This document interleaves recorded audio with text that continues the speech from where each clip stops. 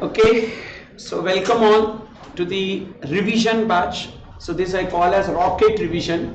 Whether I will be taking class like rocket or not, I don't know. But I wanted to complete all the portions in a quick manner. So there is nothing that I'm going to dilute. So I wanted to cover all the areas, but not in detail, beating around the bush, but to the point. So this particular session I'm taking through the That's It book, which you all have. You have, no? Yes. You received that That's It book. So from that book only I'll be taking. So now this lectures, whatever you listen, this book you carry to the exam hall, not inside the exam hall, outside to the exam hall, and you can revise that one day before the exam. So this will definitely help you out a lot. And thereafter this our sessions is divided into 3 days. So today 28th, tomorrow and day after tomorrow, for 3 days.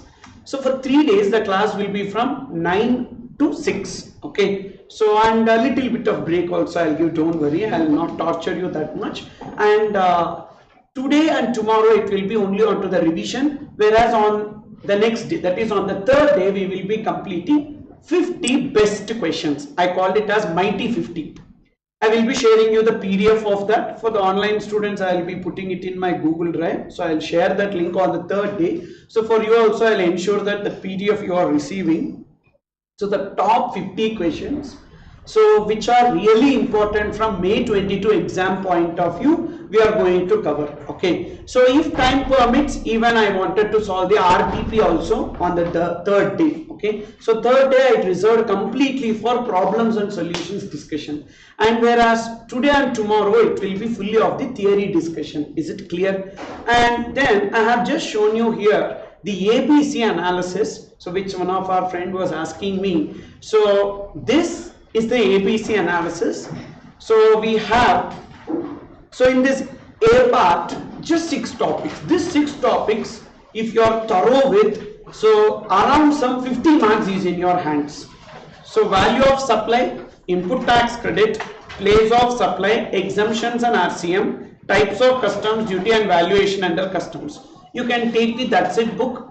So index you can see, in the index itself you can just mark there. So what are the A topics? So these A topics actually more of practical area. So we have question number 1, which is a descriptive question. Which is like in the descriptive part, that is 70 marks part. The first question is there. So that's a consolidated question covering multiple chapters. Okay. So these particular questions, definitely you need these topics to know, right? And if you see the question paper, every attempt around some 50 to 60 marks will be from these areas only till date. That is till November 21 exam. Of course, with due respect to ICI, we don't know whether they will keep the same way or change it. So this is only based on the past trend, whatever it is. But see, when we are going for the exam, we need to see all the kind of possibilities and we need to go for the exam. So don't just depend on this A part alone. So that's a disclaimer. So till date, many students were depending on that and they are successful. But we don't know whether the history repeats. So up to December 21, it was. But what if May 22 they change? So therefore, we have to do 100% coverage. So that is our objective. Maybe importance you can change.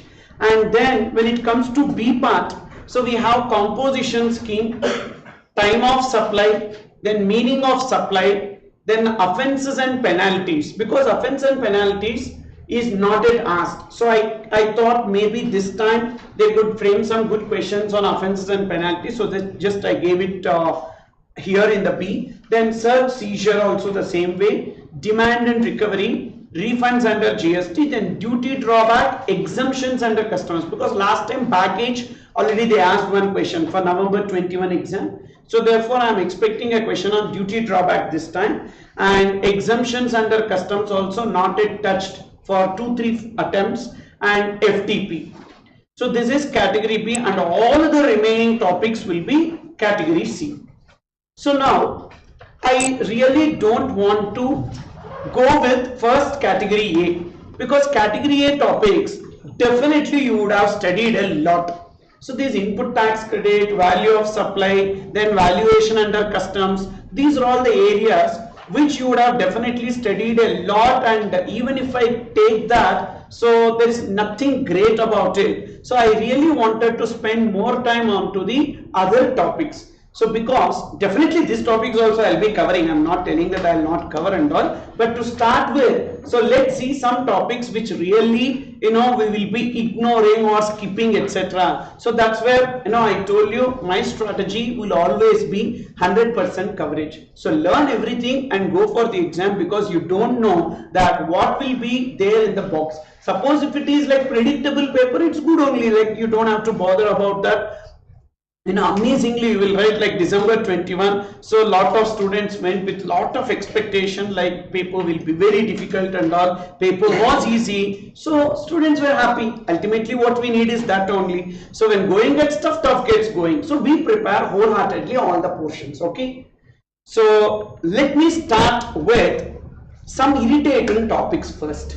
That is search, seizure, offences, penalties. These are all the areas which really I wanted to first complete the discussion. Okay, so then we will come back to this input tax credit, value of supply. Those routine monotonous areas are there, so which you would have done already one revision, so which I don't wanted to again tap on that again. Okay, so but definitely we will be covering that also. We will reserve that for the afternoon. So all these practical areas and all we will reserve in the afternoon. So morning when you are fresh, so we can complete this theory topics, pure theory areas, so that in the afternoon we can start with the practical areas, little practical, so that we can connect easily. Okay, so you can look into that book, that's it book. So I am just starting with offences and penalties. So segment number 16, which is page number 116. Page number 116. Yes. So here, so the first area, offences and penalties, we are starting with. Why sir starting itself with offence and penalties? So I don't know, I felt like so this area is not yet asked, so this will be asked, and whenever we learn the subject, this is what the first thing that we do now. So what are the various offences, where is the possibility to escape from GST, so that we need to know first. So section 122 of CGST Act deals with the offences and the penalties for that, and even other sections also, but the major offence and penalties are in section 122. 122 subsection 1, if you see, they have given some 21 offences.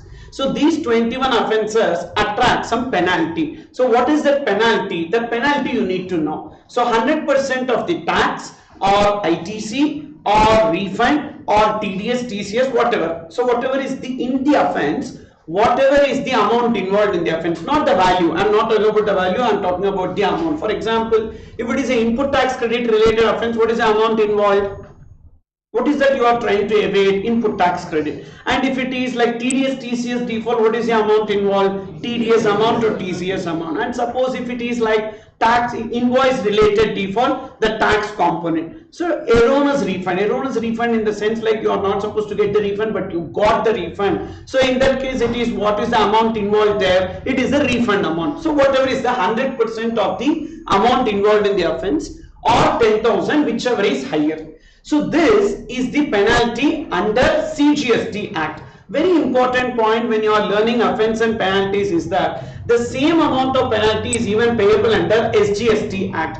So many students will remember this and go for the exam, and in the MCQ they will be giving. So compute the penalty under section 122 of CGST Act, like that they will give. So when it is CGST Act, for example, if take 80,000 rupees. 80,000 rupees is the tax involved. 80,000 rupees is the total tax. When they are asking CGST, then the total tax needs to be bifurcated into two. That is 40,000 CGST and 40,000 SGST, because we all know that. So the total tax will have two components, CGST and SGST. So whenever in the question you see 80,000 rupees as the tax, not CGST, they use the word tax. So tax means what? It is the total tax. So out of that 80,000, CGST is what? 40,000, SGST will be 40,000. So we need to compute penalty 100% of tax. So what we do is that 100% of tax 80,000 rupees, and we will be selecting the option 80,000 also will be there, because basically in MCQs whatever they give will be like, you know, four Chinese people sitting together, so they will ask identify who is who, everyone look alike, so we cannot identify, basically that problem will be there. So therefore, so here we need to see 80,000 also will be there, 40,000 also will be there, but what is the answer here? The penalty that is asked is section 122 subsection 1 of CGST Act, which means the answer is 40,000. The answer is not 80,000. Suppose if they are asking what is the penalty under section 122 of IGST Act, 122 subsection 1 of IGST Act, then it will be 80,000 rupees. So be careful with respect to what is asked. So you know the basic problem that a lot of students will be facing is that they know the subject, but when it comes to the exam hall, so it is like you all become like Abhimanyu, okay? So you know how to go into the Padma Vyuha, but you don't know how to come out of it, okay? That problem should not be there. So you should be like Arjuna. So you should go and you should know how to tackle the situation, and you need to come out of the war, okay? So according to me, it is a war, yes. It is a war, 3 hours of bloody war, and we don't know what will be there, surprises, and we need to face that. There is no other good. That too after completing DT exam, when you go for IDT exam, still if you are alive, you are great, okay? So therefore, due to that reason, what I am trying to tell you is that, so please be careful when you read the question. If it is CGST Act, only that part. If it is IGST Act, then total. So fine. What are those offences under 122 subsection 1? So we have some big list of offences. Bio discredits TFT. So 21 offences are there. The 21 offences I just kept it in a single word. Bio discredits TFT. You remember that keyword. So what is that bio discredits TFT? You can see in the next page I have given. So the list of offences, the 21 offences I just simplified into these offences, okay? So B for books of accounts default. Books of accounts default means what? So books of accounts default means not maintaining books of accounts, or maintaining false books of accounts or fake books of accounts is known as books of accounts default. Then number 2, invoice default. Invoice default means making supply without invoice. So or invoice, giving invoice without making supply at all, or making supply with incorrect invoice. Some wrong details will be mentioned in the invoice. So that is known as invoice default. O for obstructing an officer from doing duty. When an officer is entering into your premises, you are stopping him, or you are hitting him, or you are kicking him. So that will be coming under obstructing an officer from doing duty. And then so that is bio, B-I-O. B for books of accounts default, I for invoice default, O for obstructing an officer from doing duty, and D for dealing in goods liable for confiscation. So when the goods are liable for confiscation, if the goods are not accounted, then the goods are liable for confiscation, remember. So in multiple places we will be coming across a situation, goods are liable for confiscation. What the meaning of goods liable, not liable for confiscation means you are not accounting for the goods. Not accounting for the goods means what? In the accounts and records you are not entering the details of those goods, or you are transporting the goods without valid invoice or delivery challan or e-way bill. So then also goods are liable for confiscation. You are dealing with the goods liable for confiscation. Dealing with the goods liable for confiscation means either warehousing the goods, or you are storing the goods, or you are selling the goods, or you are buying the goods, anything. So dealing in the goods liable for confiscation. There are some goods which are liable for confiscation, and you are dealing with those goods. That is the D point. So why are we learning all these things? So whether we need to write this, will they ask list out the offences under 122 subsection 1? Never. So but they will be giving some offences in the exam. So we need to know whether those offences are in this list. If those offences are in this list, then we need to write the penalty as 100% of the tax or 10,000, whichever is higher, mainly for that purpose, okay? So then next thing, input service distributor default. Input service distributor is a head office which will take the credit and which will distribute the credit to their branches. So when they are distributing the credit to their branches, so they will be doing some fake credits. So fake credits they will take and they will be distributing it to the branches. That is an ISD default, input service distributor default. So bio dis. So yes, for supply with GSTIN of some other person. So when you go to the street, no, lot of shops are there. So you will be noting down their GSTIN and you will be preparing invoice in their name and you will be giving invoice so that you collected the GST and you kept in your pocket. So department will have a tough time in identifying you. So it is not like not your GSTIN you gave and collected tax. Someone's GSTIN you gave. So that is an offense. Supply with GSTIN of some other person. And then Collected tax not deposited within 3 months, collected an amount as tax not deposited within 3 months. What is the difference between these two? Collected tax not deposited means I am supposed to collect tax, I collected tax but I did not pay within 3 months. Collected an amount as tax means I am not supposed to collect tax. For example, I am supposed to collect 5% but I collected 18% because 5% GST is also there. 18% GST is also there. So what I am doing is that I am collecting 18%. So 5% place I am collecting 18%, or they are exempted supplies. So but I am not disclosing that it is exempted supply, I collected the GST on that. So that is also an offence, but that will come under collected an amount as tax. So this difference we need to know because there are some offences that leads to imprisonment. So for the offences that leads to imprisonment, so this collected an amount as tax is only an offence that leads to imprisonment, but collected tax not deposited within 3 months is not an offence for imprisonment. Even arrest also. So there are some offences that leads to arrest. So what we are going to learn now is offences that attracts penalty, and next what we will be learning offences that leads to imprisonment, and thereafter offences that leads to arrest, and thereafter offences which are cognizable and bailable. This is how we are going to learn. So we are in the first part, offences that leads to penalties. So there we have seen for 2 points, collected tax not paid within 3 months, collected amount as tax not paid within 3 months. Both are coming under these offences that attracts penalty.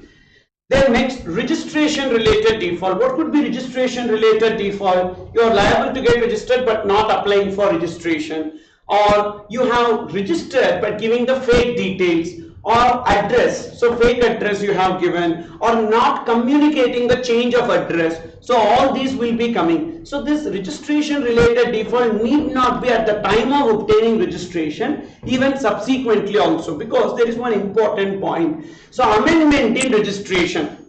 Amendment in registration, like that one point is there under section 28, which says that within 15 days from the change, any change, so that could be change in the name, change in the address, or change in the partner details, change in the managing director details, or change in address, either principal place of business or additional place of business, change in mobile number, change in bank account. So any change that you have submitted originally in the registration application to now, if there is a change, whenever there is a change within 15 days, we need to communicate it to the department. So that is known as amendment in registration. So now there is one question which says that, so a person shifted the address but not communicated to the department by way of amendment of registration. So will that be an offence under 122 subsection 1? Yes, it is an offence under 122 subsection 1. So registration related default, it will come under registration related default. Why can't it be a general offence? Because so here registration related default can be at the time of applying for registration or subsequently. Both are covered under registration related default. And then we have erroneous refund. Erroneous refund means you are not supposed to get the refund but you got the refund. That is known as erroneous refund. And then disposal of goods while detention or seizure is operational. So the goods are detained. Okay, so when the goods are detained, what you are doing, you are barging in, you are breaking the seal, and you are taking those goods. That is known as disposal of goods while detention or seizure is operational. What is seizure? Seizure is taking the possession. So GST department will take over the possession whenever they identify that you have goods liable for confiscation. So what they will do, they will come and take the possession of that goods, but of course ownership will be with you. So that is known as seizure. Okay, for example, these are the goods and these goods are liable for confiscation, so the GST department will take away these goods. This is known as seizure. When it is practically not possible to take the goods, then they will be passing a detention order, which means that the goods should be kept there. You being owner, but you can't deal with those goods, you can't sell those goods, you can't touch those goods. Even I also practically not possible to take these goods. Then it is known as detention or prohibition. Okay, so therefore whenever there is a seizure order in place or detention order in place, you should not deal with those goods. That is, even though you are the owner of the goods, but you should not dispose of those goods. If you are disposing of those goods, that is also an offense. Okay, and then ITC default. ITC default means you are not supposed to take the credit but you are taking the credit. What is that? So through some fake registrations, GSTR once invoice details are furnished and that credit will come into GSTR 2A, and that GSTR 2A are taking, but the supplier GSTN did not pay the GST at all, but you have taken the credit. Like that, any other offense that you commit when it comes to input tax credit default, that is also given there. So bio discredits. T for tampering material evidence. That is, say generally some people have the bad habit of writing all the documents, like whatever supplies they have made without giving invoice, or which place, which stock is there, like that they maintained a small paper. So that paper landed in the GST department. So now what we are doing, so we are bribing the officer, that is peon or office boy in that place, and we are ensuring that the paper is torn out. That is known as tampering material evidence. Okay, and then suppression of turnover. So turnover is important for the purpose of getting registration under GST. You cross the turnover, but you are suppressing the turnover. So that is known as suppression of turnover, so that you are not getting registered. And then TDS or TCS default.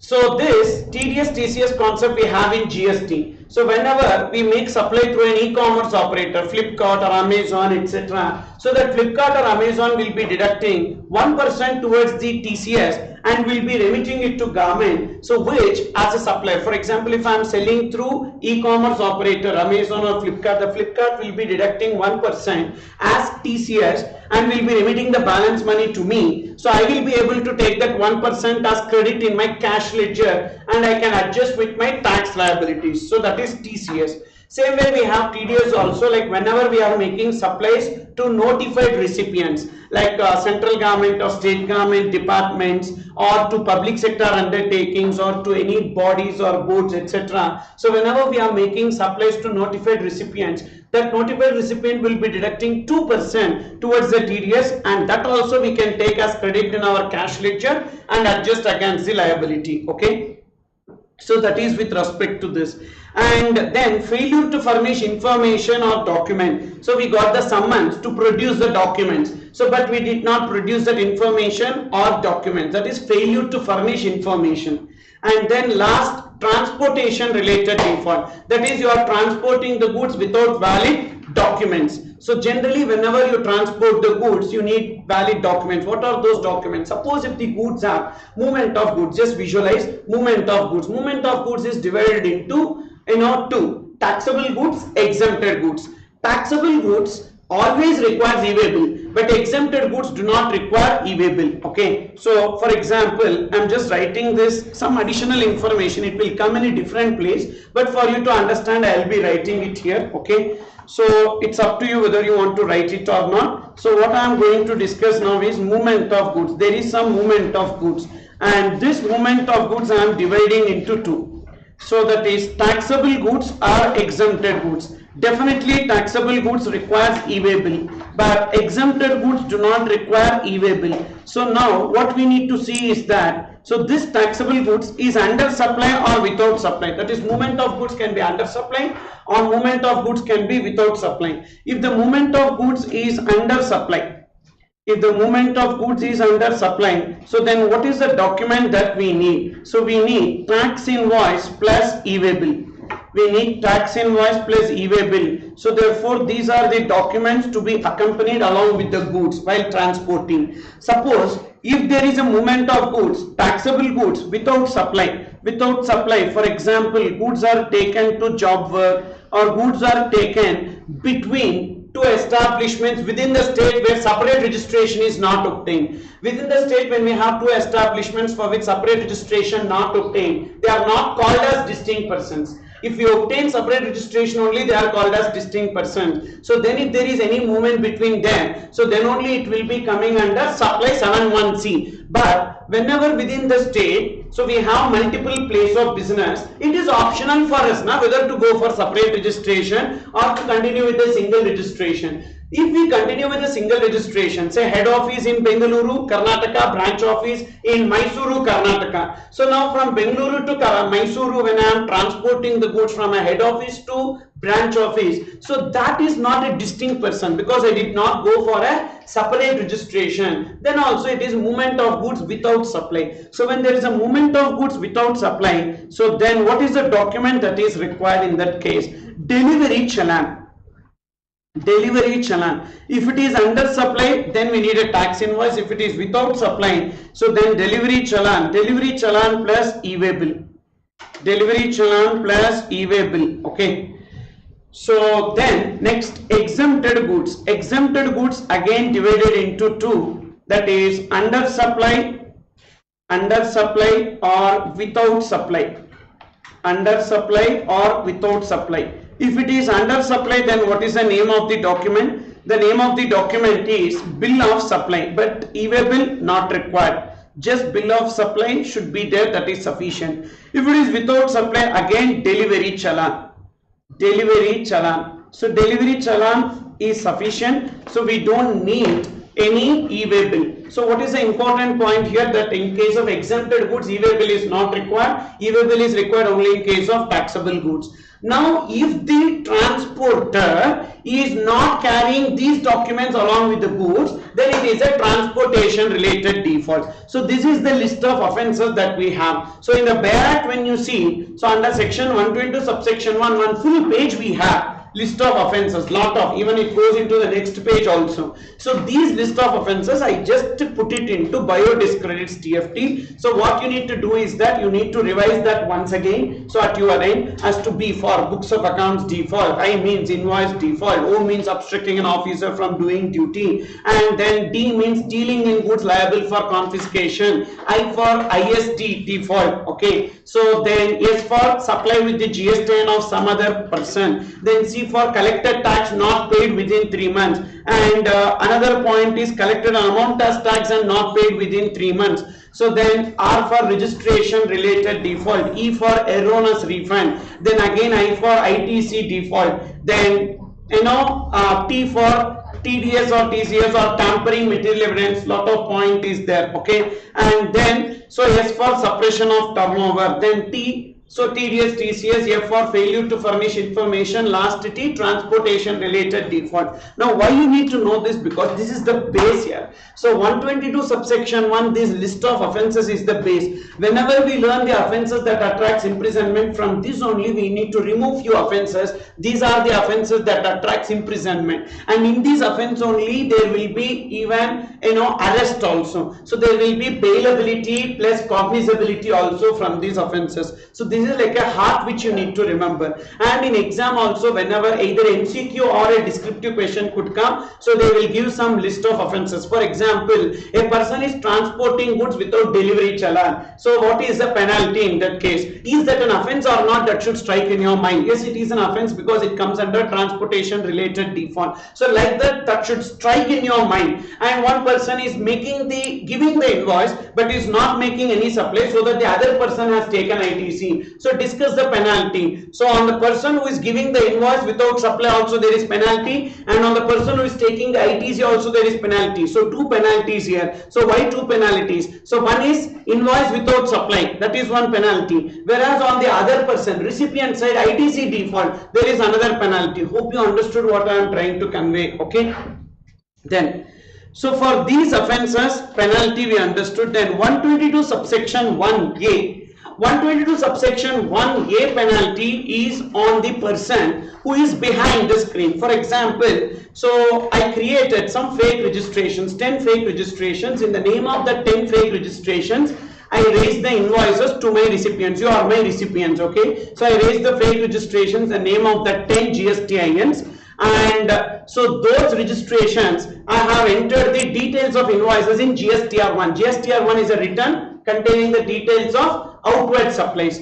So whenever I enter the details in GSTR1, from there whatever input tax credit that you need to take will be reflecting in your GSTR 2A and 2B. So now you will be able to take the credit. So now in these 10 registrations, GSTR1 I entered the invoice details, but I did not pay the tax. I will pay tax at the time of filing 3B. I will not pay tax at the time of filing GSTR1. I will pay tax at the time of filing 3B. So therefore this credit will come in 2A, 2B, and you have taken that credit. So now how much credit like this I have passed on to you? I passed on to a credit of 50 crores. Okay, so 50 crore, 5 crores credit I have transferred to you. For transferring 5 crores worth of credit to you, will you give me at least some 25%, 20% commission? So I gave you 5 crores of credit here. What you can do with that 5 crores of credit? You can adjust with your liability. So therefore I charge a commission for that. So really, are you giving me money? No, 5 crores and all you are not giving me. So if you are giving me and taking the credit, then better you can make purchases, pay GST and take the credit. So these are all basically fake credits. So therefore I charge a commission of 20%. So 5 crores into 20% is how much? 1 crore. So you gave me that 1 crore to me. Okay. So now 122 subsection 1 talks about the person who is giving invoice without supply. So those 10 registrations, fake registrations, that is not in my name. So therefore that person will be levied a penalty under 122 subsection 1, which will be 5 crores, because invoice is given without supply for how much? 5 crores. Then again you will also have the penalty 5 crores under 122 subsection 1, because you took the ITC default. But where is the penalty on me? So on me there will be a general penalty or penalty under 122 subsection 3. So previously, before this 122 subsection 1A came into the picture, there was another section under which I was levying penalty. That is 122 subsection 3. So you look into 122 subsection 3. 122 subsection 3 is where the person is not directly involved in any evasion but a party to the evasion. I am a party to the evasion, but I am not directly involved in the evasion, and under that ground, you know what will be the penalty on me? On me the penalty will be up to 25,000 rupees. Please see there, up to 25,000 rupees is the penalty. So then what I will be doing here? I'll be very happy. So 25,000 rupees only, 25,000 under CGST, 25,000 under SGST. So then super, huh? So even if I do that much of default, I am the person who made the entire picture. I am the director of this offense. But even then I am levied with only 25,000 as the penalty. So that is atrocious. So due to that reason, they created a section called as 122 subsection 1A, just to nail people like me, and therefore the penalty is what? You know, not the amount I enjoyed as a benefit. The penalty will be 5 crores. 5 crores. That is how much benefit I passed on to you this way. 5 crores benefit I passed on to you now. That 5 crores is the penalty on me. So there are 3 5 crores. 5 crores there. Who? Supplier. 5 crores. Intermediary, correct or not? The one who is the mastermind behind this offense, and 5 crores on the recipient. So 5 crores will be the penalty. Is it clear or not? So that is this person who is beneficiary of invoice default, ITC default or ASD default. So how much will be the penalty? Tax evaded or ITC passed on. Okay. So whatever is the example that I gave you, ITC passed on. How much is ITC passed on? 5 crores. So it is not tax evaded and ITC passed on. If that be the case, then I have to pay a penalty of 10 crores. Because in these registrations, how much ITC evaded? 5 crores. How much ITC I passed on? 5 crores. So 5 plus 5, 10. The words used are not and, the words used are tax evaded or ITC passed on. So how much is that? 5 crores. So which means that if at all this fraud is unearthed by the GST department, so then there will be total 15 crores as penalty. Is it clear or not? So that is with respect to this 122 subsection 1A. 122 subsection 1A is very important for this May 22 exam, because I was expecting that question to be asked for November. They did, but you can expect that in for May 22. Then 122 subsection 2 penalty. So far what we have seen is 122 subsection 1 and 122 subsection 1A. 122 subsection 2 penalty will come into the picture whenever section 73 and 74 is invoked. 73 and 74 are 2 sections for recovery of the tax. Okay, so 5 cases. Concentrate: tax not paid, tax short paid, ITC wrongly availed, ITC wrongly utilized, or erroneous refund. So total 5 cases. Not paid, tax not paid, short paid. Tax not paid means not at all paid. Short paid means paid less. ITC wrongly availed. ITC wrongly availed, you are not supposed to take the credit, but you took the credit. ITC wrongly utilized. You are not supposed to take the credit, you took the credit, and you also adjusted it with the liability. So then erroneous refund. You are not supposed to get the refund, but you got the refund. This 5. Okay. On account of fraud, collusion, willful misstatement, suppression of facts, contravention with an intent to evade payment of tax. So those 5 for the next 5. So tax not paid, short paid, wrong availed ITC, wrong utilized ITC, erroneous refund on account of fraud, collusion, willful misstatement, suppression of acts or contravention with an intent to evade payment of tax. Which means that there is a mens rea, there is a guilty mind that is present. So intention to evade is present. Then the recovery will be under section 74. The recovery will be under section 74. Fraud, etc. So in this case, the recovery will be under section 74.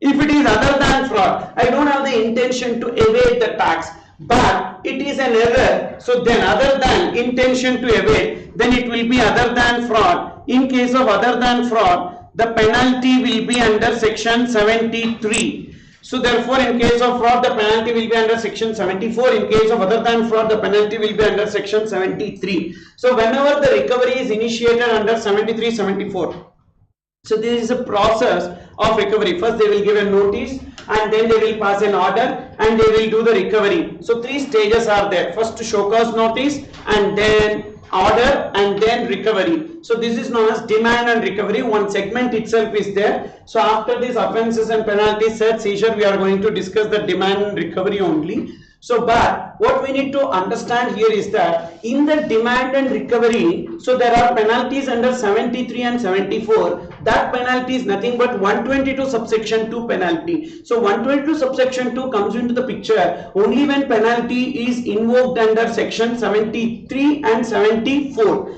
Otherwise the penalty under 122 subsection 1 will come into the picture, because the problem is that this erroneous refund is there even in 122 subsection 1 as well as 122 subsection 2, correct? So in 122 subsection 1, bio discredits TFT, E is what? So E is erroneous refund. There also it is there. Even in 122 subsection 2 also erroneous refund is there. So we will think that, so which section will be applicable? So that's why I am just giving you the clarity. So if the recovery is initiated under 73, 74, then the penalty will be under section 122 subsection 2. If the recovery is not initiated under 73, 74, then is there any alternative recovery process, sir? Yes, sir. Direct recovery is there under section 79, and then 129, when the goods are in transit, they can stop and recover the goods. And whenever the goods are kept somewhere in a premises, there also directly they can inspect the premises and they can do recovery. And then we have best judgment assessment under section 63, 64. Best judgment assessment under section 62, 63, and then summary assessment under section 64. These are the alternative recovery mechanisms that we have in GST law. Okay, so these alternative recovery mechanisms, they will be invoking which penalty? Penalty under section 122 subsection 1. So please try to remember this. Whenever you see 73, 74, immediately the penalty will be under section 122 subsection 2. Don't get confused. In all other places, the penalty will be 122 subsection 1 for non-payment of tax. If there is no penalty prescribed for that offence, then the general penalty 125. Then the general penalty under section 125 will come into the picture. Okay. So now 122 subsection 2 penalty says what? So you are looking at me like as if I am teaching some other science subject or something. So I am taking GST class only. Okay. So you didn't read now all these things. That's why I started. Okay, I know, because any student I ask me, sir, I completed input tax credits or exemptions and RCM, sir. Okay, so they feel like that itself is GST. Okay, so 4 volumes, yeah. Indirect tax CA final book is 4 volumes. Know the reality. Okay, so therefore all these are all there in GST only. Then next. So 122 subsection 2 talks about penalty if it is fraud case. Fraud case, just like 122 subsection 1, that is 100% of the tax or 10,000, whichever is higher. If it is other than fraud, then it will be 73. So 73 will be what? 10% of the tax or 10,000, whichever is higher. Is it clear or not? 10,000 or 10% of the tax. Whereas in case of 122 subsection 2 fraud case, it is 100% of the tax. Same 10,000, 100% of the tax. Okay, so that is with respect to this. And then 122 subsection 3, 122 subsection 3, here offences where the person is not directly involved in any evasion but may be a party to the evasion, or if he does not attend the summons or produce the documents. So I told you on the main character it will be 122 subsection 1, whereas on the supporting character artist, okay, so on them the penalty will be under 122 subsection 3. For example, you are transporting the goods without invoice. On you the penalty will be 122 subsection 1. And the recipient is taking those goods without invoice and he is unregistered person. Very important point. This they gave in the study material, this question. So recipient is unregistered person. Then what will be the penalty on the recipient? The penalty on the recipient will be levied under section 122 subsection 3. He is a party to the offence. He is a party to the offence, because if the recipient purchases the goods, he should know that the invoice is mandatory now. Why he did not ask the invoice? So means there is a collusion between the supplier and recipient. So therefore on recipient they will be levying penalty under 122 subsection 3. Another example, I am transporting the goods without invoice. I am the supplier and the driver is cooperating with me to transport the goods without invoice, or the transporter is cooperating with me. So on me the penalty will be 122 subsection 1, but on the transporter who is helping me to do this, so on him the penalty will be 122 subsection 3. So you are my chartered accountant and I asked you like, sir, I wanted to evade tax, I don't want to pay GST, all these things, and you helped me in ways of evasion. So then on me the penalty will be 122 subsection 1, on you the penalty will be 122 subsection 3. So that's the difference, okay. So next 123, and even a person to whom summons is issued, if he did not come also it will be the same. So 25,000. Actually this is nothing but the general penalty. You can see the general penalty also. So the general penalty section 125 and 122 subsection 3 appears the same. You understood or not? Even if you skip this point also it's okay. That general penalty like that you can write up to 25,000, you will get the marks, okay. Suppose if you are not giving any section reference, if you give the section reference then it will be a mistake, but you can just remember 122 122 subsection 1a and 122 subsection 2. Otherwise the general penalty will come into the picture, okay, because both cases it is up to 25,000 rupees only. And then 123 and 124 are two special penalties for the purpose where an information written is required to be furnished but not furnished, or statistics is required to be given but not given. So what is this information written versus statistics? Section 150 and 151. That is, for example, you are a bank manager and GST department is asking you, I need the details of one particular person, this GSTIN, I need the bank statement for the last 1 year. Now you need to give that information, that is known as information written. This concept is there even in income tax also. And then statistics means that I need the details of all the people who are having bank account in your bank wherein their gross receipts in the month exceeds 50 lakhs. Their gross receipts in the month exceed 50 lakhs. I need the data of all those people. That is not statistics. Information is about a particular person. Statistics is about the data. Okay. So if a person that is who is required to furnish the information. So say in this example, bank manager, he did not give the information written. What will be the penalty for not giving the information written? 100 rupees per day subject to a maximum of 5,000 rupees. 100 rupees per day penalty subject to a maximum of 5,000 rupees will be the penalty. Just like late fee, you know what, returns late fee is also same, 100 rupees per day subject to maximum 5,000, okay, but that got amended, okay, so that got amended to 10 rupees in case of nil return, and if in case of other than nil return 25 rupees per day. Maximum amount also got amended to 1,000, 2,500 and 5,000, like that it got amended, okay. So therefore this is the general late fee for delay in filing return, 100 rupees per day subject to maximum 5,000 rupees. Then this is, all these are under which act? All these are under which act? CGST Act. And then 124 is non-furnishing of statistics. So like same example, you are a bank manager and I am asking you to furnish the statistics of all the people whose gross receipts exceeds 50 lakhs in a particular month. So now you are not giving that statistics. So when you are not giving that statistics, so then I will be levying a penalty. That penalty, normal cases up to 10,000. Okay, normal case means for the first time it is.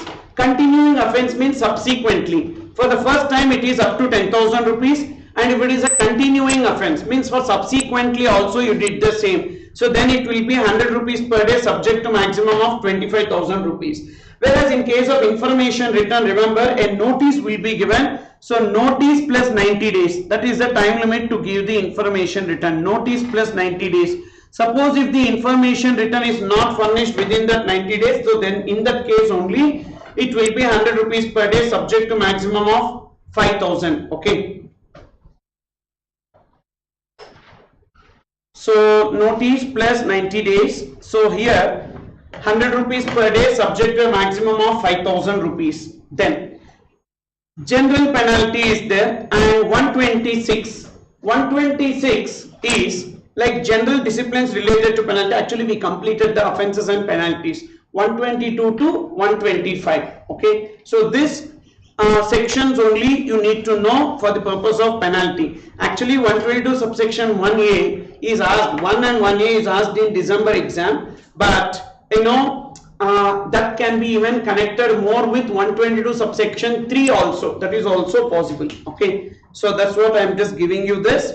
And then 126, some general disciplines relating to penalty. What does it says? No penalty for minor offences. Minor offences means what? When the tax involved or ITC involved or the refund involved is less than 5,000, not less than or equal to 5,000, less than 5,000, then it will be known as minor offences. In case of minor offences, there is no penalty. So less than 5,000. For example, there is one offence. So in that offence, when the tax involved in the offence is less than 5,000, then the officer is having power not to levy penalty. Okay. Then one more case also 126 is given. Suppose if the mistake is easily rectifiable. Okay, see that. So which can be easily rectifiable and made without a fraudulent intent, means error versus fraud, you have the difference now, that is intention to evade, not having intention to evade. So this is a case where there is no intention to evade. So then which is easily rectifiable, in that case also there may not be penalty. But this 126 section is applicable only when the proper officer is having power to reduce the penalty. What are the cases where proper officer is having power to reduce the penalty or waive of the penalty? If you see the first case 122 subsection 1, whether you can see the words up to, no, which means that definitely this 126 cannot be applied there. So that is a flat penalty you need to pay, fixed penalty. Then 122 subsection 1a, can you see there up to? No. So there also flat, full amount, you need to pay that. And 122 subsection 2, can you see up to? No. So there also it will be like fixed penalty. And 122 subsection 3, can you see up to? Yes. Then in that case, so there can up to 25,000, 5,000 is also up to 25,000, 0 rupees also up to 25,000. So in that place wherever officer is having the power to waive off or reduce the penalty, so there only we can apply 126. Okay, so therefore 126 will be applied for which section? First, so section 122 subsection 3. Then 123, do we have up to like that? No, 100 rupees, it starts with 100 rupees. 100 rupees per day subject to a maximum of 5,000. So therefore there is no way there is a possibility under 123. 124, yes, first time offence, what is the penalty? 124 up to 10,000. So therefore in that case also it is possible, but not for subsequent time. First time only it is possible, that is up to we have. Then 125 penalty, yes. So 125 also up to. So therefore this section 126 is applicable only in these three cases. So because wherever there is a power to waive off the penalty for the department, so there only they can waive it off. Other places when there is no power, how they can waive it off? So then 126 also, in which case, so whenever the amount involved is less than 5,000 or which can be easily rectifiable, on account of some without intention to evade, then only it is possible. Okay, so that is, for example, you have to display the GSTIN outside the premises. You did not display the GSTIN on the board, name board and all. GSTIN should be displayed. Say GSTIN is not displayed, but inside the premises we are keeping the GSTIN registration certificate. We scanned it, laminated it, and we are keeping. So now in that case, we are telling to the officer, actually that attracts what penalty? General penalty. So then we are telling to the officer that, sorry sir, we will be ensuring that we will keep the GSTIN outside. So therefore it is a mistake. Not with a fraudulent intent. If it is a fraudulent intent, then they should not kept even the GST registration certificate laminated inside the office now. So and easily rectifiable. Yes, you can just put the GSTIN there. So therefore in that case, the general penalty up to 25,000 may be waived off. You understood or not? So that is that point. Then 127. 127 says that where the proper officer is of the view that a person liable to penalty and the same is not covered under any other proceedings, means only to levy penalty, an opportunity of being heard should be given. Means a notice to be given, then only penalty can be levied. Only penalty if it is not covered under any proceeding. If it is covered under proceeding, already there is a notice. Already there is a notice. For example, 73, 74 if you take, there is a notice and then only order will be passed. Best judgment assessment also there is a notice and then only order will be passed. So in all those proceedings there will be a kind of notice, opportunity of being heard. Apart from that, if they want to levy only penalty, definitely they need to give a notice. That is the simple point. Okay.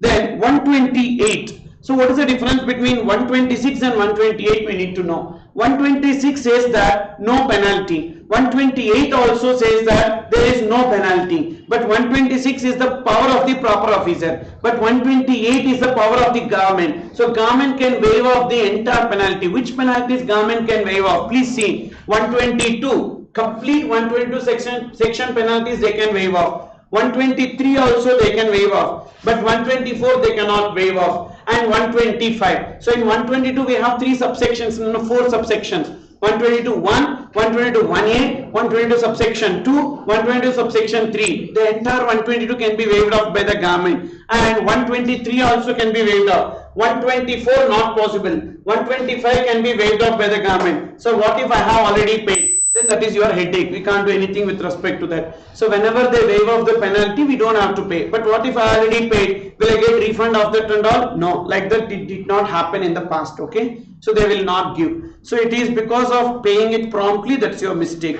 Then look into section 133. Officer engaged under this act willfully discloses the information about the returns or details to any other person. So there will be a lot of officers in the GST, like superintendent or even people who are working in GST network, etc. They should not share the sensitive data, because actually returns contains a sensitive data. The data should not be disclosed with any other person, because they will have access to all the returns of all the taxpayers. They should not disclose. If they disclose the details, then there is a penalty on them. What is that penalty? 25,000, up to 25,000, or imprisonment for a period of 6 months or both. Okay, so that will be the penalty on them. Okay, so they have even imprisonment, but not for a period more than 6 months. So up to 25,000 or imprisonment up to 6 months or both. Now in this case, so don't think as this is a penalty under CGST Act, then IGST Act also 6 months, then 6 months plus 6 months 1 year penalty as sir. No. So only when it comes to tax we need to do that way. So but not in case of imprisonment and all. Okay. So up to 25,000 or imprisonment of 6 months or both. So these are the various offences that attract the penalties. Okay. Then we are moving on to offences that leads to imprisonment. So first we completed offences that leads to penalty. Now offences that leads to imprisonment first. So what are the offences that leads to imprisonment? You can see in the next page, page number 132. Page number 132.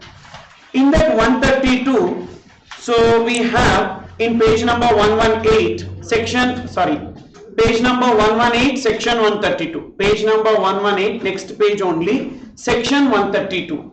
So section 132, you can see the same biodiscredit TFT. So what is that? Books of accounts default, invoice default, disposal of goods while detention or seizure operation. The list is there now. Yes. The same list minus ISRDSTT. Take out this ISRDSTT. I for there are actually two I's. Invoice default, ITC default, ISD default. Three I's are there. But which one should be taken out? Compared to invoice default and ITC default, ISD default is not that severe. So take out. That do not attract imprisonment. That take out. And then yes, there are two Yes. Only two Yes we have. Suppression of turnover, supply with GSTN of some other person. Both should be taken out. ISRDSTT.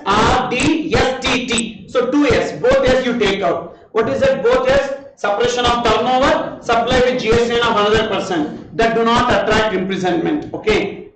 Yes. R for what? Only one R we have. Registration related default. That do not attract imprisonment. Take out. ISRD. D for, there are two D's. Disposal of goods while detention or seizure operational. Dealing with goods liable for confiscation. Which should be taken out? Which D should be taken out? Disposal while detention or seizure is operational should be taken out. Means that do not attract imprisonment. But the other section is there now. Dealing in goods liable for confiscation. So that attracts imprisonment. Are you understanding this? Yeah. Yes. ISRD. Yes, already we discussed. Two Yes we discussed. TT. Actually, there are three T's in the offences. Transport default, TDS or TCS default, tampering material evidence. So which should be taken out? TDS, TCS and transportation, because tampering material evidence is a severe offence that should attract imprisonment. You understood or not? So therefore, bio discredits TFT. This is why I told you we need to remember that bio discredits TFT. If you remember that, this will become easy. So otherwise here another list you need to remember. For that reason only I am telling you bio discredits TFT minus ISRDSTT. I for ISD default. You can remember that. ISRDSTT. IS. So input service distributor, like that you remember. Yes for supply with GSN of another person. R for registration related default. So ISRD. D for disposal of goods while detention or seizure is operational. Yes, supply with GSN of some other person. Suppression of turnover, both interchangeable. TDS default, TCS default and transportation related default. So these ISRD, STT do not attract imprisonment, but the other provisions, other offences attract imprisonment. And to this, we need to add attempt to commit or awaiting commission of the offence. So this is committed. Attempt to commit, you are trying, okay, like attempt to murder, you understood or not? So you tried. Or awaiting commission of the offence, you supported. So for that also there will be imprisonment. So what is the equation that you need to remember? Bio discredits TFT minus ISRD STT plus attempt to commit an offence or awaiting commission of these offences. And what is the imprisonment? So first you understood what are the offences. Now what is the imprisonment? So the imprisonment table easily you can remember. So see this. Remember 1, 2, 5. 1, 3, 5. 1, 2, 5, 1, 3, 5. This 1 to 5 is crores. So 1 crore, 2 crore, 5 crores. 1, 3, 5 years. 1 year, 3 year, 5 years. So remember 1, 2, 5, 1, 3, 5. 1, 2, 5, 1, 3, 5. 1, 2, 5, 1, 3, 5. Okay. So 1 to 5 is what? Crores. 1, 3, 5 is what? Years. Okay. So greater than 1 crore, greater than 2 crore, greater than 5 crores. Okay. And 1 year, 3 year, 5 years. It is maximum. So up to 1 year, up to 3 years, up to 5 years. Okay. So plus fine also. And this fine will be determined by the court at the time of passing the imprisonment order.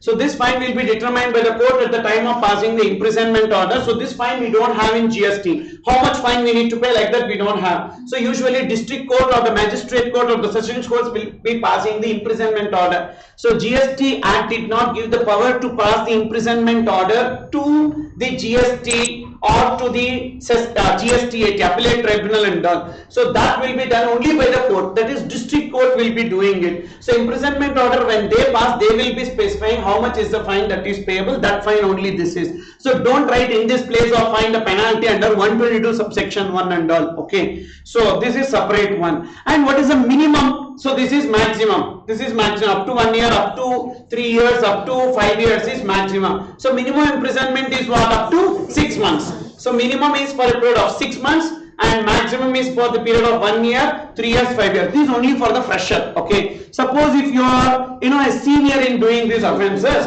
then in all these cases, up to 5 years plus fine. Up to 5 years plus fine will be the imprisonment. Okay. So then there are 3 offences. For these 3 offences, it is impossible to determine. It is impossible to determine the amount usually. Basically, it is difficult to determine for those 3 offences the amount involved in the offence. So because here how the imprisonment is like based on the amount, correct or not, based on the tax evaded or ITC etc. and all. But there are 3 offences, that is BOT. B for books of accounts default, BOT, you remember, BOT. B for books of accounts default, O for obstructing an officer from doing duty. B is only one B we have, books of accounts default. O is only one O we have. What is that? Obstructing an officer from doing duty. T, we have multiple T's. But which offence is first of all coming under imprisonment? Tampering material evidence. For these 3, usually the amount involved in the offence is difficult. Nah? That's why for these 3 offences, don't say the amount involved. It will be up to 6 months or fine or both. You can see there. Up to 6 months or fine or both. Up to 6 months or fine or both. If it is, suppose again senior, same, up to 5 years plus fine. Okay. See, for this there are total 4 points you need to remember for imprisonment. So actually this BOT will override everything. This BOT will override anything. If it is a books of accounts default, obstructing an officer from doing duty or tampering material evidence, don't see any amount. What will be the imprisonment? First time it will be 6 months or fine or both. Okay, and then other offences greater than 1 crore, greater than 2 crore, greater than 5 crore, 1 to 5. The imprisonment will be 6 months. So that is minimum, maximum 1 year, 3 years and 5 years plus fine. Okay, and subsequent imprisonment minimum 6 months, maximum 5 years plus fine in all cases. Okay, so this is with respect to imprisonment provisions. Okay, so you need to remember this imprisonment table, very important. Okay, and next point here, see, we have 2 C's now. 2 C's: collected tax not paid within 3 months, collected amount as tax not paid within 3 months.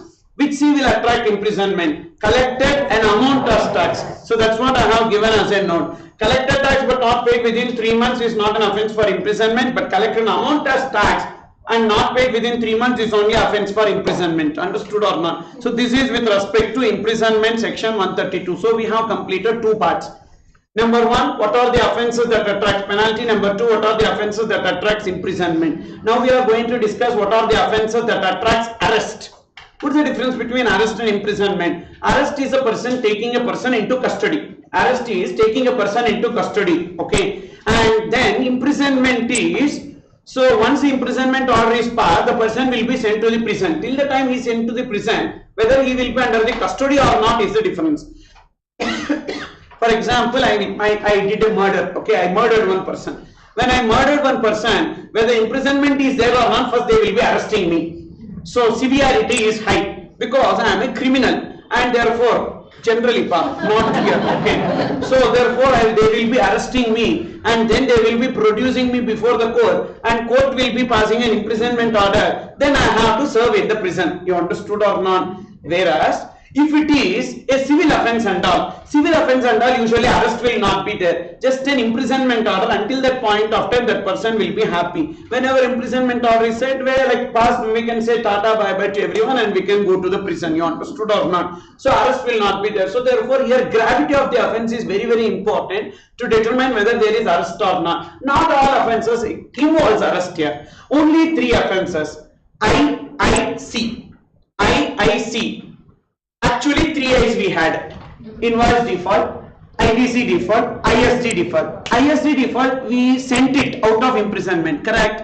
Then for arrest also it will not come. Which 2 I's then? Invoice default, IDC default. Then C. Out of that C also actually 2 C's were there. One C we sent out of imprisonment. What is that? Collected tax not paid. So which C here? Collected an amount as tax. Can you remember what are the offences that involves arrest? Come on. Invoice default, IDC default, collected amount plus tax and not paid within 3 months. So these three offences, only when the amount involved exceeds 2 crores involves arrest.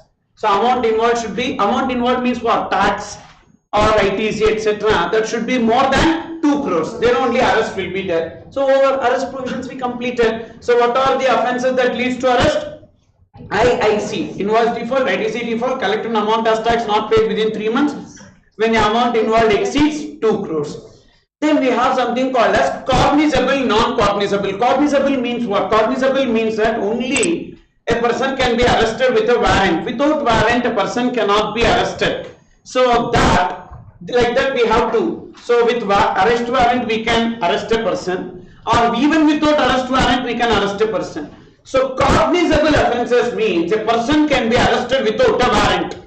A person can be arrested without a warrant. Arrest warrant not required. A person can be arrested, and usually cognizable offences are non-bailable offences, means the arresting officer cannot grant the bail. Then who will grant the bail? Court will grant the bail. He need to be produced before the magistrate within 24 hours and the magistrate will grant the bail. But the arresting officer cannot grant the bail. So that is known as cognizable plus non-bailable. Remember C plus NB.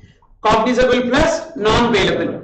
Then the other offences will be coming under non-cognizable. Non-cognizable means what?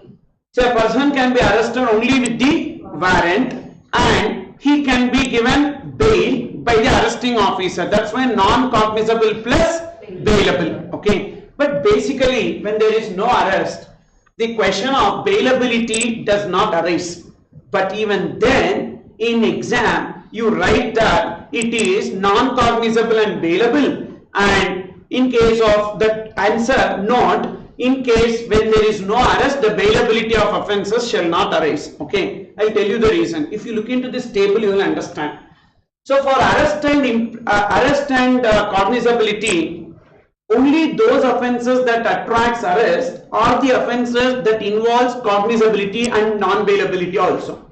What are the offences that leads to arrest? IIC, invoice default, ITC default, collected amount as tax not paid within 3 months. So now if it exceeds 2 crores but does not exceed 5 crores, then it is not a cognizable offence. When it exceeds 5 crores only, it is cognizable. Okay. So therefore for arrest what is the number? 2 crores. For cognizance of offence what is the number? 5 crores. So only when it exceeds 5 crores that will lead to cognizance. So these three offences, when the amount involved exceeds 5 crores, cognizable plus non-bailable, and arrest can be made, and this is cognizable, so therefore the person can be arrested without a warrant and he need to be produced before the magistrate within 24 hours. Whereas if it is amount exceeding 2 crore but does not exceed 5 crore, then it will be coming under non-cognizable. Non-cognizable plus bailable, and even then arrest can be made and the arresting officer can grant the bail. So this is the difference. But all other offences actually arrest cannot be made. When arrest cannot be made, should we write that it is non-cognizable plus bailable? That is meaningless, correct? Stupidity. When arrest itself is not there, where from bailability will come?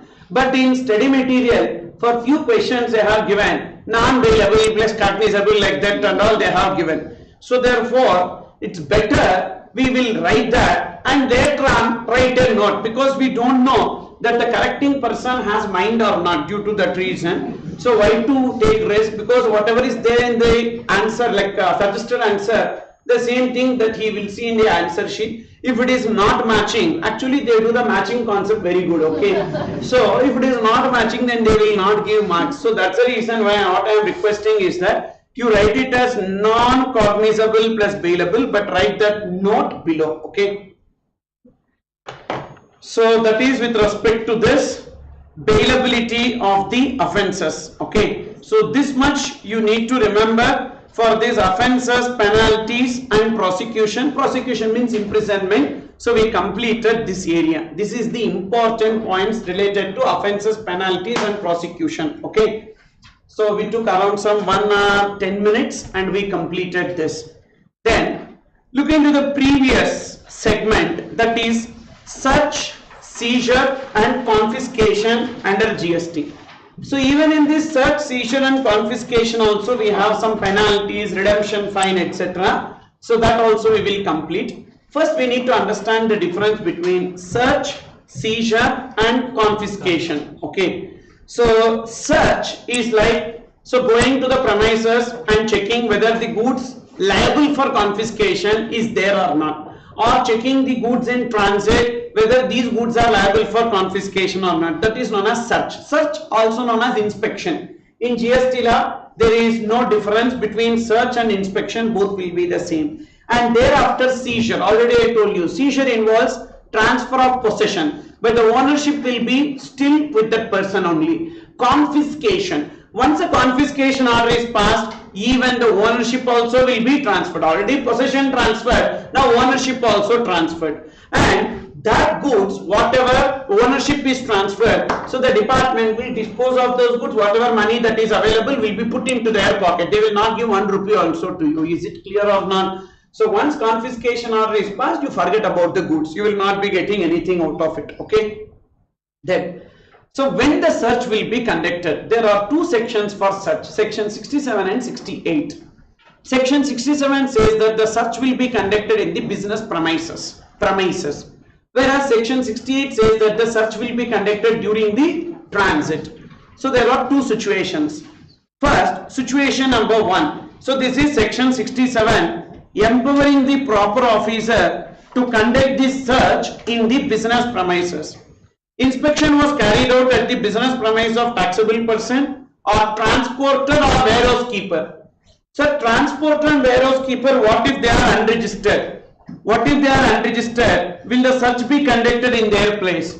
This question itself is wrong, because transporter and warehouse keeper cannot be unregistered. So every transporter and warehouse keeper, irrespective of their threshold limit, should get a unique enrollment number from the GST portal. So every transporter and warehouse keeper, if today you start transport business and not even one transaction, okay, welcome. So you need to make a unique enrollment. You need to get a unique enrollment number. As and when you cross the aggregate turnover threshold limit, you will definitely get registered and you will get a GSTIN. But until that point of time, so even though your aggregate turnover does not exceed threshold limit, so they need to get a UEN, unique enrollment number they need to get. So every transporter and warehouse keeper should give their details and get a unique enrollment number from the GST portal. Okay. So now inspection was carried out at the business premise of the taxable person, transporter or warehouse keeper, and if any unaccounted goods are identified, those unaccounted goods are liable for confiscation. Okay. Now that's what I told you. What is the meaning of goods liable for confiscation? Unaccounted goods. Okay. Now what they will do? First they did the search. Now the second stage will be seizure. So they will seize the goods and the documents containing the details of the goods. Just like income tax raid. So they will come and take over the money and they will take over the documents, like that. So seizure from the place of business. What is seizure from the place of business? Goods as well as documents. Goods and documents will be seized, and further they will pass a seizure order. So first stage is search. So we are discussing, there are two situations for search, seizure and confiscation. Situation 1 we are discussing, that is business premises. Search is conducted, they identified some goods liable for confiscation, they passed a seizure order. What happens after seizure order? Two options will be given to you. Option number 1, pay tax and penalty, get your goods released. This will be unconditional release and all the proceedings will be concluded. You pay the tax and the penalty. Now you get a doubt. Sir, I did not sell these goods at all. It is just unaccounted. For the sake of unaccounted, why are you asking us to pay the tax and penalty? Because it is unaccounted, deemed to be supplied. Whenever they identify some unaccounted goods, it is deemed to be supplied and you need to pay the GST and pay the tax and the penalty. If you don't want to pay the tax and penalty, don't worry, you execute a bond, that is option 2. But when you execute a bond, whenever you actually supply the goods, at that time you need to pay tax and penalty. See, it's simple here. Pay tax and penalty now or pay tax and penalty at the time when you actually sell. Okay. Suppose if you want to pay the tax and penalty at the time, why should I pay penalty? Why did you not account the goods? If you have accounted the goods, you don't have to pay penalty. You did not account the goods, so pay the penalty. That you cannot escape. You understood or not? What is the penalty? Books of accounts default. What is the penalty? 122 subsection 100% of the tax or IDT or refund of 10,000, whichever is higher. Got it? That is a link here. So 122 subsection 1 penalty will be coming here. So you need to pay that penalty under section 122 subsection 1. So therefore you need to pay the tax and you need to pay the penalty. Pay now itself. Going to have the headache. So therefore get your goods. Actually sell. When you actually sell at the time again should I pay tax? No. Not required. Already you paid now. So these are tax paid goods. At the time when you actually sell, you don't have to pay any tax related to that. Is it clear or not? So all the proceedings are deemed to be concluded. Otherwise go for another section. Sorry, another option. So option 1 is that pay tax and penalty, get the goods released, and all the proceedings will be completed. So what will be the penalty? The penalty determined under section 122 subsection 1 or option 2. Option 2 says that you don't want to pay, don't worry, execute a bond and furnish security. The goods will be provisionally released. Underline provisional release. Underline provisional release. It is not a final release here. It is not a final release. It is only provisionally released. The goods will be provisionally released. Why it is called as provisional release? Because at that later point of time, when you actually sell the goods, you need to pay the tax and penalty due to that reason. Okay.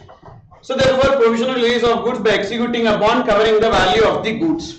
Now, you missed these two options also. Super. They will pass a confiscation order. So first search, thereafter seizure order. They took the possession. Two options. You did not pay. Now confiscation order. The day when they pass a confiscation order, the ownership is shifted to them. Still you have an option to get your goods called as redemption fine. Pay the redemption fine and get your goods. Pay the redemption fine and get your goods. Now what is that extra you need to pay? Apart from tax and penalty, redemption fine extra you need to pay. Tax and penalty anyhow you need to pay. But now what is that extra that you need to pay? Redemption fine. If you pay, then the goods will be released to you. So that redemption fine is how much? That redemption fine is market value of the goods minus tax chargeable. That is a maximum redemption fine. But beyond that, if they levy, you will say you better keep the goods, sir. I don't need the goods because market value minus tax payable there on. Okay. So therefore, that is a maximum redemption fine that will be levied. So means any amount less than that only will be levied as the redemption fine. And that redemption fine, if you pay, the goods will be released. What is the time period to pay the redemption fine and redeem the goods? 3 months. Option to redeem the goods by paying a fine within 3 months. So goods will be released. What if I am not paying redemption fine also? So then you forget the goods. You forget the goods. So all the goods were ownership transferred to them. They will sell by way of auction and they will realize the money, and whatever money they realizes, 1 rupee also will not be given to you. So tax and penalty payable along with redemption fine. If option not opted, confiscated goods shall be disposed of. So this is about situation 1. Hope you understood situation number 1. Understood the flow? Yes, then situation number 2. Situation number 2, first section 68. So section 68, they have section 68. So they have power. Officer is having power to stop any vehicle which is in the transit, stop that vehicle and check for the goods and the documents. If they identify any goods without valid documents, then not only the goods but also the conveyance is liable for confiscation. Not only the goods but even conveyance carrying the goods also. Now you may get a doubt, sir, what about the remaining goods? That remaining goods will be unloaded. This conveyance and those goods which are liable for confiscation will be separated. Those remaining goods which are having documents, so another vehicle can come, take that goods and leave. Okay. So both conveyance and goods are liable for confiscation. If the transporter was transporting or storing such goods which are removed in contravention of the provisions of the Act, such goods and conveyance are liable for confiscation. So therefore they will pass a seizure order. When they pass a seizure order, that seizure order is for seizing both goods and conveyance. Now again 2 options are available to you after seizure order. What is option number 1? Pay tax and pay penalty. The goods will be released and the conveyance also will be released. Okay. Now who will be paying the tax and the penalty? Whether owner comes forward or whether owner not coming forward. If owner is not coming forward, then which idiot is coming forward? Transporter is coming forward. Simple. Okay. If owner is coming forward or owner not coming forward, means transporter is coming forward. If owner is coming forward, please see what is the penalty.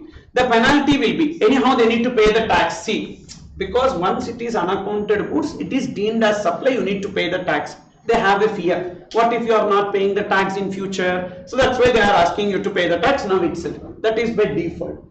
Whereas penalty is payable. How much is the penalty that is payable? You please see. 100% of the tax payable. Is it clear or not? When owner come forward. When the owner come forward. When the owner not coming forward, you see, how much is the penalty? 50% of the value of goods minus tax paid. This is under CGST, which means under SGST again 50% of the value minus tax paid. So why this much penalty? Close to 100% of the value of goods minus tax paid. We are deducting tax paid, not tax payable. Tax paid, paid means what? Already paid. So not tax payable. So tax paid only when it is given in the question we need to reduce. When the tax paid is not given in the question, just 50% of the value under each act will be the penalty. So compared to other, that is when owner is not coming forward. So when owner is not coming forward and coming forward, if you see when the owner is not coming forward, we have a higher penalty. When the owner is coming forward, we have a lower penalty. So why like that? Because department wanted to identify the owner.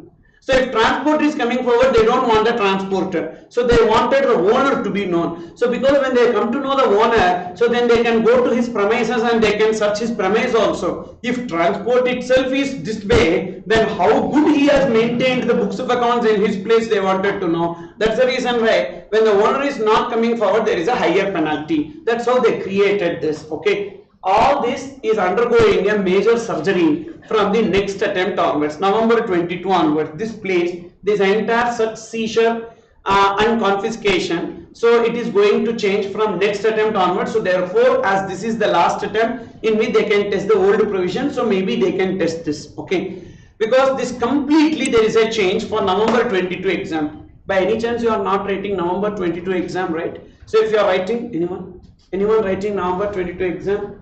No, you should not, because you will qualify in May 22 exam. Why will you write in November 22? Okay.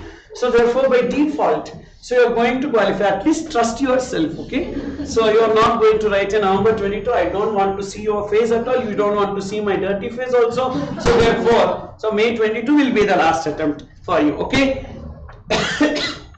Therefore, see there, when the owner is coming forward, what is the penalty? The penalty will be 100% of the tax payable. When the owner is not coming forward, the penalty will be 50% of the value of goods minus tax paid. Sir, what if it is exempted goods? Why are exempted goods? Exempted goods also requires some documents to be transported, sir. If the documents are not there, then they can levy the penalty. But thank God the penalty is not whichever is higher, whichever is lower only. That is 2% of the value of goods or 25,000, whichever is lower. This is like general penalty up to 25,000 rupees. Is it clear or not?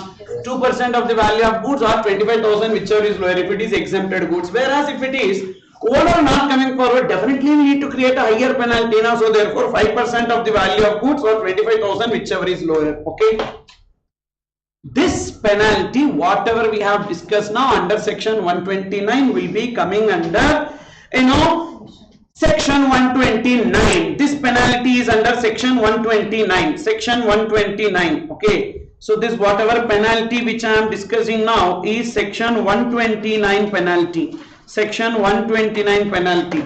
Sir, should we remember all these section numbers, sir? Remember good only, because now when you are writing the section numbers and the exam and all, the valuer think that we are intelligent. Let him think that way. So therefore he will give some extra marks that is required for us. You understood or not? So reality we only know, but he will not know. Nah? So that's why. So therefore section 129 penalty. So this owner come forward, owner does not come forward. What is the time limit within which I need to pay this money? 14 days.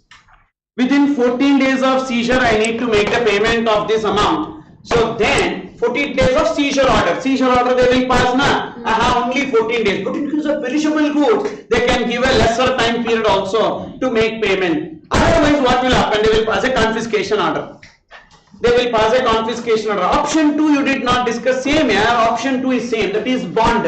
Executing a bond and paying later as and when we actually sell. But this is provisional release, not a final release. Okay. But you know what? In this case, Option 1 or option 2, when we either pay penalty and tax or we execute a bond, both goods and conveyance will be released. For example, owner is not coming forward, transporter come forward, goods also will be released, conveyance also will be released. When owner is coming forward, pay the tax and penalty, so both goods will be released, conveyance will be released. Once they pass confiscation order, thereafter they will never release it together, they will release it separately. So we have two redemption fines, one for goods, one for conveyance. Please see. So section 130, they will pass a confiscation order. When they pass a confiscation order, what will happen? The ownership will be moving on to them now, that is to the GST department. So now there are two, that is redemption fine for release of goods, redemption fine for release of conveyance. So far it was one. So had one person come forward and paid, so both goods and conveyance would have been released. Now you have to pay both. That is, for release of conveyance you have to pay separately. So who will pay that redemption fine for release of conveyance? Transporter will pay. For release of the goods, who will pay?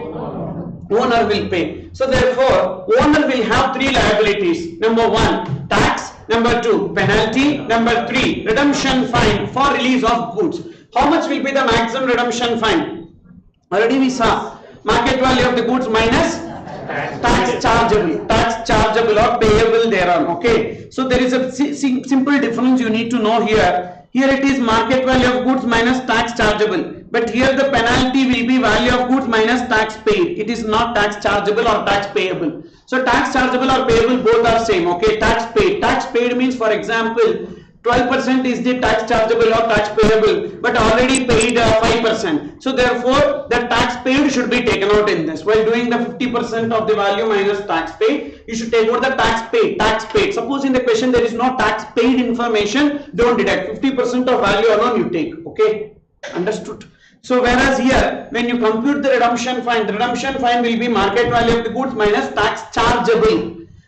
However, the total of the penalty and redemption fine cannot be less than the penalty under 129 subsection 1.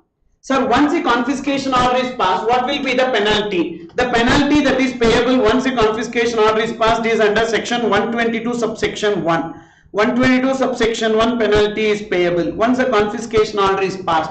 Suppose if the confiscation order is not yet passed, before that itself if you want to get your goods, what will be the penalty? 129. So what is that they are trying to convey in this paragraph is that once a confiscation order is passed, you pay the penalty plus redemption fine. That should not be less than the penalty under 129 subsection 1. If that is less than the penalty under 129 subsection 1, everyone will wait for the confiscation order, then they will pay this and get. So therefore definitely the penalty under 129 should be less than the penalty plus redemption fine under confiscation order. Is it clear or not? Which means actually there is no redemption fine, fixed redemption fine here. Maximum redemption fine is market value of the goods minus tax chargeable thereon. So that's why when the department is fixing a redemption fine, they should ensure one point. What is the point that they need to ensure?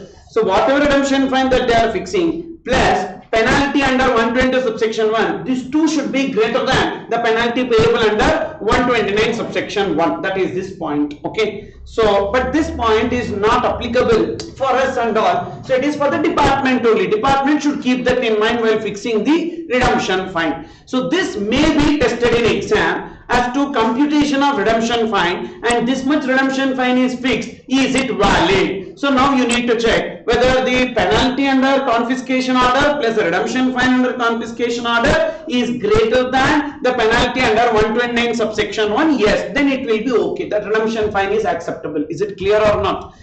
So with this we completed search, seizure and confiscation. So this much you need to know. Section 67, 68, these are the two powers for search.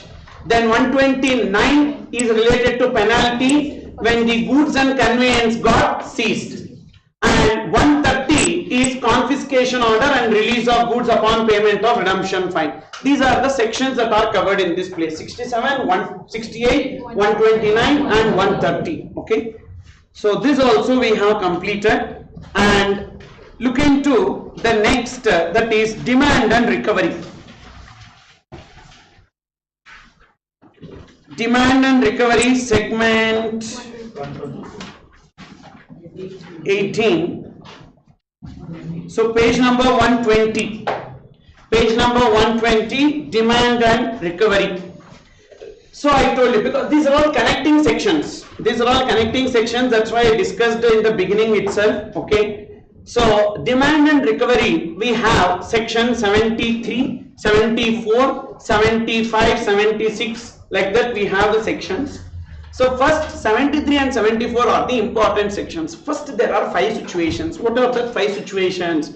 Non-payment of tax, short payment of tax, wrong availment of ATC, wrong utilization of ATC or erroneous refund. If it is on account of fraud, collusion, willful misstatement, suppression of facts or contravention with an intent to evade payment of tax, then it will be 74. If it is other than fraud, etc., then it will be 73. So bona fide, mala fide, you remember. Bona fide, no intention to evade, 73. Mala fide, intention to evade, then it will be 74. So that is this. Reasons for issuing show cause notice and what is that on account of and what is the section that we have. Okay. So now, what are the steps involved in this? First, they will give a notice as to why the amount you are required to pay but not paid. So why can't the tax be collected from you like that? First they will give a notice. After giving the notice, they will pass an order. After passing the order, then the recovery will come into the picture. Modes of recovery. So using different modes of recovery, they will be collecting the money from us. So first notice to be given. But the notice depends upon the order date. The notice depends upon the order date. So here we have a separate situation, because lot of officers, what they used to do is that they will be giving the notice and leisurely they will pass the order due to that reason. So under GST 73, 74, first the order deadline has been specified. What is the order deadline? So you can see first 73 you can see 73, what are the situations? 5 situations. So non-payment, short payment, wrong availment, wrong ATC, not erroneous refund, these 4 cases. The time limit for passing order is 3 years from the due date of furnishing annual return. So for example, current financial year, what is the current financial year? 2021-22. For the current financial year, what is the due date of furnishing annual return? 31st December 2022. Of course, till this year, so annual return deadline got extended.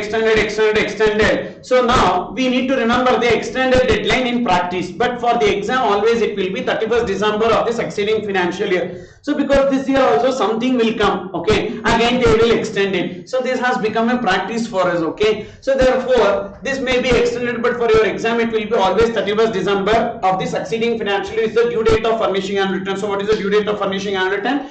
31st December of the succeeding financial year. So what is the current financial year? We are in 2021-22. For this 2021-22, 31st December 2022 is the due date of furnishing annual return. From there, within 3 years, the order should be passed. Means 23, 24, 25 is the time limit by which order should be passed. If it is on account of non-payment of tax, like short payment of tax or wrong availment of ATC, wrong utilization of ATC in this financial year 2021-22.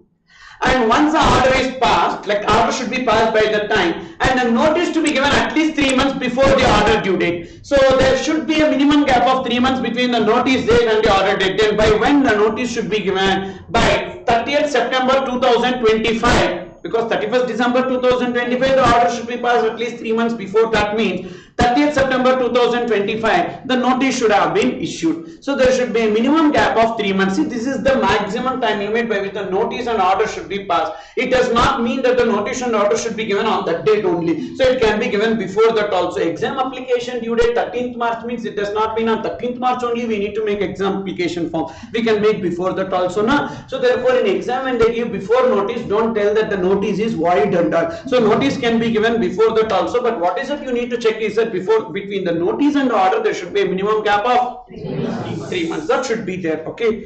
So therefore 3 months before the due date of passing order, and the time limit for passing the order is 3 years from the due date of furnishing annual return. In case of erroneous refund, it is 3 years from the date of refund. It is 3 years from the date of refund. So it is not 3 years from the due date of furnishing annual return. This annual return concept is not applicable in case of erroneous refund. The date when you got the refund from there, within 3 years the order will be passed and the notice will be given at least 3 months before the order date. Is it clear? Yes, sir. Then wherever this 3 years comes, you replace it with 5 years in case of 74. So you can see 74 column. So in case of 74, this 3 years will be replaced with 5 years and the 3 months will be replaced with 6 months. So therefore from the due date of furnishing annual return within 5 years, the order should be passed and the notice to be given at least 6 months. For example, the same financial year 2021-22 if you take. So 5 years from the due date of furnishing annual return, that is, so 23, 24, 25, 26, 27, 31st December 2027 they need to pass an order and they need to give notice at least 6 months before that. So which means that 36 2027 they should have given the notice. So which means from the notice date and order date what should be the minimum gap? 6 months in case of 74. And in case of erroneous refund under 74, same 5 years and 6 months only, but it is not from the due date of furnishing and return, it is from the date of refund. Okay. And what is the meaning of this 3 years or 5 years? Which means that suppose if there is any liability that I need to recover today pertaining to the period before 3 years, I can recover. Within 3 years I can recover now. If it is within 5 years, I can recover now. Suppose if you have defaulted some amount before 5 years, that amount cannot be recovered now. So that is a period of limitation that attracts here. Suppose if you have done some mistake, some offense, you need to pay the tax and you did not get the notice for 3 years or 5 years, which means that no one can ask you to pay any amount. So happily you have evaded the money and you are not at all required to pay, even though you voluntarily come and tell, you know what, I have evaded. Like that, if you tell also, no one can recover money from you because the period of limitation gets attracted. Is it clear or not? Yes. So then, whether a supplementary notice can be issued? Yes, a supplementary notice can be issued for the purposes where already a notice is given for a financial year. For example, for the current financial year, so you need to pay tax on a transaction but you did not pay tax. So 2021-22 you need to pay tax but you did not pay tax. Now in this case, what will happen? Again next year they identify, that is for 2022-23. Now they are in 2024, say for example department is seeing the books of accounts related to 2021-22, 22-23 like that in the year 2024. So now they are checking 2021-22, one transaction you need to pay tax, you did not pay tax, they gave a notice. Again next financial year 22-23 they have observed that for the same transaction again you did not pay tax for 2020-23 also. Now instead of giving a new notice, so they need to pass a new adjudication order now. Already notice given for 21-22, for that one order will be passed. Again new notice for 2023 means new order should be passed. So why to pass two different orders? Same offense now. So therefore for 22-23 they will give an annexure to the notice of 21-22. Annexure to the notice of 21-22, that is supplementary notice, so that these two financial years liability with a single order they can complete. So for that reason supplementary notice will be given. Okay, but very important point, supplementary notice can be given if the offense is same grounds for the original notice. If original notice is given for non-payment of tax, can a supplementary notice be given for wrong availment of ITC? No. So here also there should be non-payment of tax, there also it should be non-payment of tax. On the same grounds only the notice can be given. So supplementary notice can be given, but remember only on the same grounds. It should be on the same grounds. Then what will be the amount in the order? So in case of 73 as well as 74 there will be tax plus interest plus penalty. Tip will be there. Okay, they'll ask you to give the tip. TIP, tax, interest and penalty. So tax, whatever is the applicable tax that you need to pay, tax or ITC depends, and then interest will be so at the rate of 18% per annum from the date you are liable to pay till the date you are actually making the payment. So therefore this interest will be variable, it will not be a fixed amount. And then penalty, what is the penalty that we need to pay as per 73 and 74? So that penalty is connected to 122 subsection 2. So that is in case of 73 the penalty will be 10% of the tax or ITC or refund or 10,000 whichever is higher. Whereas in case of 74 the penalty will be 10,000 rupees or 100% of the tax or interest or tax or ITC or refund whichever is higher. Now we have a discount offer that is going on. Okay, so what is the discount offer? Like how in KGF 2 trailer they said, no, discount offer, limited time. You understood? You didn't see KGF 2 trailer and all. So I have seen, yeah, then definitely you should have seen. Okay, so what is the discount offer that is there? So if before show cause notice, if before show cause notice, first we will complete 73, that's the first section. 73, before show cause notice you pay the tax and interest, no penalty, 100% penalty waived, okay, 100% off, no need to pay penalty at all. Even if you pay within 30 days from show cause notice also, no need to pay penalty.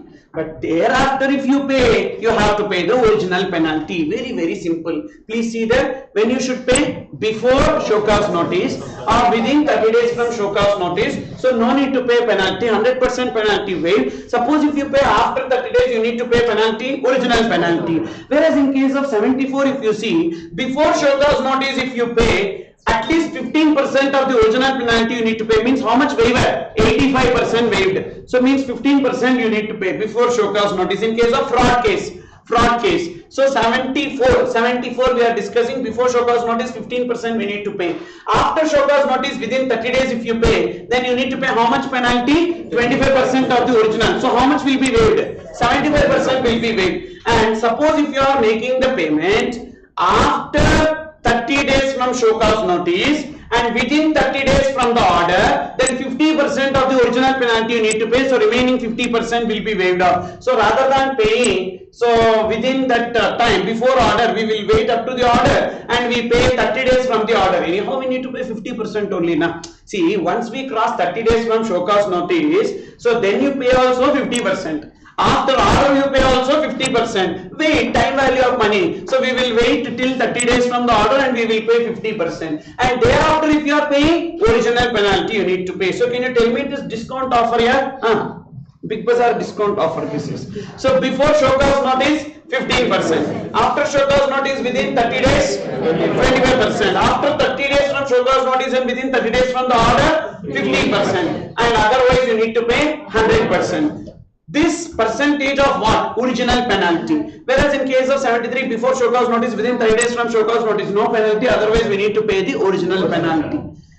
So this is about reduced penalty. Then amount collected as duty but not paid. So amount collected as tax but not paid. So here up to this, whatever we have seen now, we completed 73 and 74. It is over. Now what we are going to do now is to look into 76 section. So 73, 74 over. Now look into 76 section. What is this section 76?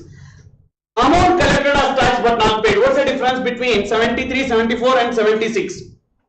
Tax collected but not paid, 73, 74. Amount collected as tax but not paid. The same difference which we have seen while discussing offences. See, for collected tax not paid, collected amount as tax not paid. So 76 will come into the picture when the amount collected as tax but not paid. You know what? This amount they can recover even after 100 or 200 years, or in next yuga also they can recover, because there is no time limit here. So there is no time limit for issuance of show cause notice. You cannot say, you know what, I collected some tax but I did not pay. Like that you should not tell in this case, because if you tell in this case, they can give the show cause notice. Show cause notice can be given any time, and once they give the show cause notice within 1 year, they need to do the order. They need to pass the order. Therefore, here there is no order time limit. The order time limit itself is what? 1 year from the show cause notice. It is completely different from 73, 74. In 73, 74, first they fix the order date and the notice should be between, like within 3 months prior or within 6 months prior, correct or not? Whereas here, they are not at all giving any time limit for the notice, but for order they are telling 1 year from the date of notice, which means that they can give after 10 years also the notice,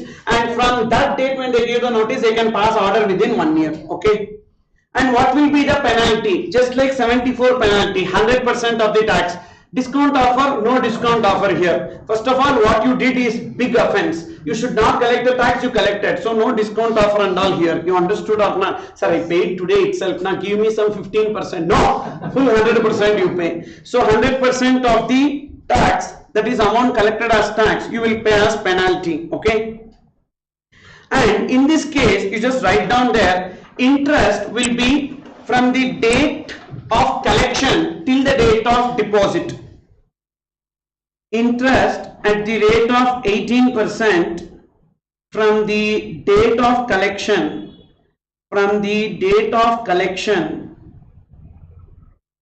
till the date of deposit,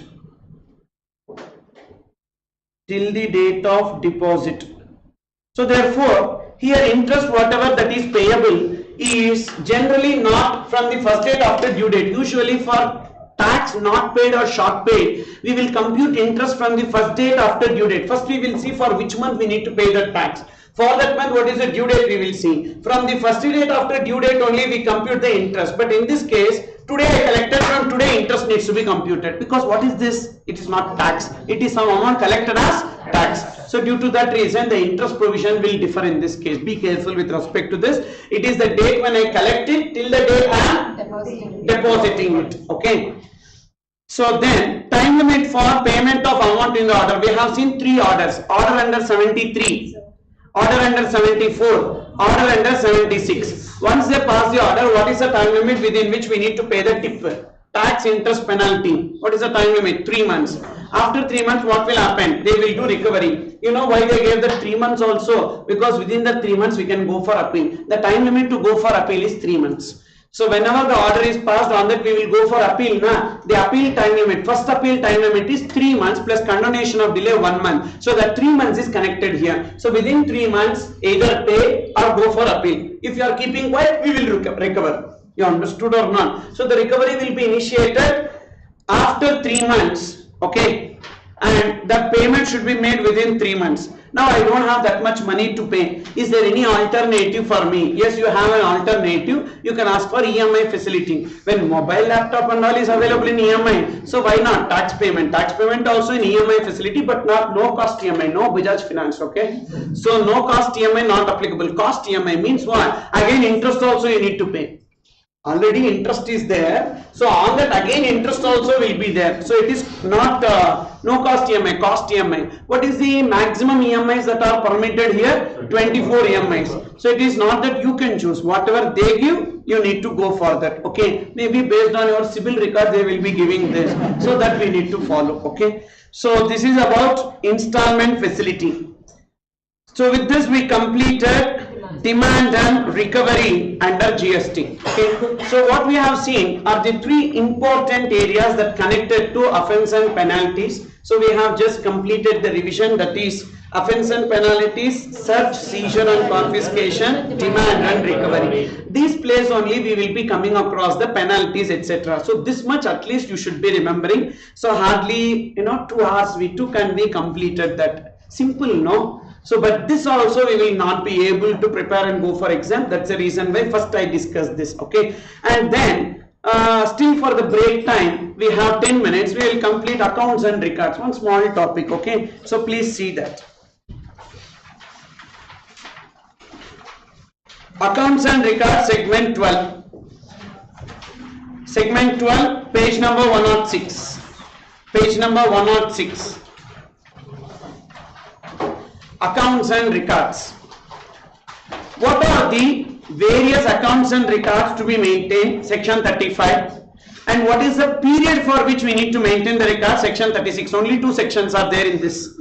Section 35. What are the various accounts and records to be maintained? Section 36. What is the period for which we need to maintain the accounts and records? Section 35 says that you need to maintain the following accounts and records at principal place of business and additional place of business. But in principal place of business, records pertaining to the entire state should be there.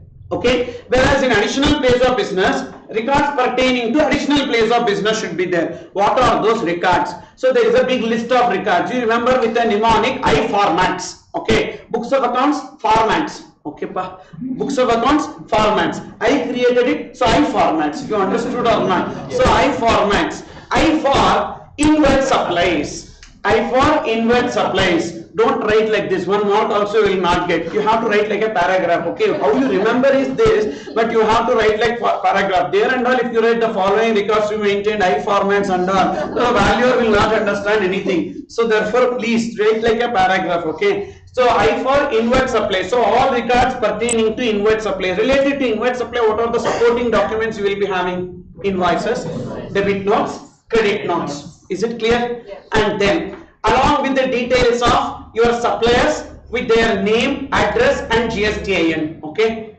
This is how you need to write. Like in auditing, no, not everything you will remember. You will remember something and go, and whatever question comes, you will write that only. You understood or not? So like that, you need to add some masala and you need to write, because definitely you will not get a practical question on that. What practical question they can ask on this? So what are the records to be maintained by a registered person under section 35? For 4 marks they will be asking. That too under question number 6, A or B it will come, because only question number 6, A or B will be theory question. All other questions will be practical questions or situation based questions only. So therefore don't worry about theory question, but I advise you to learn theory also, because sometimes the practical questions will be very big to solve. For example, they will give one question on input service distributor for 5 marks. That question to solve, it will be taking easily half an hour for one 5 mark question itself. Lot of details will be there. So if you touch that question, you will be losing the time, because of which you cannot attempt for 100 marks. Now when you see question number 6, in that question number 6 they will ask, so write a short note on GST council and who are the members of the GST council for 5 marks. Compared to that 5 marks, this 5 marks is best. In 5 minutes we can complete this. You understood or not? So planning is very important. And what should be our target? Attempt for 100 marks, correct or not? Next, so attempt for 100 marks, okay, that should be the target, don't forget that, okay. So therefore when we need to attempt for 100 marks, which means that all the questions we need to complete in that bloody 3 hours only. So beyond that 1 minute also extra we don't have. In that 3 hours also we will be looking at others, we will be looking at the invigilator, we will be looking at the sky as if some information will be coming or not. So lot of time will be wasted there. So therefore time management plays a crucial role there. So due to that reason only I am requesting theory also you learn and go. Suppose if there is a practical question which is big,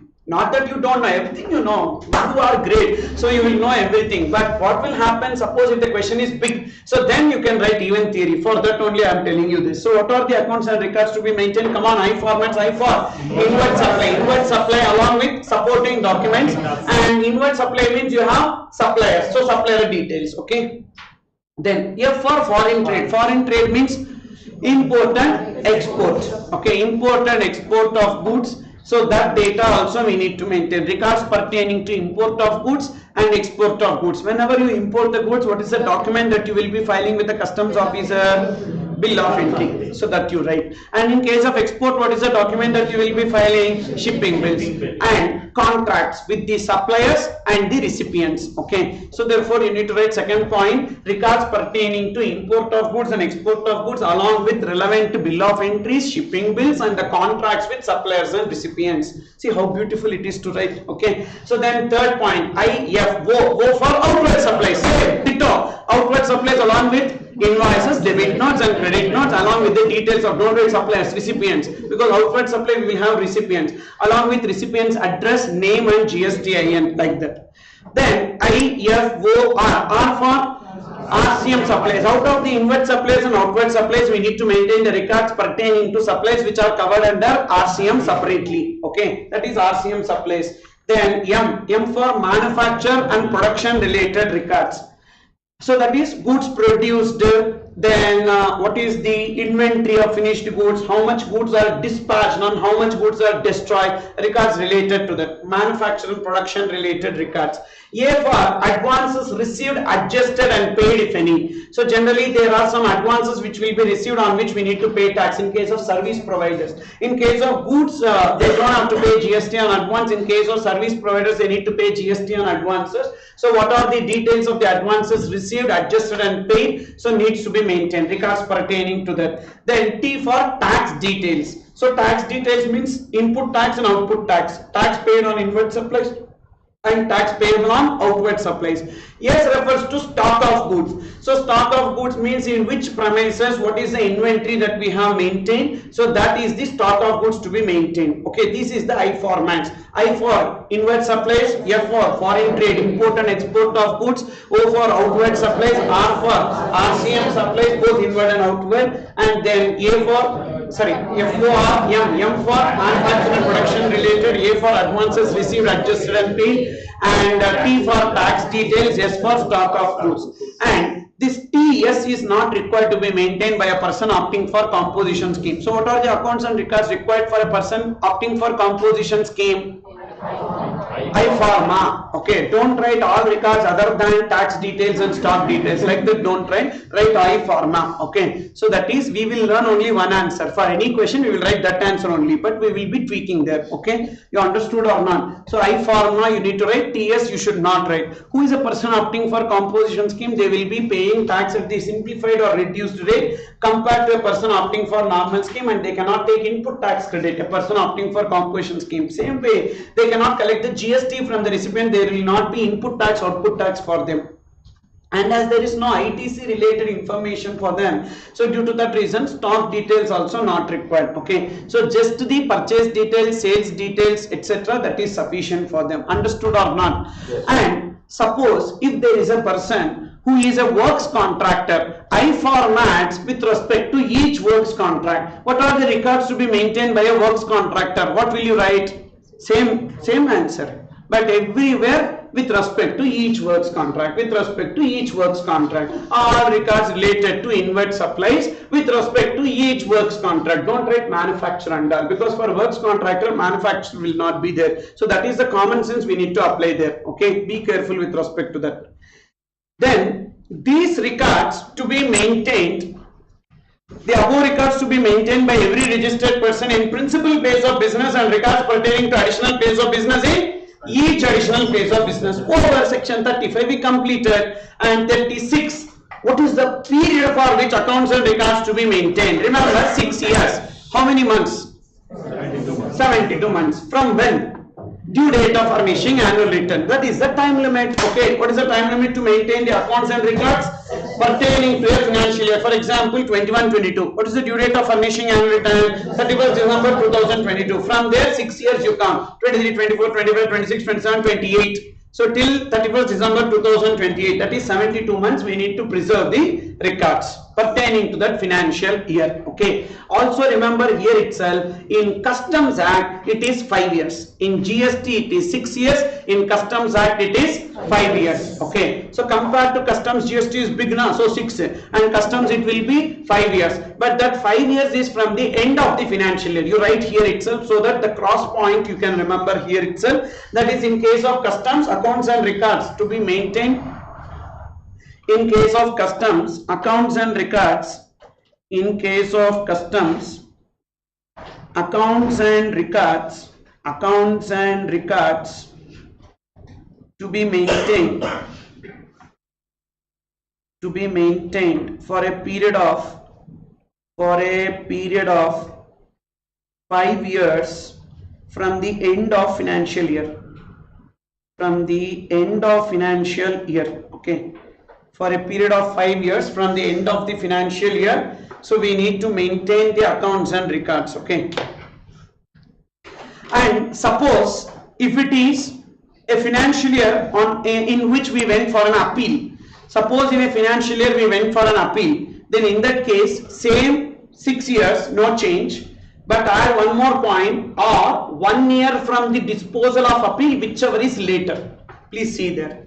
Suppose in appeal cases, that is in a financial year we went for an appeal, 6 years from the date of filing annual return, due date of filing annual return, same, or 1 year from the disposal of appeal, because till the time the appeal is disposed of also we need to maintain the records for that financial year. So 1 year from disposal of appeal, whichever is later. For example, 6 years got over and still the appeal for that financial year did not come. So whenever the appeal for that financial year comes, that is appeal order, the decision comes, from there within 1 year, whichever is later. So that later date we need to maintain the records pertaining to the financial year.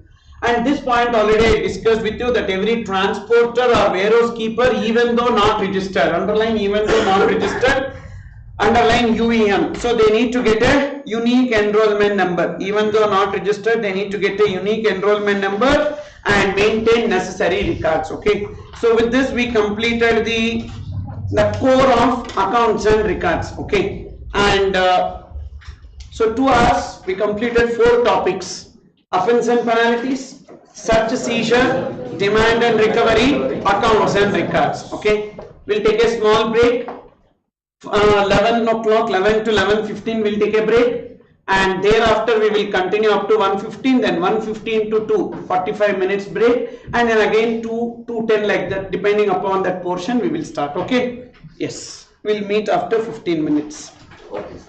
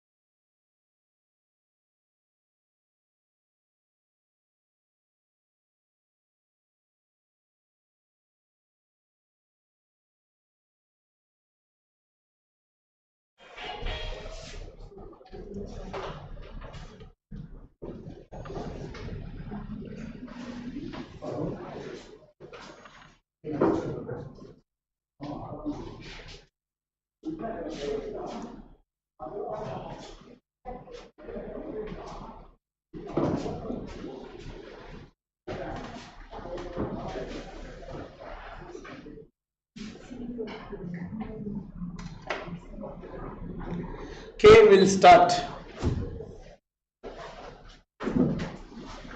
So the next area, please have a look into assessment and audit, which is in page number 107, segment 13. Page number 107, segment 13, assessment and audit. So when it comes to assessment, assessment refers to computing the tax payable. So assessing the tax payable is known as assessment. So there are basically 5 types of assessments that we have. Self-assessment, then provisional assessment, then scrutiny assessment, then best judgment assessment and summary assessment. Like that 5 assessments we have. Now what we need to understand here is that when which assessment will come into the picture and what is the time limit or etc. So that only. So minimum knowledge onto that, if you have, that is sufficient. So here you can see in page number 107 I gave the interest. What are the various interest provisions I gave? I will come back to that little later. Let's complete this type of assessments. So assessment under GST, I told you that we have 5 assessments. Self-assessment under section 15(9). So self-assessment means that when the registered person can compute how much is the tax that he need to pay, that is known as self-assessment. And then provisional assessment under section 16. Whenever it is practically not possible to compute the value or compute the tax rate, determine the tax rate or determine the value. So because of non-availability of the information, etc. So then that person will go for provisional assessment. He will make an application to the proper officer under GST. The GST officer will determine how much is the tax payable, that is coming under provisional assessment. Whereas scrutiny assessment means that whenever we file the self-assessed returns, some of the returns will be taken up for scrutiny and they will be checking whether the computation is proper or not. That is known as scrutiny assessment. Just like scrutiny assessment what we have in income tax, the same way. So section 61. So section 59 self-assessment, 60 provisional assessment, 61 scrutiny of assessment. Then best judgment assessment, we have 2 sections. We have 2 sections in best judgment assessment, section 62 and section 63. So when 62 is applicable for non-filers of return, suppose if they are required to file return but they did not file return, so for non-filers of return best judgment assessment will be applicable. Whereas an unregistered person liable to pay tax, actually he crossed the turnover, he need to pay tax but he has not yet paid tax. That fact department came to know through the bank statement of that person. In his bank account, the gross receipts are somewhere around 80 lakhs or 90 lakhs. But he is not at all registered under GST. So means what? He is trying to suppress his turnover and not getting registered. Then the assessment will be done under section 63. So there are 2 best judgment assessment. One for non-filers of return, another for unregistered person liable to pay tax. Then the last assessment that we have 64 is summary assessment. Summary assessment is like income escaping assessment. Whenever there are some goods, so immediately the assessment will be done. So if those goods are not reported in the records, so that if they are not passing that assessment order, you may escape from payment of tax. So then in that case they will be passing a summary assessment order. So total how many assessments that we have? Self-assessment, provisional assessment, then scrutiny assessment, then best judgment, 2 cases, 2 sections, and then summary assessment. So section 59 to 64 deals with the assessments. Now we are starting with the self-assessment first. So self-assessment, so who is the person filing return? Registered person will file return. So self-assessment is applicable for a registered person, done by the registered person. No notice under, because you need to file the returns and in that he need to compute how much tax he need to pay. Situation, every registered person has to assess the tax payable and furnish the return. What is the time limit for this? The time limit for this, we don't have any prescribed time limit and all, but the due date of filing return is the time limit for this assessment. Because what is self-assessment basically? So if I am a registered person, I need to compute how much tax I need to pay and I will be reporting that in the GSTR1 and GSTR3P and filing that return. So that is known as self-assessment return. What is the difference between GSTR1 and 3B? GSTR1 is a return that contains the details of only outward supplies, but GSTR3B is a return that contains the details of 5 inward supplies, outward supplies, and output tax payable, that is gross liability, input tax credit, and even interest. If there is any interest that is payable, that information also will be there. GSTR1 is invoice wise or consolidated? Majorly invoice wise, but GSTR3B is consolidated. GSTR1 will be filed by 11th of the month following every month, whereas GSTR3B is to be filed by 20th of the month following every month. So these are two separate returns which are required to be filed by a registered person. So therefore, if you are filing the GSTR 1 and 3B, you are computing how much tax you need to pay. So that is known as self-assessment. So what is the time limit for self-assessment? Whenever is your return filing due date, that date itself. And officer to take permission or withdrawal of order, consequences, there is nothing. So we completed self-assessment. So as per section 59, what is self-assessment? Come on here. So whenever a registered person is liable to pay tax and that amount is computed and shown in the return by the due date, that is known as self-assessment. When he cannot compute GST payable with respect to few invoices pertaining to a period, so then he will make a request to the proper officer for the provisional assessment to determine the value or the tax rate or both. Now the proper officer will do the computation as to how much amount is payable. So under provisional assessment, so section 60, the assessment is done by the proper officer. No notice here. Why no notice? Because the registered person is only making application. So there is no concept of notice in this case. So when this will arise, so two cases I told you, when they are unable to determine the value or when they are unable to determine the rate of tax. So in that case, provisional assessment is resorted, and the provisional assessment order needs to be passed within 90 days from the date when we make application for provisional assessment. What is the time limit within which the provisional assessment order should be passed? Within 90 days from the date of receipt of such request. And any officer to take the previous permission, no. Withdrawal of order, no. Now, what will be the consequences? So the consequences, that is the outcome after provisional assessment, the final assessment order should be passed. In that final assessment order, there could be three possibilities. Number one, final assessment greater than provisional assessment means we need to pay or we will get refund. Final assessment greater than provisional assessment, we need to pay. Final assessment equal to provisional assessment, no need to pay. Final assessment less than provisional assessment, so then we will get the refund. So when we need to pay, remember we have interest also. So the interest will be payable at the rate of 18% per annum from the first day of the month, that is first day after the due date of the month for which provisional assessment is resorted till the actual date of payment. For example, we resorted for provisional assessment for July 2021. For July 2021, so there are some transactions. For the transactions, we went for provisional assessment. And what is the due date of furnishing return for July 2021? What is the due date of payment of tax for July 2021? So 20th August 2021 is the due date of filing GSTR 3B. So the due date of filing GSTR 3B is the due date of payment of tax. So this is the due date of payment of tax.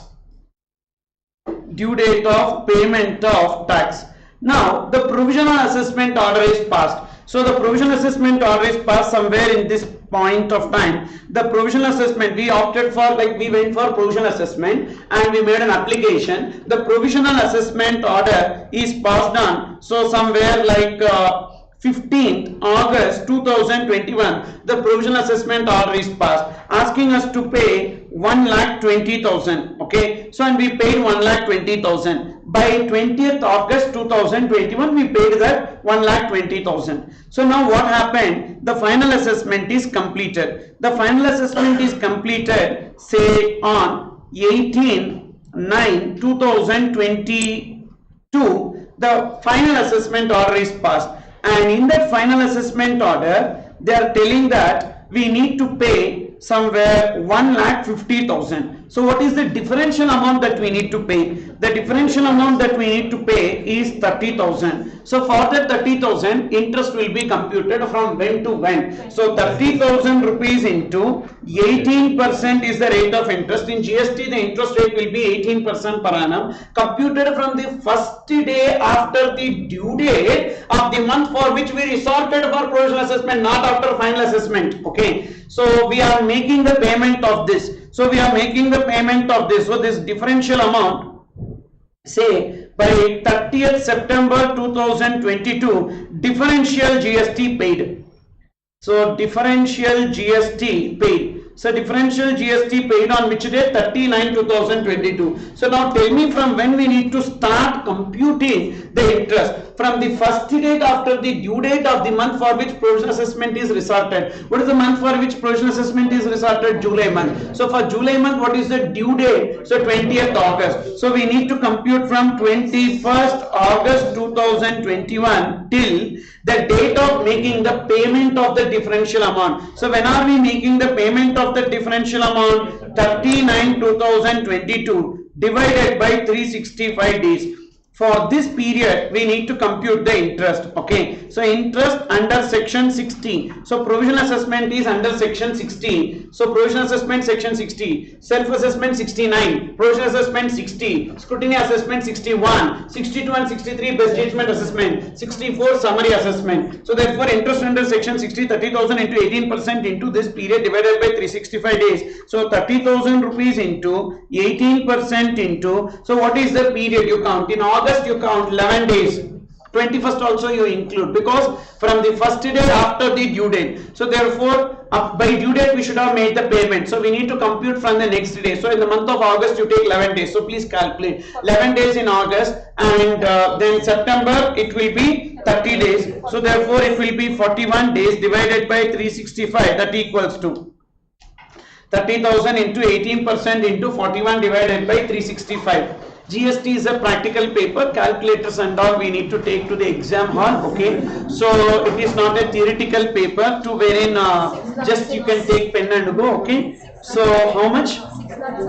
607 rupees will be taken as the interest that is payable on account of provisional assessment. So therefore interest in case of provisional assessment will be at the rate of, that is upon finalization we need to pay the differential amount. For the differential amount we need to compute interest from the first date after due date of the month for which we resorted for provisional assessment till the actual date of payment of the differential tax. Okay, now suppose it so happens that, what is the time limit for provisional assessment order? 90 days is the time limit. We make an application for provisional assessment. Okay, same situation here, no change in that, so please concentrate. So same situation, we made an application for provisional assessment order, and the provisional assessment order is passed on. Provisional assessment order is passed on. So 39/2021. Provisional assessment order passed on 39/2021 for rupees 1,20,000, and such amount paid on 2nd or 3rd October 2021. Okay, provisional assessment order on 39/2021. Actually when we made application, July month we made application, we should have got the provisional assessment order before the due date of filing GSTR 3B. But actually what happened, 90 days is the time limit that is given. Okay, so when the 90 days time limit is given, then definitely it is possible that they may take that 90 days, within that 90 days. So here 39/2019. So we made an application in July. So August, September they gave, within 90 days they are giving the provisional assessment order. Statutorily it is allowed on time, but the problem is that we did not discharge the liability by 20th August. So there will be two interests here in this case, section 50 interest, section 60 interest. This is where we all make mistake and we compute only section 60 interest, that is differential tax. So this 607 only we will compute and show, but we will forget to apply section 50 interest. Okay, so therefore there are two interests in this case, section 50 interest and section 60 interest. Section 50 interest is for non-payment of the provisional tax on time, when we should have paid this provisional tax 1,20,000. This 1,20,000 should have been paid on 20th of August, but we are paying on which day? 3rd of October. So therefore that interest we need to pay under section 15 for delay in payment of tax, but for the differential amount, the differential amount interest whatever is payable, that will be computed under section 16. That already whatever we computed the same way only. So therefore section 50 interest is for 1,20,000, section 60 interest is for 30,000. So here interest is computed on 1,20,000, here interest is computed on 30,000. Both cases 18% is the rate of interest. So here we need to compute from 21st August 2021 till 3rd October 2021 divided by 365 days. Why sir? Because we should have paid this 1,20,000. This 1,20,000 pertaining to which month? July month. July month liability we should have paid by when? 20th of August. But when are we paying? 3rd of October. That's why we need to pay that interest.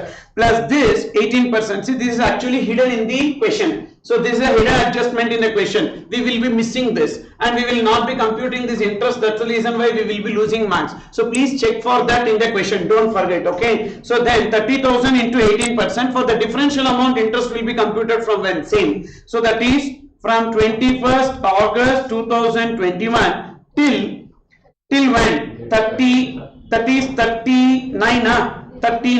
So 39 2022. So divided by 365. That is whenever you pay the 30,000 rupees till that date. Starting date will be same. Okay. So this interest is for differential amount. That first one is for the provisional amount which is paid late. So 1,20,000 into 18% into. So 21st August 2018. Okay. So here actually you know what?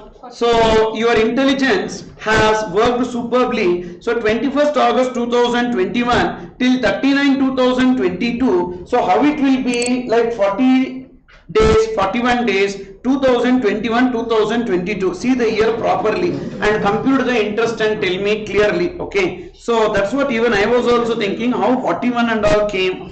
Okay, so I should not believe from you. Tomorrow I will bring my calculator. Okay, so 21st August 2021. So 11 days in August, 30 days in September, then October 31 days, like that till 30th September next year you need to compute, darling. Okay, so this way and all if you are doing computation. Okay, next November 22 also I will be coming back for taking crash batch. You attend that time. Okay, so see how many days. At least 39 2021 if you take 406 days. So 1 year 365 plus this 406 days divided by 365. Sir, can we keep in denominator 365? That you can keep. So divided by 365 is correct only. Simple interest only. We don't have compounding interest and all. So PTR by 100. Okay. So the 30,000 into 18% into 406 divided by 365. How much is the interest? 6,007 rupees.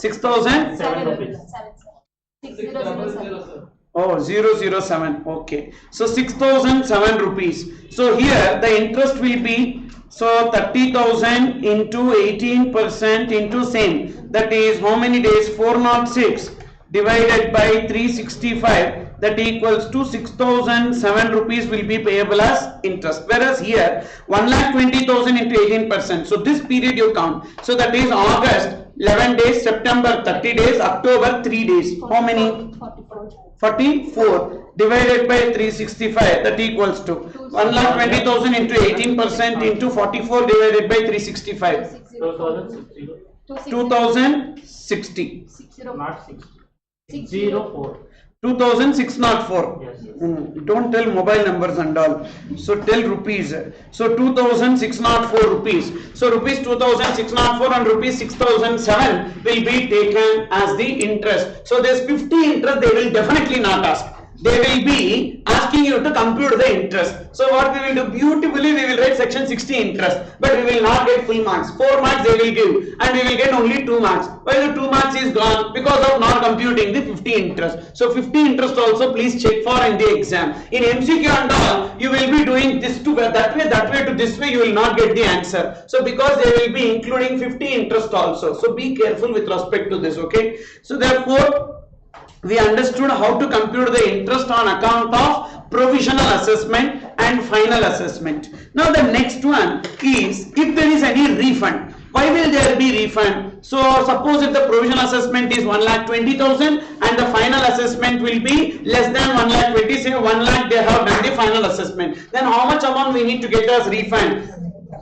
20,000. But that 20,000, you know, it will be computed from 61st day after the date you make application. So first you need to make an application and 60 days is the time limit to give the refund. If they are not giving refund from 61st day till the time they actually give refund, they will be giving you interest at the rate of 6% per annum. When you pay just 18% only you pay, but when they are giving 6% they are giving you. Understood or not? That too when not from the date when we paid a provisional assessment.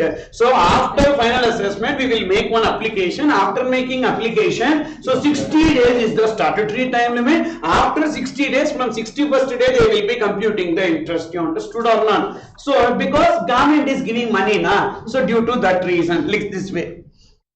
And this is in case of refund under provisional assessment. You understood or not? So basically in provisional assessment what you need to remember is that, so first, what is the time limit for provisional assessment order from the date you make an application? So what is the time limit that we have? 90 days. 90 days. Okay. Second, so what is the time limit for final assessment? So that point also you just write down. PAO to FAO, PAO to FAO time limit. PAO to FAO time limit 6 months plus 6 months by ACDC or you just remember plus 6 months and plus 4 years, okay. This is the time limit here, 6 months plus it can be extended for a further period of 6 months and plus it will be for a period of 4 years, okay. So this is the time limit for what? Final assessment. Then sir, if they take 4 years, then for that 4 years also we need to pay? Of course pay. So then don't go for provisional assessment, come to me, I am a GST consultant, I will be able to give you how much you need to pay. You have a doubt with respect to value or tax, you come to me, this interest and all you can save. You understood or not? Like that we need to do sales pitch, okay.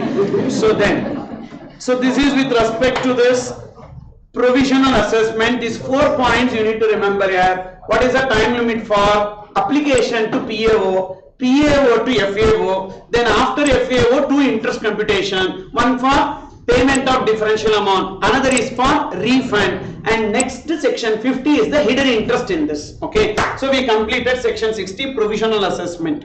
Section 61 scrutiny assessment means whenever we file the self-assessment return, these returns will be taken up for scrutiny, and when they taken up these returns for scrutiny, so they will be identified, not all returns, some returns on risk parameters will be taken up for scrutiny. If they identify that we need to pay any tax, if the computation is not proper, they will be giving a notice asking us to make the payment, and for that notice we can give the reply, okay. So first, who will do this scrutiny assessment? Of course, proper officer will do this scrutiny assessment. Will they give a notice? Yes, they will definitely give the notice if there is any reassessment. Reassessment, if they are doing, they will give a notice. What is reassessment? Whatever we did is self-assessment. Now, if they change that is known as reassessment. In scrutiny of return, what will happen? Reassessment will happen. But for that, they will definitely give a notice.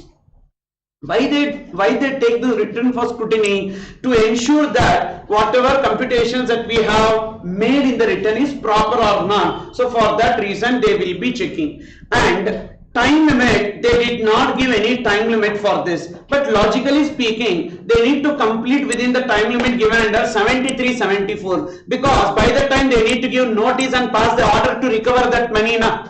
So even though they did not give any time limit as such in 61, but they need to complete this by the time limit under 73-74, 3 years from the due date of furnishing and return, or 5 years from the due date of furnishing and return. Otherwise they cannot recover. So therefore to do the recovery they need to pass an order. Means if they need to pass an order, they need to identify whether the tax has been paid or not. So between that time, you understood, even though no time limit given under section 61, but logically that should be completed within the time limit given under 73-74. Okay, that's what I have given there. and there is no need to take permission from the officer and there is no withdrawal of order. So what are the consequences? First, they will be giving a notice and asking for explanation. So we need to give explanation within 30 days or the extended period. Okay, suppose if we give the explanation and the proper officer is not satisfied with that explanation, so then they will initiate audit or recovery. Okay, so audit under section 66, 65 we have. 65 is departmental audit, 66 is special audit, but another audit was also there. Now that is rest in peace, audit conducted by CA or CMA. Okay, so now they have omitted that. So previously 3 audits were there: statutory audit, departmental audit, and a special audit. So this statutory audit went off. Now we have only departmental audit. So that is section 66 we have, and then special 65 we have, then section 66 special audit is there. That special audit will be conducted by CACMA, but not selected by the registered person, but nominated by the commissioner. Okay, so these 2 audits, out of these 2 audits, any audit will be audited. Or if they have the evidence regarding how much amount this person has not paid, so then they will initiate the recovery based on that. Okay, so that is this. In case of scrutiny assessment, you understood or not? So scrutiny assessment purely for theory purpose only, and here what you need to remember is that, so that 30 days we need to give a reply to the notice and they will do reassessment. If they are not satisfied, from there it will go to audit or recovery. Okay, then next, best judgment assessment and summary assessment. These are alternative to the regular recovery. Recovery we have 73, 74, the demand and recovery. That is one side, and the alternative to that is section 62, 63 and 64. That is best judgment assessment and summary assessment. So best judgment assessment, what will happen? If a person is required to file a return, so first that person will be served upon a notice in GSTR 3A. The notice will be under 3A. So he need to file a return. So that return he did not file, a notice will be given under GSTR 3A asking him to file the return within 15 days. Just like in income tax, if you are not filing return under 139, one notice will be given asking you to file like that. So you need to file return. So you did not file return, a notice will come in GSTR 3A. So from the date when you get the notice in 3A, within how many days you need to file the return? 15 days. If you are not filing the return within 15 days, they will initiate best judgment assessment order based on the information available with them. So usually what they will do is that, so they will be taking the average of the previous year and whatever is the monthly tax that you are paying, so that they will be doing as a best judgment assessment and they will pass an order. And suppose that money, if you are not paying, simple, they will take the money from your bank account under recovery proceedings. Okay, so therefore this order is also equivalent to the order under section 73, 74 or 76. Actually this is an alternative. Okay, for example here, see in war when you go, so opponent will have multiple astras. Okay, Brahmastra will be there, Nagastra will be there, and Pasupatastra also will be there. You understood or not? These are different weapons, so they will be using on us. You understood or not? 73 is one weapon, 74 is one weapon, and 62 is also another weapon. Which weapon they wanted to use, let them use. So we should be in a position to be receiving end. You understood or not? So therefore 62 is an alternative to that order. So but these are also equivalent to that order. Whatever order that is having a power, the same power even this order is also having. So immediately after passing this order, what they will do? They will initiate recovery. Is it clear or not? Now 62 you look into, that is the registered person is required to file return, but he did not file return. A notice will be given under 3A and the proper officer will compute this tax, and when it will come into the situation when registered person fails to furnish the return. Okay, and what is the time limit for completion of this assessment? 5 years from the date of 31st December of the financial year for furnishing the annual return to which the tax paid relates. So you remember 5 years from the due date of furnishing annual return. Is there any logic between these 5 years? Yes sir, yes. 74 logic, because 74 time limit is there. 5 years from the due date of furnishing and return. Same way this order should be also passed within 5 years from the due date of furnishing and return. Are you understanding this or not? Means by the time they need to pass this order is equivalent to 74 order. Understood or not? So can they pass even within 2 years, 1 year also? Yes, they can. But the maximum time limit that they have is 5 years. And officer to take any permission? No. Withdrawal of order? Yes. If you file return within 30 days of order. So now see how it works. First you are not filing the return. When you are not filing the return, they will pass an order, best judgment assessment order. First they gave a notice. You did not reply to the notice and you did not file return within 15 days. Now they will pass an order. When they passed an order, before passing order, if you file return, they will not pass order. Correct or not? You filed a return late, belated filing of return. So you will pay the late fee. So before they pass the best judgment assessment order for not filing of returns, if you file the return along with the late fee, like belated return, so then the order will not be passed. Suppose if the order is passed and even then within 30 days if you are filing the returns, then the order will be withdrawn. Suppose you did not file the return within 30 days. Now they passed an order, but that much liability we don't have for this month. Then also we need to pay that amount or go for appeal. Understood? Yes, sir. Either pay that amount or go for appeal. So what is the time limit within which we can file the return and tell that this is only my liability? Why are you asking us me to pay this much money? Okay. So they will tell. So one officer will ask the other officer, "Arey yaar, what is your lucky number?" "My lucky number is 40 lakhs. Okay, put the 40 lakhs in the order and you pass the order. Like that they will pass. 40 lakhs, sir. So where from our liability will be 40 lakhs, not even 40,000. So therefore, what we will do, we will file a return. Sorry, sir, 40,000 is only return, not 40 lakhs. Then the order will be withdrawn. Suppose if you are not filing the return within 30 days from the date when order is passed, then that 40 lakhs you pay. You don't want to pay, go for appeal. You understood or not? This is one atrocious, stupid provision here. Okay. So that is about best judgment assessment order under section 62. Got the clarity? So now little time limits we need to remember. What is that? What is the time limit for passing best judgment assessment order? 5 years. 5 years from the due date of furnishing annual return. And what is the time limit for this filing of return so that the order will be withdrawn? 30 days. 30 days. And any notice is involved here? Yes. What is the notice? GSTR 3A. What is the time limit within which we need to file return? Okay, 15 days. You write there. Where a registered person fails to furnish return within 15 days. Within 15 days from GSTR 3A notice. From GSTR 3A notice. Okay.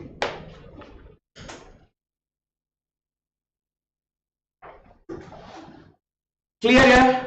So there are a lot of online students asking me, will this video be available even afterwards? Yes, it will be available. You also can watch. Okay, but it will be little bit edited and I will keep it along with the timestamps, so you can watch it at a later point of time. What you do one day before the exam, you just morning to evening, okay, with 1.5x speed you start watching it. So all edited and all, like breaks and all, I will remove and keep, so that today's class and tomorrow's class, one day before the exam you revise that and go for the exam, you keep this book. Okay.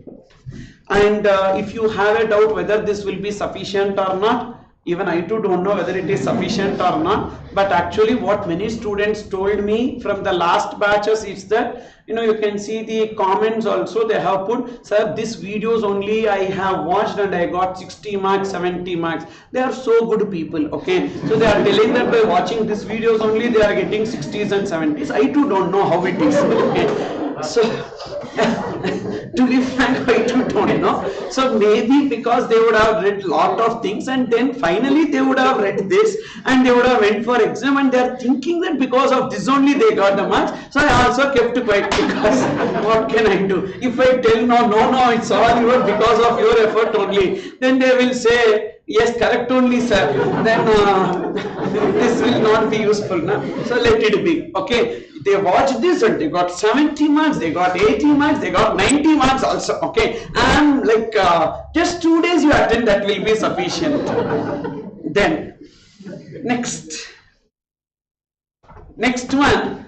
So best judgment assessment under section 63. See, I am making you to write few points there because see in this small book how much I can give. So but I feel like some important points are there, so that's why I am making you write all those things. Okay. And then section 63 best judgment assessment in case of unregistered person liable to pay tax. In case when there is an unregistered person liable to pay tax, then they will come to know this information only through the bank statement of that person. So if you remember, I was discussing about section 150 and section 151. Okay, so for example section 150, let's take. So this Punarvas Jaykumar sir is there na, law faculty. I'm taking class in his premise only. So he actually purchased one MG hectare, like that one car is there. Okay, he purchased. I asked him how much sir it is. He said 25 lakhs only. So 1 BHK flat he is driving on a daily basis. You understood or not? Yes, 1 BHK flat we will get for that. So don't ask me what car you are using, sir. You are using Alto 800, 3 lakh rupees only. Okay, so for me that is enough. So and he registers that in his name. When he registers in that name, in registrar office, his name along with permanent account number you would have given. So now immediately they will be asking the registrar, you know, whomsoever purchased all luxury cars, you give me their list.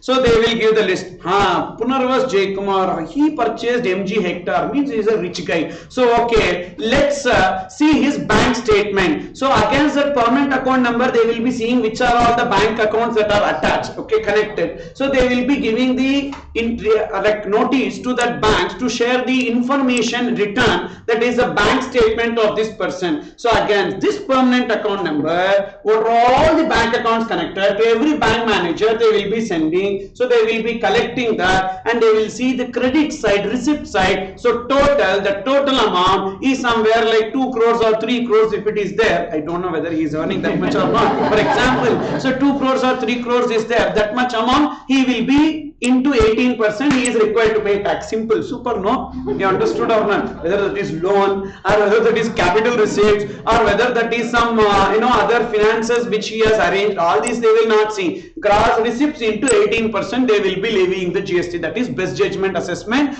on unregistered person liable to pay tax. You understood how it works? So now in this case what happens is that the proper officer will compute and there is a notice. Yes, definitely there will be a notice. For best judgment assessment there is a notice.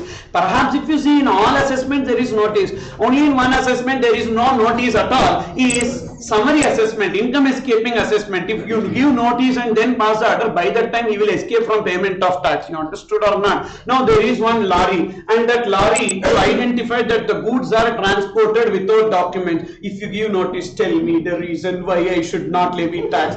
By the time you ask that, he will run away. You understood or not? So therefore first to pass an order, summary assessment order. You got it or not? So there is no notice. But in all other assessments, if you see notice is there. But in this case there is no notice, summary assessment. But best judgment assessment, definitely notice is there.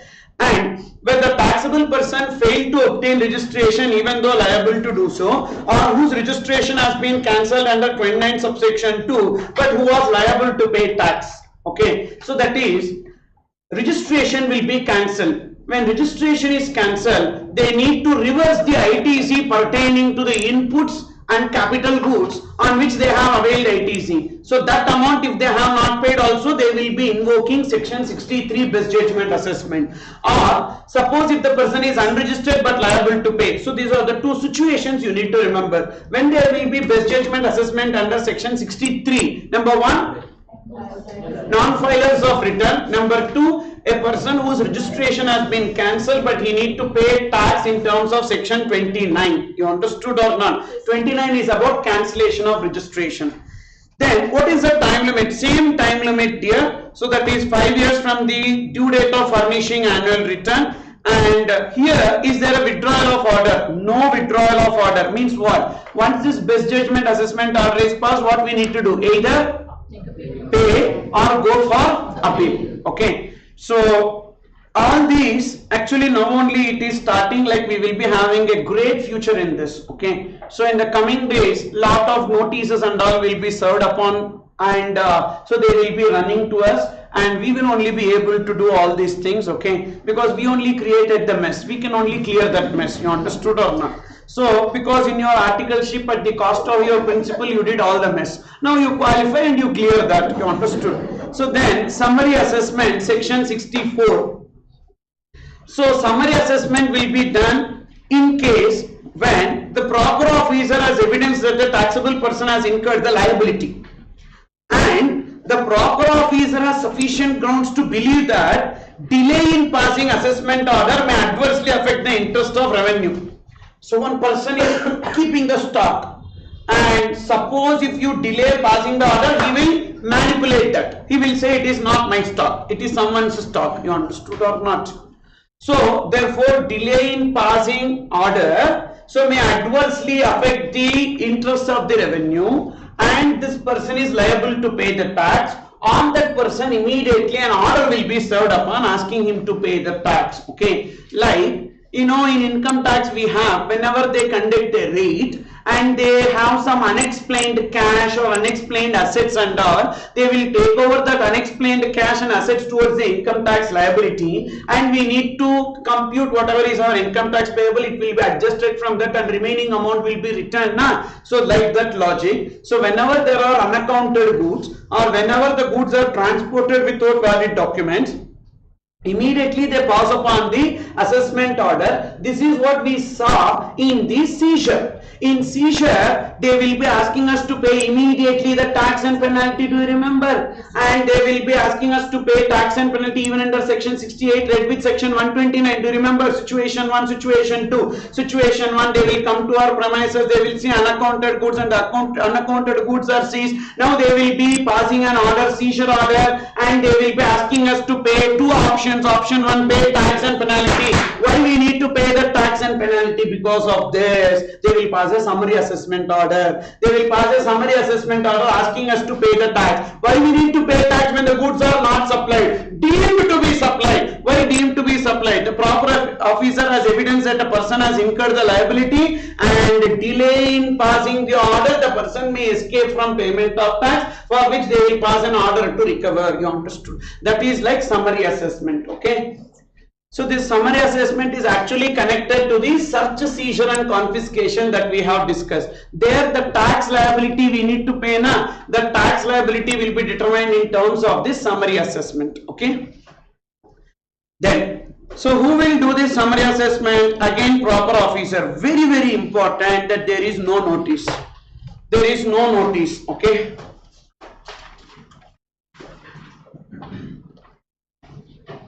So 1 second here, there is some issue with the voice.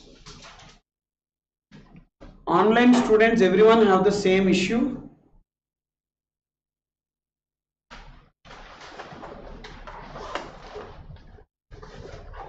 Mic is clear only here.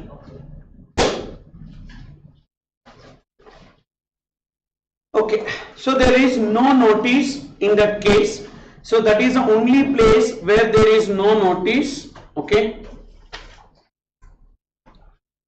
So then, so this situation is important. First, there is an evidence that the taxable person has incurred the liability, and proper officer has sufficient grounds that delay in passing assessment order, that person may escape from payment of tax. What is the time limit? They did not give any time limit here. They did not give any time limit here. You know why they did not give any time limit here? Because it is connected to section 67 and section 129. Because it is connected to section 67 and section 129, due to that reason. Officer to take permission. Yes, whenever they pass a summary assessment order, they should have taken the permission of the previous, permission of additional or joint commissioner. Their superior permission they need to take, because once we pay the tax, all proceedings are deemed to be concluded now. If you remember, seizure, situation 1, situation 2, option 1, pay the tax and penalty, all proceedings are deemed to be concluded. Means further recovery cannot be made. So due to that reason, they will just cross check with their additional commissioner or joint commissioner to recover that tax amount. Now, withdrawal of order. Yes, Yes, there is a withdrawal of order when you go for option 2. What is option 2? Execute a bond and furnish the security, and you tell that you will pay the actual liability whenever it is actually supplied. So in that case, so this order will be withdrawn. No need to pay tax under this order. You proceed to the regular assessment. Whenever you supply that, at that time you file the return and you pay the tax. Is it clear or not? So pay the tax as per assessment order, or if order is erroneous, proper officer may withdraw such order and follow the procedure under 73 or 74. That is actually when you are supplying, at that time you pay tax, and at that time if you are not paying tax, so then they will be initiating recovery under 73 or 74. Got the clarity related to this? Yes, sir. So why they will withdraw the order? Because you are going for option 2. What is that option 2? Executing a bond and furnishing the security. So the order will be withdrawn. Okay. Or suppose if you want to pay the tax and penalty, all the proceedings will be concluded. So that tax will be payable in terms of this order. Understood? Yes. So this is about assessment, and looking to the next area, audit under GST. Audit under GST. So statutory audit, we have we have removed that, like there is no statutory audit, because our people were asking for extension. So Nirmala Chechi got upset with that. So therefore she said, okay, don't do audit. If you are incapable, don't do audit. We will get the audit done, like that. That has been removed. Okay. So actually things are not going well between the chartered accountants and the government. So this is one such starting point. And blow after blow. So recently also, they created one IIA, some competing institute and all. Don't worry, nothing will happen to you. For you, what will happen? So you have the knowledge. Tomorrow, if not CA, you will obtain the membership of IIA and you will practice that as CPA. You understood or not? See, until the time you have a knowledge, you should not be worrying about all these things. So if not this, some other, but portion will be same now. They cannot create triple entry system, double entry system only. Understood? So look into this. 2 audits, departmental audit and special audit. As per section 65, departmental audit and section 66, special audit. Departmental audit, who will conduct? Officer. And special audit, who will conduct? CACMA. That CACMA selected by the registered person? No. Nominated by commissioner. And when the audit is conducted, departmental audit at such frequency, whenever they feel like they will come and do the audit. Understood? There is no notified frequency, like if your turnover is this much, then they will come and do the audit. If your turnover is this much, then 2 years once they will come and do the audit. Like that we don't have. So whenever they feel like they need to conduct the audit of a person, they will be conducting. Whereas special audit is limited only to 2 aspects, that is valuation and input tax credit. In special audit, they will not verify everything. They will verify only the valuation, all invoices, whether the valuation is proper or not, and whether properly input tax credit has been taken or not. So therefore the scope of audit is only restricted to, come on, special audit, valuation or ITC. But in case of departmental audit, the scope is all the records, okay. Then so that's what I have given. Point number 7, scope of audit. All the books of accounts and records maintained will be audited, whereas in case of special audit, only the valuation and the ITC availment and utilization. What is the time period for completing the departmental audit? 3 months, plus it can be extended for a further period of 6 months, which means like 9 months in a year. They will be sitting in our office and they will completing the departmental audit, and they will again go for a summer holidays for 3 months, and again they will come back and they will be doing the audit. You understood or not? For the next year. So therefore 9 months we need to give our conference room to them, so they will be sitting and doing the audit. But thank God we don't have to pay them the salary. Okay. So 9 months if we start paying the salary, then better we can close down the business, because we follow ease of doing business. You understood or not? So therefore expenses of audit, who will be bearing the expense of audit? Only department. Expenses of audit alone will be borne by the department, but these people will eat 5 times a day food, and they will take packing and all to their home. That kind of we only should bear. Then audit report shall be submitted to registered person as well as the commissioner. So they will be submitting the audit report to registered person as well as commissioner. But special audit, if you see, the report will not be given to the registered person, like a surprise. Okay, it is like a surprise, secret. So they will come do the audit and they will be giving as if we don't know what transactions we evaded tax. Okay, so that is report to only jurisdictional AC or DC. They will be submitting that report. And what is the time limit within which they need to conduct audit, special audit? 90 days plus 90 days. Okay. Don't remember it as 3 months, literally 3 only, but you remember as 90 plus 90. So departmental audit 3 plus 6. That 90 plus 90 days. Okay. And both cases expenses will be borne by the department. Audit report in case of departmental audit submitted to both registered person as well as department. So suppose if you know in that audit report there are some audit objections. So these are all the amounts that you have to pay. If you pay that before show cause notice, no notice will be served. Do you remember? Demand and recovery. Actually, first demand and recovery, the notice starts only through audit. They will come and check the premises, they will do the audit, and through audit only they will come to know how much tax we need to pay. Based on that only they will give notice and pass the order. So based on audit itself we will know how much tax we need to pay. If you pay the tax before show cause notice, no need to pay any penalty, because before show cause notice 73, before show cause notice if you pay there won't be any penalty. Within 30 days from show cause notice if you pay there is no penalty. Even if it is 74 we have a reduced penalty, 15% of the original penalty, or within 30 days from show cause notice we have 25%. So that benefit we will get. So therefore before notice itself we can pay that money through audit report. Okay, so but that is not possible in case of special audit. Then what is the notice for audit? A 15 working days prior notice will be given. So whenever department wanted to conduct audit of a particular person, they will be giving a 15 working days prior notice. So then that person will go to his chartered accountant and say that sir, department audit notice came and I don't have one record also. Then the chartered accountant will say, my dear bonded labor, assemble. So now we are going to start the Excel sheets for the last 5-6 years. Okay, in that one intelligent person will be there who will create a macro, and based on that now 5 years, 1 year we will put, and automatically 5 years, 6 years the records will be generated, because we need to maintain records for 6 years. Correct or not? So therefore all these records we need to maintain. What is the need then notice? I don't understand. Okay, so 15 days is sufficient to change everything, and 15 working days that too. Okay, but for us, for bonded labor where we have working days and all days are working days only. So but for department it is 15 working days notice will be given. And in case of special audit, no notice and all, surprise, they will come and knock our door and we will say, who the hell you are? I am a C or CMA appointed by the commissioner, I will do the audit. Then we need to allow him to conduct the audit. No notice and all there.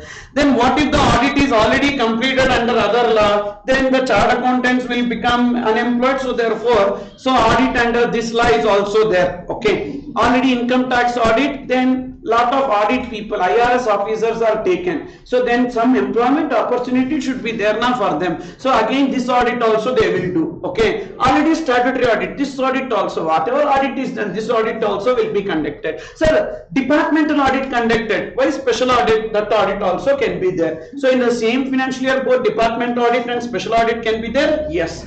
Okay, then now see this one important point. If they wish to, they can conduct audit for part of a year also, which means that, sir, I started business in the month of September only, September to March, not even 1 year, we can conduct for that also. Audit need not be for 1 year, audit can be for part of the year also. You understood or not? See that the period of audit to be conducted by tax authorities is for a financial year or multiples thereof. So thus the commissioner may order to now undertake audit of any registered person for any part of the financial year also. Okay, so this is with respect to audit under GST. Okay, now looking to the interest provisions in this segment itself, I gave the various interest provisions. Have a look into that. Section 50 interest already you know. What is that section 50 interest? 18%. What is that section 50 interest here? 18% per annum from the first date after due date till the actual date of payment. Whereas section 50 subsection 3 interest is there, but that interest is at present not applicable. Okay, I'll tell you why. Section 50 subsection 3, there is an interest rate 24% per annum, but that is on account of undue or excess availment of ITC or undue or excess reduction in tax liability. But this interest under 53 is applicable only when there is tax payable in terms of section 41 or 43A. 41 subsection 10 and 43A subsection 10 only, this interest under 50 subsection 3 will come. That 41 subsection 10 and 43A subsection 10 never saw the daylight, because that was related to the period when we had GSTR 2 and GSTR 3. So at that time only that interest at the rate of 24% per annum is applicable. So first of all, this interest 24% per annum is not at all there. Not at all there. But even then, lot of notices were given by the department asking us to pay 24% per annum. But actually it is like, they will put one stone and if we pay, they will happily collect. But actually we don't have to pay. So 18% interest only. Only in Finance Act 2022, still it is in the form of bill. Finance Bill 2022, there only they revamped these sections, and the 50 subsection 3 interest is applicable at 24% per annum. So for November, not even November, May 23, November 23 exam, you are writing only for May 22 exam. This section is not at all there. So therefore, whatever interest that we have in GST is only 18% per annum. And then section 60 interest we have seen, that is whenever the provisional assessment gets finalized, so we need to pay on the differential amount 18% per annum from the first date after due date of the month for which tax is provisionally assessed till the date of payment of tax. These two interests we have seen. Then, so we have one another section, section 16 of CGST Act, input tax credit, conditions for availment of ITC. So there we have one interest. Listen, that is, first I am your supplier, you are my recipient, okay, and you are taking the ITC. When you are taking the ITC, there are 6 conditions for availment of ITC to be followed. Number 1, you should be a registered person. If you want to take ITC, unregistered person cannot take ITC. How they will take ITC? To take ITC, they need to file return. So therefore, unregistered person cannot take ITC. So only a registered person can take ITC. Condition number 1. Condition number 2, the inward supplies on which you take ITC should be used or intended to be used in the course or furtherance of your business. So condition number 1, you should be a registered person. Condition number 2, so the inward supply should be used or intended to be used in the course or furtherance of business. Condition number 3, you should be in possession of tax invoice or any tax paid document. You should be in possession of that. Condition number 4, you should have actually received the goods or services. Just invoice is not sufficient. You should have actually received the goods or services. Condition number 5, so your supplier, means me, I should have paid the tax to the government. How do you know that whether I paid tax to the government or not? The day when I report it in GSTR 1, that fact you will be coming to know in GSTR 2A, 2B. So you can take the credit whether I pay the tax to the government or not. You understood or not? So therefore you can take the ITC. And then the next condition is you should have actually filed the returns. So only a person who filed the returns can take the ITC. So these are the 6 conditions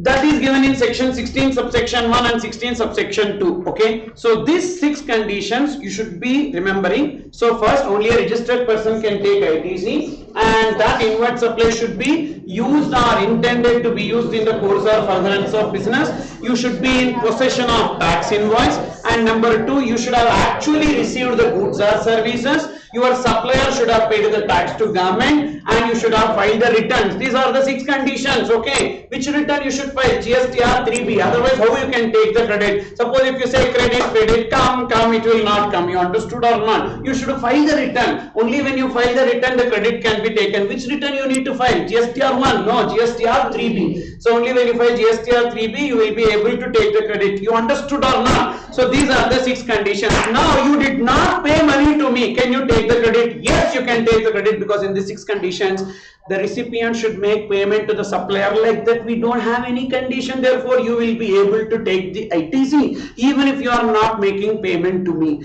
And I have to pay GST to the government whether I receive money from you or not, because GST payable on accrual basis.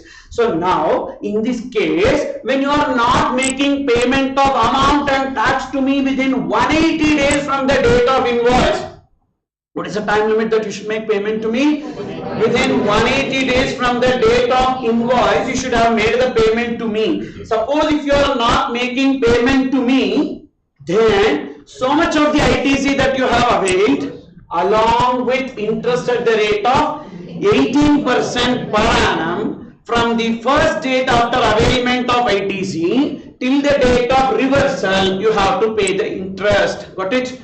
So much of the ITC availed, you need to reverse. So much of the ITC availed, you need to reverse.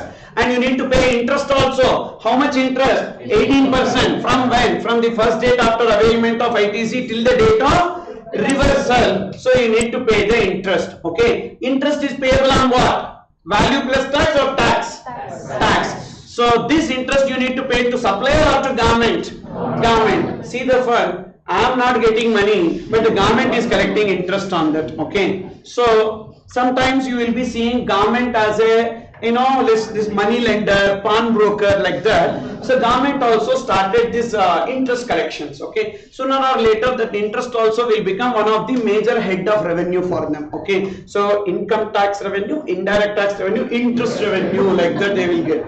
So what is this nonsense? I don't understand. If at all any interest, I should collect because they got their money. But even then you have to pay the interest. So what is that interest? Can you tell me? Section 16 interest. If the payment is not made by recipient to supplier within 180 days from the date of invoice, then so much of the ITC availed by the recipient should be reversed along with interest at the rate of 18% per annum. Okay. And interest should be computed from when? From the date of availment. That is first date after availment of ITC. What is the date of availment of ITC? Whenever you file the 3B to take the credit, that is the date of availment of ITC. From that date, next date, until the date of reversal. When you will reverse after 180 days, you will do the reversal. And how department will come to know whether you have made the payment to me within 180 days or not? So department will not know all these things. So you need to do this as a voluntary exercise. Okay, then I will not do. So then department will identify. When department identifies, they will be levying penalty under 122 subsection 1. Pay that. You understood or not? So why, sir, I need to pay ITC default? You understood? ITC default is one of the offence that attracts penalty under 122 subsection 1. So required penalty? No. So voluntarily you do. Or better you pay me within 180 days. So it is like indirectly putting a pressure on the recipient to make payment within 180 days. What if you have paid 60% within 180 days and 40% you did not pay within 180 days? How much component you need to reverse? Only 40% component you need to reverse. Only 40% component you need to reverse. You understood or not? You don't have to reverse the 60% component, 40% component of ITC you need to reverse. And what if the credit period that I offered to you is more than 180 days? Irrelevant. 180 days only. Whatever GST law says, you listen to that. You don't bring any new provisions, okay? So 180 days. If you give credit period 1 year also, irrelevant. 180 days you should have made the payment to me. You understood? Now, after 180 days, you made the payment to me, but you reversed the ITC, along with interest also you paid. Now you gave me money after 180 days. Now in this case, what you can do, whatever ITC you reverse, that you can avail as ITC. Interest, Govinda, it will not be there. So then interest you will not get, no. Means in this entire process, what is the loss? Interest is the loss. You understood or not?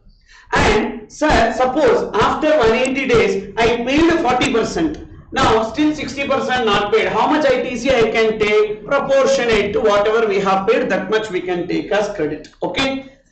When there is a transaction without supply, will this 180 days condition will, like, without consideration? When there is a transaction supply without consideration, 716. So section 7 deals with meaning of supply. In that subsection 1 inclusions, in that clause C, supply without consideration. So in that case, there is no consideration from where 180 days the payment can be made. So that's why this 180 days is not applicable in that case. 7(1)(c), this 180 days point is not applicable. And then we have 9 subsection 3, reverse charge mechanism. Whenever the GST is payable under RCM also, this is not applicable. Okay. So why? Liability to pay GST is on recipient only. So therefore, whenever you want to pay to government, you pay that. So supplier, don't consider, forget about that idiot. So we don't have to bother about that supplier. Why? In case of FCM, supplier is important because supplier is liable to pay GST to government. In case of RCM, recipient only, you enjoy, darling, you enjoy ITC. Even if you are not making payment to supplier also, don't bother about that, because we never bother about supplier. Supplier is not important for us because liability to pay GST is on whom? Recipient. Okay. So then, in case of payment made to some other person on behalf of the supplier, payment made to some other person on behalf of the supplier, section 15 subsection 2 clause B, any amount that the supplier is liable to pay but which is paid by the recipient should be included in the value on which GST is payable, and you can take as credit. You did not pay to the supplier, you paid to some other person. Even then you can take the credit. 180 days condition not applicable. Got it? So that is this 180 days point, section 16, and related to this 16, that 180 days I gave in input tax credit. So you can give the page number reference if you want. So that is page number 55.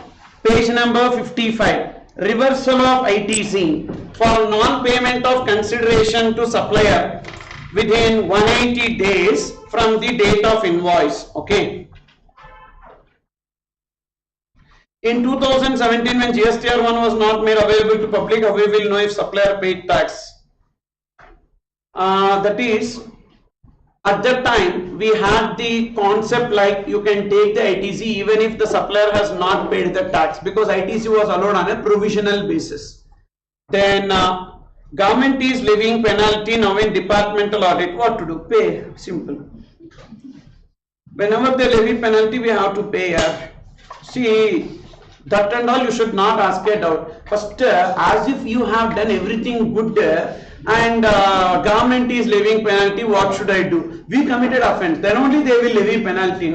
So never be supporting the client and all. If we committed an offense, let him pay penalty. So what is our problem for that? Okay. So our role is what? So ensure that we collect the penalty and give it to the government. Simple. Okay. So he did not pay penalty. All these things we don't have to bother. He made a mistake. So he need to pay that. You understood or not? Then reversal of ITC. This is the place where I gave all the information. If recipient has not made payment, value plus tax to the supplier within 180 days from the date of invoice, so much of the ITC available by the recipient along with interest per annum from the first date after the availment of ITC. What is the meaning of first date after availment of ITC? Availment of ITC in 3B, filing 3B, filing GSTR 3B. And what is reversal of ITC? Same. Reversal also we do in 3B.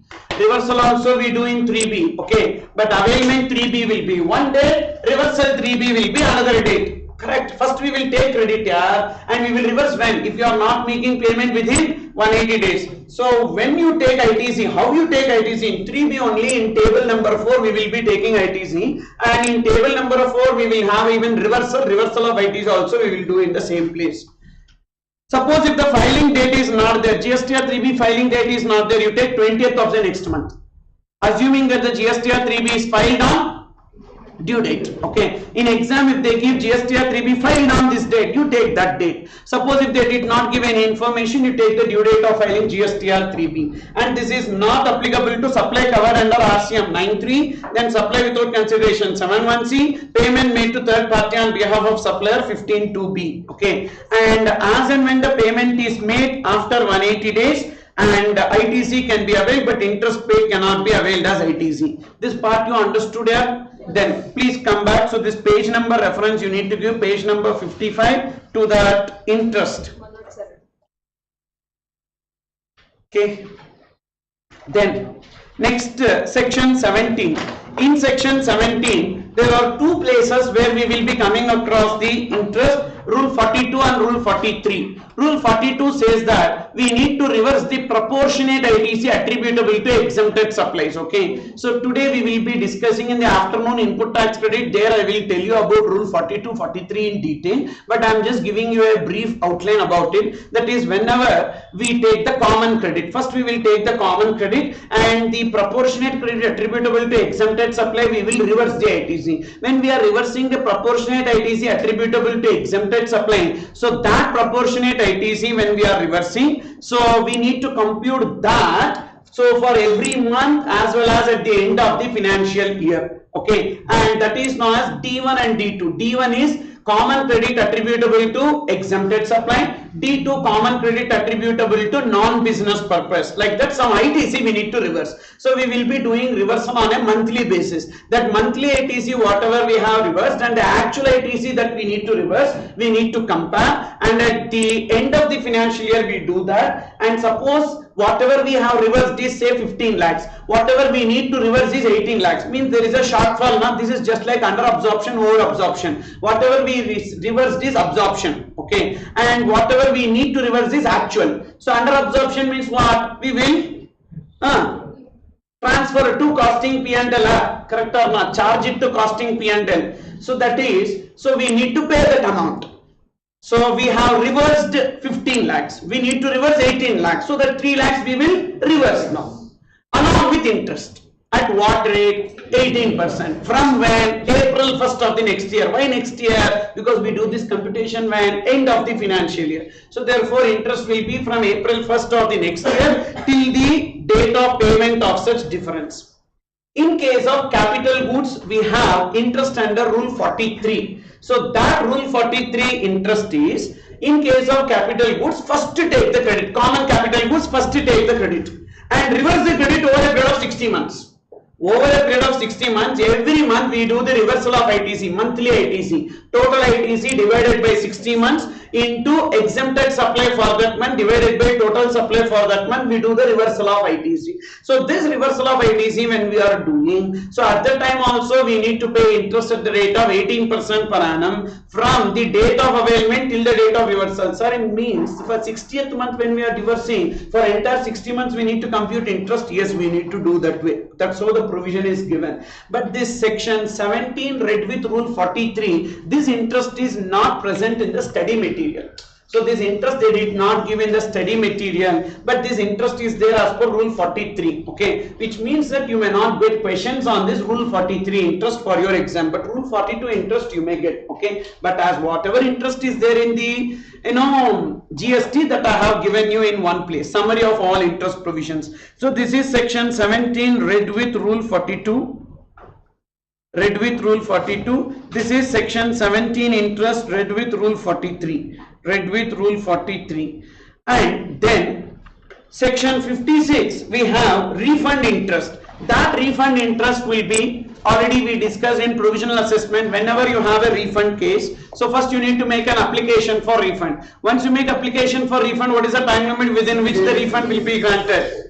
60 days. Suppose if the refund is not granted within 60 days, then from 61st day till the time they actually pay you the refund, interest will be payable at the rate of 6% per annum. But this 6% per annum will be 9% per annum if the refund is arising on account of adjudication order or appellate order. You can see there. So if the refund is arising on account of adjudication order or appellate order, suppose if you have wrongly paid the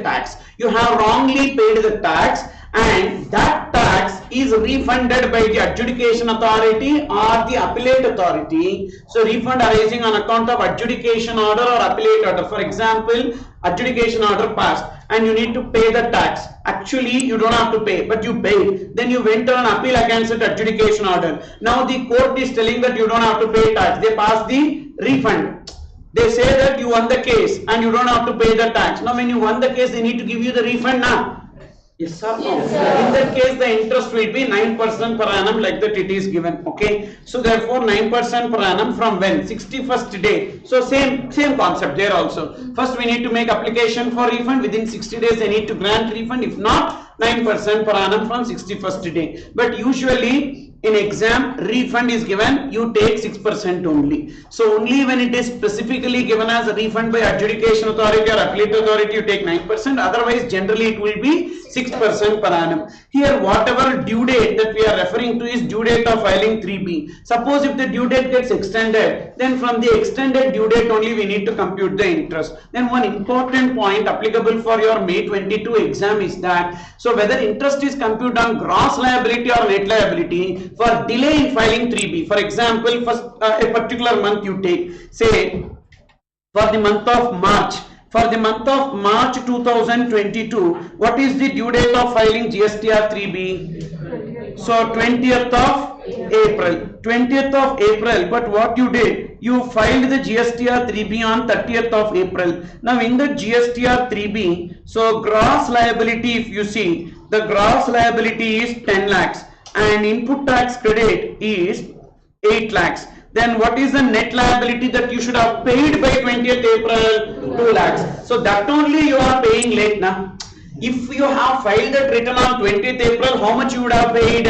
2 lakhs. Why 2 lakhs you would have paid? Even the gross liability is 10 lakhs, your input tax credit is 8 lakhs, so you should have paid 2 lakhs and you will pay 2 lakhs only. So what you have not paid on 20th April is 2 lakhs. So therefore interest will be computed only on 2 lakhs, because previously we used to compute interest on the gross liability. So now we need to pay interest only on the net liability, because this is a retrospective amendment with effect from 1/1/2017. Sorry, 1/7/2017. So this provision is applicable retrospective with effect from 1/7/2017, from the date of implementation of GST. Suppose, sir, for that period we have paid interest on gross liability, will we get the refund of that? Yes, we will get the refund, because it is given officially as a retrospective amendment with effect from 1/7/2017. So whatever is the wrongly paid interest, we can get the refund of that. So definitely there is a possibility of testing this point. Okay, that is about the retrospective amendment.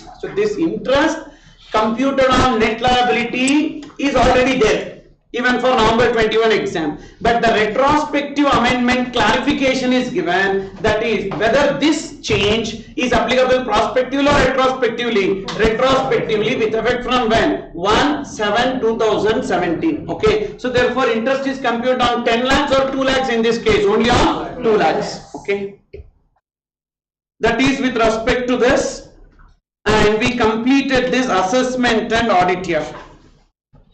Assessment and audit we completed. Okay, now looking to appeals. Looking to appeals under GST,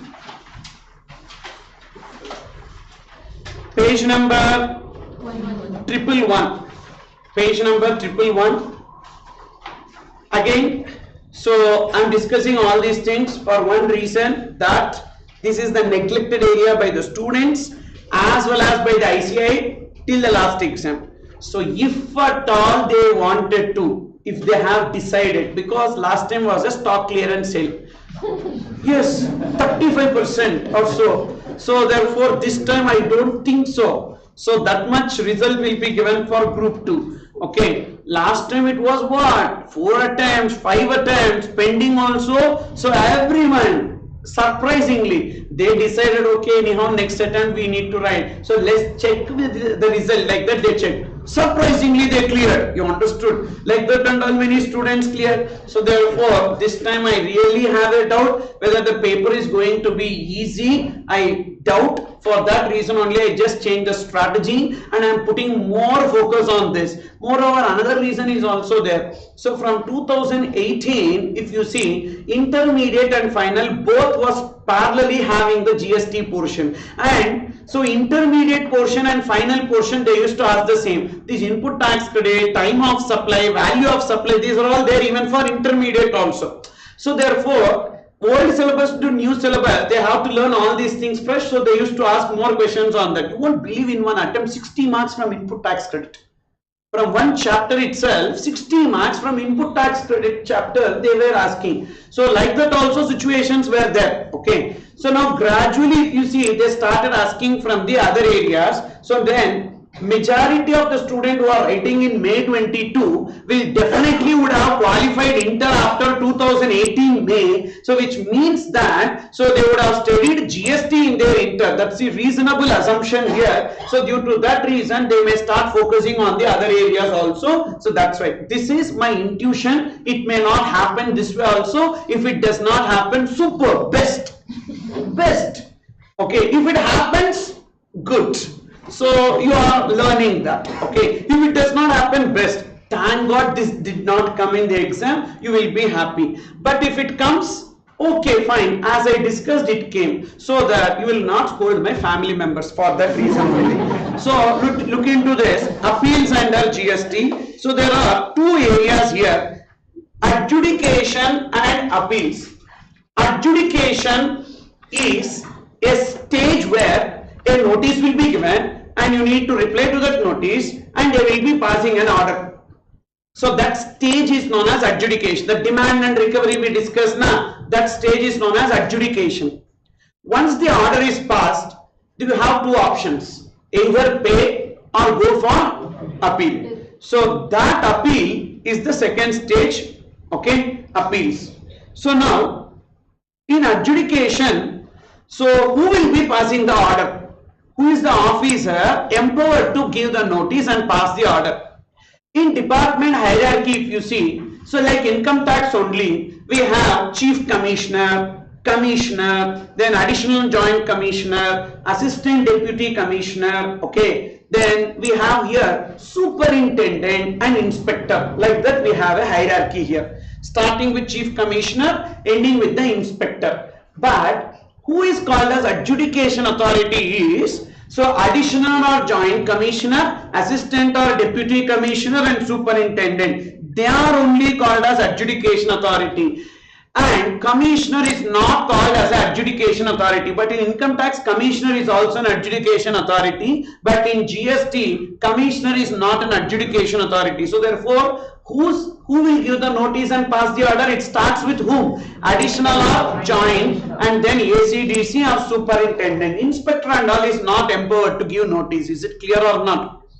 Now even there is one authority called as anti-profiteering authority. Who is this anti-profiteering authority? That is, so whenever you are not passing on the benefit of reduced tax rate, okay, whenever you are not passing on the benefit of reduced tax rate to the next person, so then you are retaining the benefit by increasing your profit, so then it is known as profiteering. For example, you take masala dosa 70 rupees, add 18%, so how much it came to? 70 rupees plus 18%. 18% of 70 is what here? 12.6. So 82.6 rupees is the price of the masala dosa. And now the rate of GST has been reduced to 5%. Even then you are keeping the masala dosa rate as 82.6 only. But what you are doing is that this price before GST you are increasing. Okay. So now 82.6 into 5 by 105 you do. 82.6 into 5 by 105. 3.93. 82.6 minus 3.93. What is the difference? 78.6. So extra 8.60. 8 rupees 60 paise. So this 8 rupees 60 paise profit is earned. Actually this we should have passed on to the consumer. But what we did, how he was ready to pay 82.6 for eating masala dosa. Even if we reduce it also, let him pay. What is our problem? So therefore we retained the same price, but the tax amount got reduced. So our profit has increased. This is known as profiteering. So in case of this profiteering, there is an anti-profiteering authority. That anti-profiteering authority will be passing an order. So to pay this 8.6 rupees what we got as a profit, so we need to pay to the government. The government will be, that is anti-profiteering authority, they will be giving it to the recipient. If the recipient is not identifiable, that will be sent to the consumer welfare fund. 99% recipient is not identifiable, so therefore it will be sent to the consumer welfare fund. Whatever money that is there in the consumer welfare fund, will be used for the consumer welfare activities, including the creation of awareness about GST. Okay, so Mitron, pay GST on time. So this ad expense also will be taken from consumer welfare fund. Understood or not? So Nirmala Chechi photo and all will be there, Prime Minister photo and all will be there, lot of advertisement they give about GST. All these expenses are taken from the consumer welfare fund because creation of awareness about GST, So that is anti-profiteering order. Okay, so this anti-profiteering order is also equivalent to adjudication order, like how 73 order, 74 order, best judgment assessment order, summary assessment order, we had equivalent to that anti-profiteering order. Now on that order, what we will do, we will go for appeal. We will go for appeal against this order. So if you are not satisfied with the order, you should get a redressal mechanism now. So that is known as appeal order. So when you go for appellate authority against the order of the adjudication, so this order of the adjudication authority, the first appeal is where commissioner appeals or additional commissioner appeals. That is the lower level. The lower level, the first appellate authority is commissioner appeals or additional commissioner appeals. In income tax you have commissioner appeals. In GST we have commissioner appeals as well as additional commissioner appeals. What is the next level in income tax? IDT. Here it is GST-AT, GST Appellate Tribunal, and thereafter High Court and thereafter Supreme Court, just like income tax only, correct or not?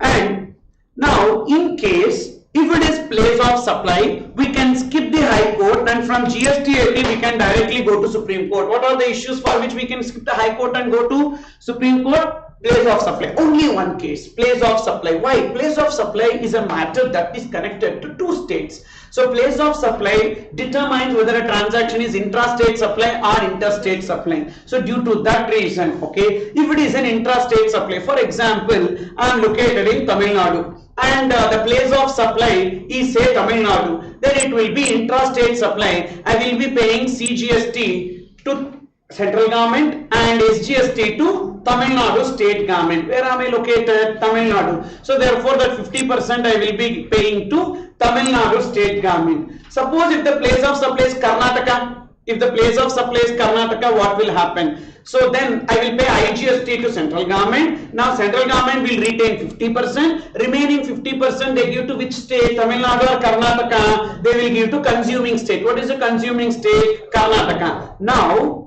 this place of supply changes the state revenue. If it is Tamil Nadu, the 50% will go to Tamil Nadu. If it is Karnataka, the 50% will go to Karnataka. Hope you understood or not. Again I am repeating, listen carefully. If it is an intrastate supply, I need to pay CGST, SGST. CGST I need to pay to central government and 50% I need to pay to which state? Tamil Nadu. Then this revenue will go to whom? Tamil Nadu. And if it is interstate supply, what is the GST that is involved? IGST. So this IGST I will pay to whom? Central government. So that central government will retain 50% and remaining 50% they should give to which state? Consuming state. What is the consuming state? Karnataka, because the place of supply Karnataka. Now there is a dispute as to whether the place of supply is Tamil Nadu or Karnataka. This High Court will not interfere because enough of problems we have between Tamil Nadu and Karnataka. So therefore High Court will never interfere. So that definitely Supreme Court only. You understood or not? Therefore High Court will not, because High Court means again next Tamil Nadu High Court will give an order, then Karnataka High Court will give another order, then again we have to fight. You understood or not? So therefore Supreme Court, directly appeal will be made to Supreme Court. You understood, pa? Yes. By the way, I am nowhere belong to Tamil Nadu, nowhere belong to Karnataka. Okay, so I have been brought up in Andhra Pradesh, born and brought up in Andhra Pradesh border. Okay, so from Tamil Nadu to Karnataka, in the way when you are coming by train, Kuppam like that one Andhra Pradesh is there. Only one place in Andhra Pradesh. I belong to that, this side Karnataka, this side Tamil Nadu. You understood or not? So therefore, for me no problem. And no, that dispute is already there now, that's why I am just telling you this. So therefore High Court will not interfere, Supreme Court only. And in GST-AT again there are two, that is national bench or regional bench, state or area bench. If the issue is related to place of supply, this will go to regional or national bench. So that is in GST 80 again two benches are there here. National or regional bench, that is one bench, and state or area bench, that is another bench. Suppose if the issue is pertaining to place of supply, I need to go and knock which door? State or area bench or regional bench or national bench? Regional bench or national bench. And from there directly it will go to Supreme Court. Suppose if the issue is other than place of supply, which door I need to knock? State or area bench. From there it will go to High Court and then it will go to Supreme Court. That's what I have given here. GST 80 is divided into two benches. National or regional bench to hear place of supply issues and state or area bench to hear the other issues. Okay. Then for the matters relating to place of supply after GST 80, further appeal lies with Supreme Court. Now we are going to discuss the provisions related to this. So far what we have seen is the process, how the appeal will travel. And now first appeal, we have certain provisions. What is that? When you will go for first appeal, against whose order? Against whose order you will go for first appeal? Against the order of the adjudication authority. Okay. In that adjudication authority, can you tell me what is the adjudication authority hierarchy? Additional or joint commissioner. Then below this, assistant commissioner or deputy commissioner. Below that, superintendent. Okay. So now this is adjudication authority. Can you tell me the appellate authority? Appellate authority, commissioner appeals, that is first appeal authority. First appeal authority, commissioner appeals. Then additional joint commissioner. First appellate authority. First appellate authority I am asking, lower level. Okay, additional joint commissioner appeals, because what we are discussing is the first appeal. Okay, so now definitely when additional or joint commissioner passes the adjudication order, we will not go to additional joint commissioner appeals, because these two people are in the same line, same hierarchy. How you can go? Bureaucrats, lot of ego problem, correct or not? So therefore from here to next level commissioner only. Then below the rank of this will go to additional or joint commissioner. So if the adjudication authority is additional or joint commissioner, first appeal will be with commissioner appeals.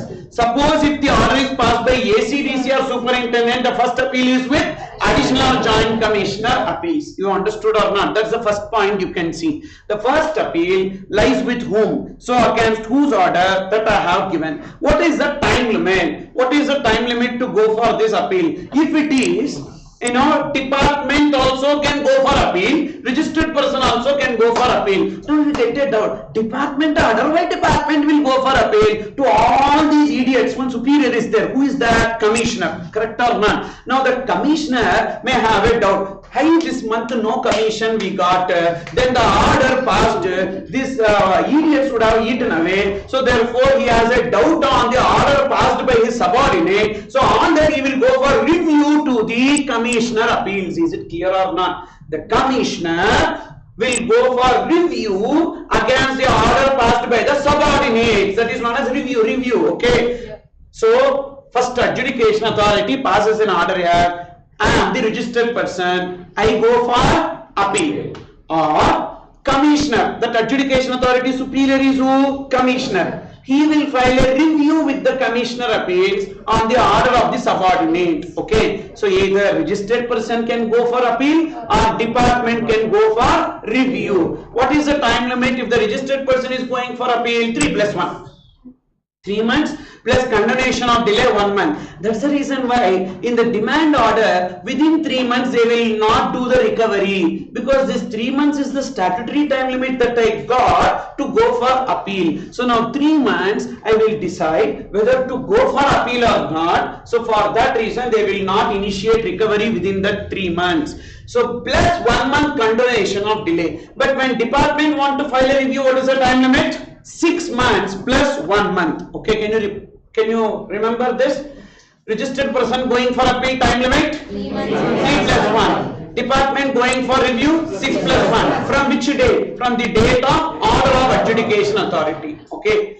Then pre-deposit. Pre-deposit means whenever we go for appeal, so some amount we need to pay as pre-deposit.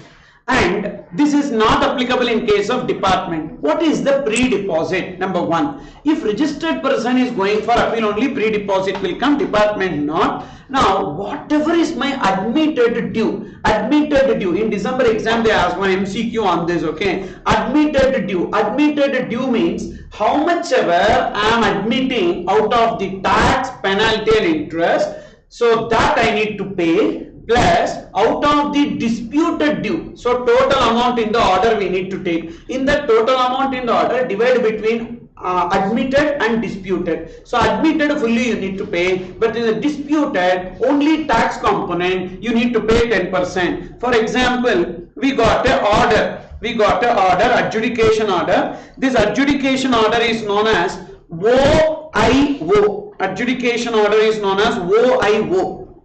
Order in original. OIO, order in original, are also known as adjudication order or demand order.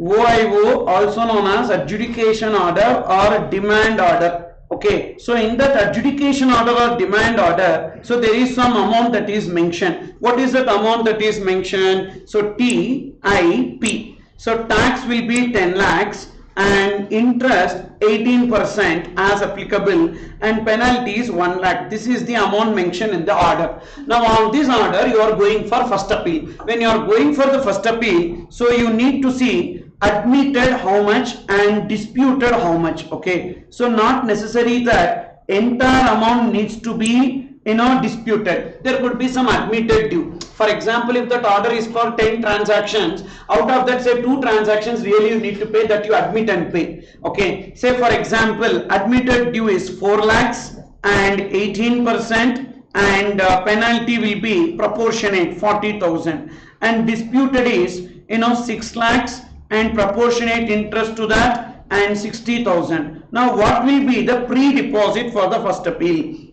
The pre-deposit for the first appeal will be 100% of the admitted due, then disputed tax alone is there na, in the 10%, disputed tax 10%, which means how much we need to pay as pre-deposit. How much we need to pay as pre-deposit for the first appeal?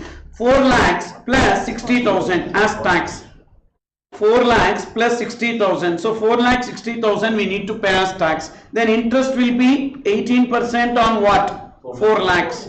And penalty will be what? 40,000. 100% of the disputed, so 100% of the admitted due, not tax, admitted due, plus 10% of the disputed tax. 10% of the disputed tax I need to pay. Okay, so this is what I need to pay as the pre-deposit. What is the extra amount that I am paying actually here? 60,000. How 60,000? Disputed tax how much, darling? 6 lakhs. 6 lakhs into 10%, 60,000. So I need to pay 60,000 only extra. Admitted anyhow I have to pay na. So that I am paying. So what is that extra I am paying? The 10% of the disputed tax. Okay. But this 10% of the disputed tax subject to maximum 25 crores, means that's the maximum. Okay, for example, if this is somewhere 600 crores disputed, 600 crores into 10% is what? 60 crores. But how much maximum? 25 crores only I need to pay. That's too much, so that much of demand will not be there. But so 25 crores is the maximum amount. So can you tell me the provision once? How much is the pre-deposit in case of first appeal? 100% of the admitted due plus 10% of the disputed tax. That 10% is subject to 25 crores. This is under CGST. The same will be computed under SGST also. Then when you take tax, 100% of the admitted tax, you take which tax? CGST tax. 10% of disputed tax, which tax you will take? CGST tax. The same parallel computation you need to do under SGST also. Okay. Suppose if they are asking pre-deposit under IGST Act, accordingly you make. Okay. For example, if they are asking if this is under IGST Act, if this is under IGST Act, this tax is under IGST Act, interest is under IGST Act, penalty is under IGST Act, then what you need to do? You need to make two separate computations under CGST Act and under SGST Act. Under CGST Act, what is the What is the pre-deposit? 5 lakhs. 4 lakhs. 4 lakhs half 2 lakhs, tax, interest, penalty. So tax will be 2 lakhs plus 6 lakhs half 3 lakhs. So 2 lakh 30,000. 2 lakh 30,000 tax, interest 18% on 2 lakhs and penalty will be 20,000. And CGST also tax, interest, penalty. So 2 lakh 30,000 and interest will be 18% on 2 lakhs and penalty will be 20,000. So you need to do the computation separately and then sum this and pay it under IGST. Sir, why we need to do this? Both are same only. No, both are same, but the 25 crores point will have an impact. The 25 crores point will have an impact. I will tell you how. For example, you take 40 crores. You take 40 crores. Sorry, 400 crores. 400 crores is the disputed tax. Okay, 400 crores is the disputed tax. What you will do? This is IGST. This is IGST. What you will do? 400 crores into 10%. 40 crores or 25 crores, whichever is maximum. So 25 crores you will select as an option, but wrong. That is wrong because IGST 400 crores, divide it into 2. Divide it into 2. CGST 200 crores and SGST 200 crores. Then 200 crores into 10%, 20 crores. And 200 crores, but maximum 25. So 20 crores. Then pre-deposit 20 crores. Again, what is the pre-deposit here? So 20 crores. So therefore, what is the pre-deposit under IGST Act? 40 crores. You understood or not? So therefore, what we will have, one option we will have 25, another option we will have 40. We will think that 25 crores is the answer and we will answer, but actually it is 40 crores. Why? We need to do the computation separately for CGST, separately for SGST, and then see whatever is the pre-deposit and then add both, and that you will put under IGST Act. Is it clear or not? Yes, sir. Suppose if it is CGST 400 crores, then if it is CGST 400 crores, then what you will do? 25 crores is the answer because 400 crores into 10% subject to a maximum of 25 crores. So therefore 25 crores only will be taken as the answer. Is it clear? Yes. So therefore depending upon the question accordingly you need to change that. Okay. Then next, is there any fee for first appeal? No. Time limit for disposal of the appeal 1 year. 1 year, within 1 year, but this is not mandatory. That is given, that is they should have disposed of the appeal within 1 year. That is recommendatory in nature. Means what? The date when we make appeal to the first appeal, within 1 year they should dispose of that appeal. Then second appeal to whom? GST 80. That is GST Appellate Tribunal. Against whose order you will go for appeal? Against the order of the Commissioner Appeals. Okay, first appeal. Against first appeal you will go for the second appeal. That is Commissioner Appeals or Additional Commissioner Appeals. Extra we have one authority called as Revision Authority. We will complete this and then we will see who is that Revision Authority. Then what is the time limit? What is the time limit for the first appeal? 3 plus 1. What is the time limit here? So 3 plus 3. And if it is department, 6 plus 3. So there 3 plus 1, 6 plus 1. Here 3 plus 3, 6 plus 3 plus 3. The continuation of delay is for 3 months. And what is the pre-deposit here?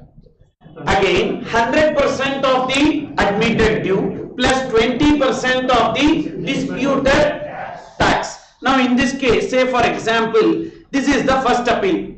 In this first appeal, we already paid.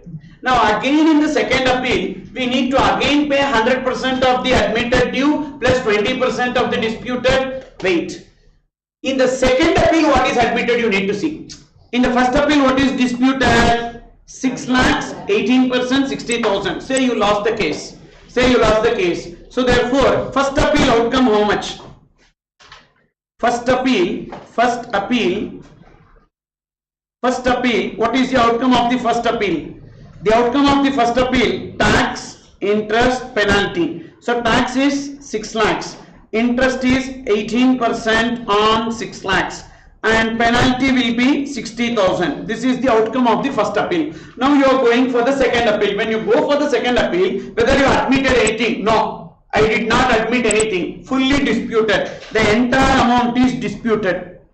The entire amount is disputed. Then what I need to do? So disputed also same. 6 lakhs and interest will be 18% on 6 lakhs and penalty is 60,000. Tell me what is the pre-deposit in second appeal.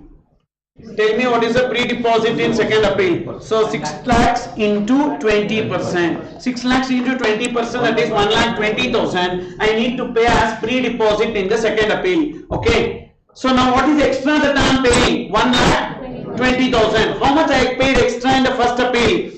60,000. First appeal I paid extra 60,000. In the second appeal I paid 1,20,000. I won the case. Now what will happen? In the second appeal I won the case. That 60,000 what I paid in the first appeal, this 1,20,000 what I paid in the second appeal as extra, I will get as a refund. You know what? The refund will be computed from the date when I pay till the date I get the refund. This is the only place where it is sensible.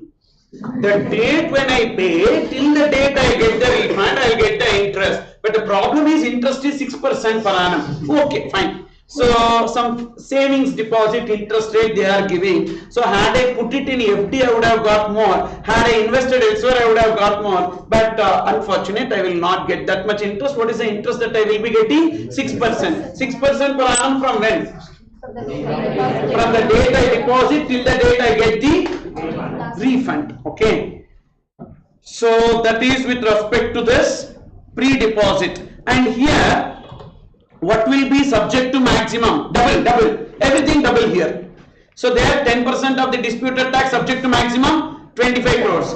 Here 20% of the disputed tax subject to maximum 50 crores. Okay, this is under CGST. Then when it is IGST, 50, 100 crores. You understood or not? Then next, fee. So in the case of first appeal there is no appeal fee. But in the case of second appeal there is an appeal fee. What is the appeal fee? 1,000 rupees for every 1 lakh or part thereof. Actually it is 1 lakh or part thereof subject to maximum 25,000. For example, disputed tax alone we will take. What is the amount in the dispute? Tax or ITC, etc. Suppose if the disputed tax is 6,30,000. 6,30,000. How much is the appeal fee for GST 18? 7,000. How 7,000? 6,30,000. For every 1 lakh it is 1,000. So therefore, for that part thereof also it will be 1,000. So therefore, 7,000 I need to pay as the appeal fee. This is for which appeal? First appeal or second appeal? Second appeal. Then the third appeal is to High Court. And High Court, when you will go against the order of GST 80. Which GST 80? State or area bench or regional or national bench or both? State or area bench. State or area bench. And what is the time limit to go for appeal? Within 180 days from the order of the GST 80. Pre-deposit, time limit, all these things as per CPC. Okay, that is Civil Procedure Code. Because High Court provisions cannot be determined under GST law. So High Court provisions are governed under Civil Procedure Code. So we need to refer to the Civil Procedure Code. That we don't have to learn. We are not law students. Okay, this law itself we are not able to learn. Then fourth appeal to Supreme Court.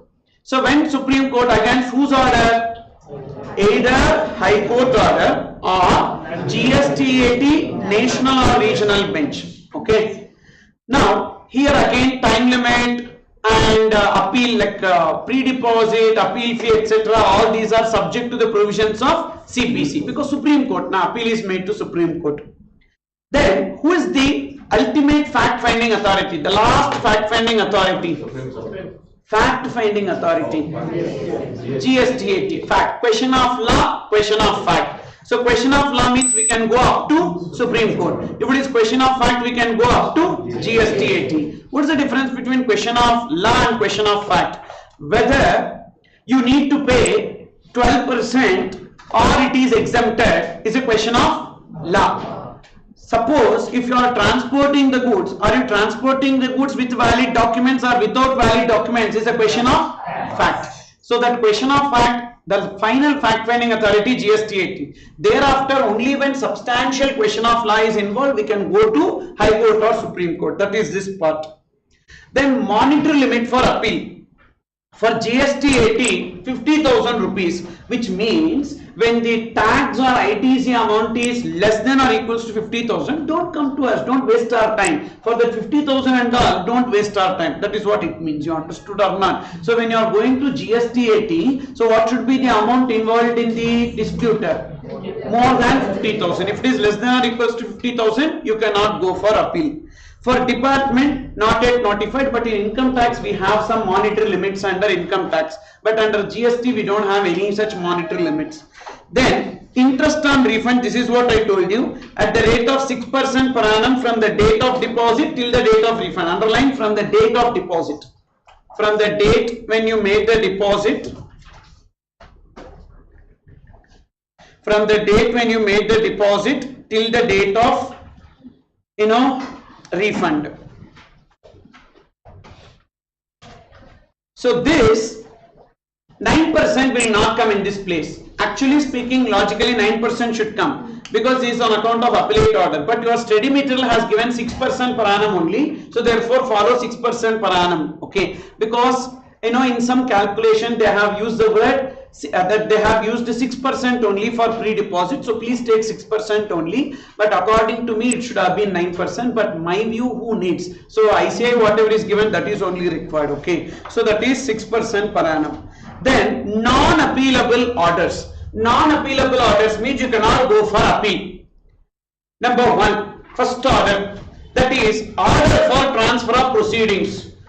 Suppose if your proceedings are transferred from one officer to another officer, you cannot say, I need that officer only. So therefore on that you cannot go for appeal. You understood? So then number two, seizure order. When they have seized your books or documents or goods, you cannot go for appeal against seizure order. Number three, imprisonment order. Because first of all, imprisonment order is passed by the court. So on that and all we cannot go for appeal in GST 80. And number four, order sanctioning payment of dues in installment. They are giving 12 months EMI. No, I need 24 months EMI. Like that you cannot go for appeal. You understood? So what are the four orders on which you cannot go for appeal? Order transfer of proceedings. Order transferring proceedings from one officer to another officer. Seizure order, imprisonment order. Order sanctioning prosecution means imprisonment order. In brackets write down imprisonment order. Order sanctioning prosecution means imprisonment order.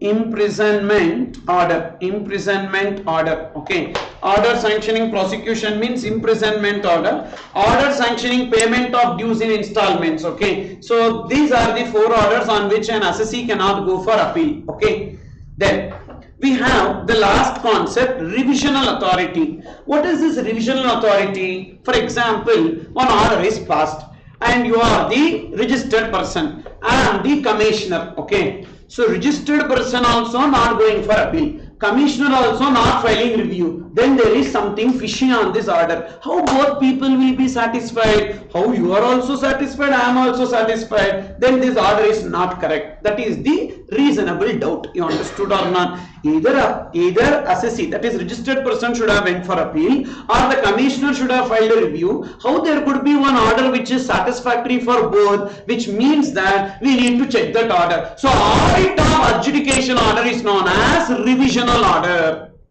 Audit of adjudication order, a whistleblower mechanism. So now suppose if the department has taken some bribe and if they passed an order which is beneficial to the registered person, then in that case there should be a third authority which will come into the picture and check whether the order passed is correct or not. So because previously we used to pay bribe and manage, but now we cannot again pay to the revision authority, not possible. So therefore revision authority is a third authority which will come into the picture and will take the adjudication order, and if they find that the order is erroneous, they will do the revision of that order. That is this revision authority, and this revision authority is just to do the revision of the adjudication orders but not appellate orders. Appellate order and all they cannot touch, that much power they don't have. So because appellate order is passed by the appellate authority, High Court, Supreme Court, that order and all they cannot touch.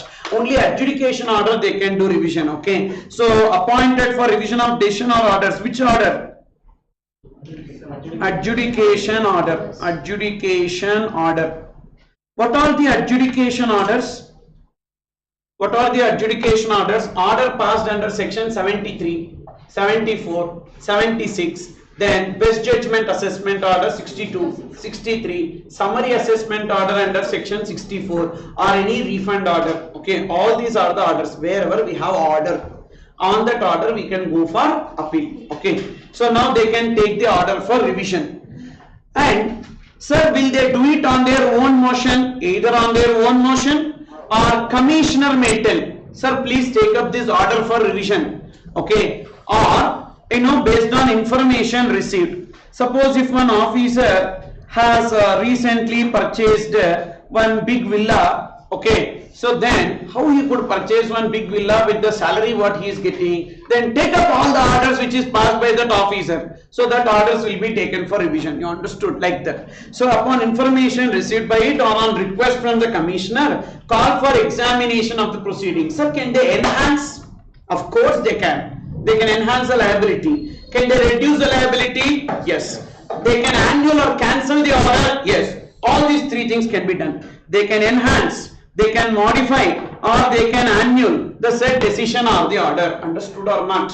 And when they will do this, if they consider that the order is illegal or improper or prejudicial to the interest of revenue, are not taken into account certain material facts. So these are the words you need to remember. So whenever revision authority is asked as a theory question, so revision authority will do the revision of the adjudication orders passed by the adjudication authority. So they take up the order for revision on their own motion or upon information received or based on the commissioner's request. And they will do the revision of the order if the order is prejudicial to the interest of the revenue, or if it is illegal or improper, or not considering certain material facts. And during the revision they can enhance, or they can modify, or they can annul the order. Is it clear or not?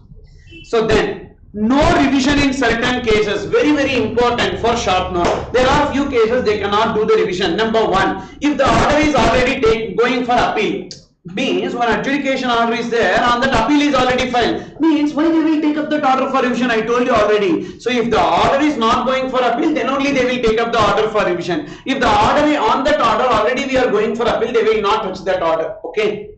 However, there are few points or few grounds on which we did not go for appeal. So those points the revision authority will take up for revision. For example, there are 4 transactions. Out of these 4 transactions, 3 transactions we are not happy. So therefore we went for appeal. Now on the 4th transaction we did not go for appeal. So now in that adjudication order, the revision authority will take up the 4th service or 4th transaction on which we did not go for appeal. See that first point. So suppose on that order if we go for appeal, revision authority will not touch that adjudication order. However, revision authority may pass any order on any point which has not been raised and decided in an appeal. Is it clear or not? Then number B, order has already been taken for revision, and see, order sought to be revised is a revision order. For example, what is the difference between this two I am trying to convey? First they take up the order for revision and they saw everything is perfect. Now they will set aside. Now another revision authority will not take this order for revision. Why? Because already I am one revision authority. I took the order and I saw that everything is correct. So I set aside this order. Again revision authority, another revision authority will not touch that. Okay. So I will put a stamp that I have taken it for revision and it is concluded or set aside based on merits. So another revision authority will not take up that. That is the second point. Order has already taken for revision. Now third point. I took the revision, I took the order for revision and I revised it. When I revised it, another revision authority cannot come and revise the same order. Understood? I took the order for revision, I revised it and already I passed the revision order. Once I pass the revision order, that revision order again revisional is not possible. So therefore one time revision only. Got it? That is the meaning. One time revision only. So order sought to be revised is a revisional order. Okay. So these are the cases where there is no revision. And on the revision order, I want to go for appeal. To whom I need to go? On the revision order, I need to go for appeal. To whom I need to go? Revision order. So I need to go for appeal to the second appeal, that is GST 80. That's what I gave here. On the revision authority order, I should go for appeal to GST 80. I need to go for appeal to GST 80 against the order of the revision authority.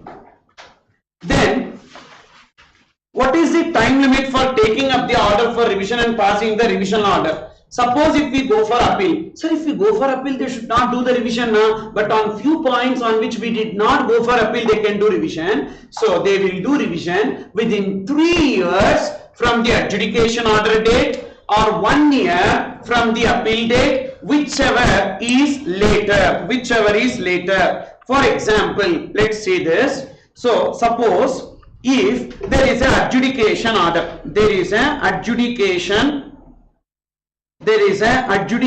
order, and in this adjudication order, so there are total 4 transactions. On these 4 transactions, with respect to 3 transactions, appeal filed,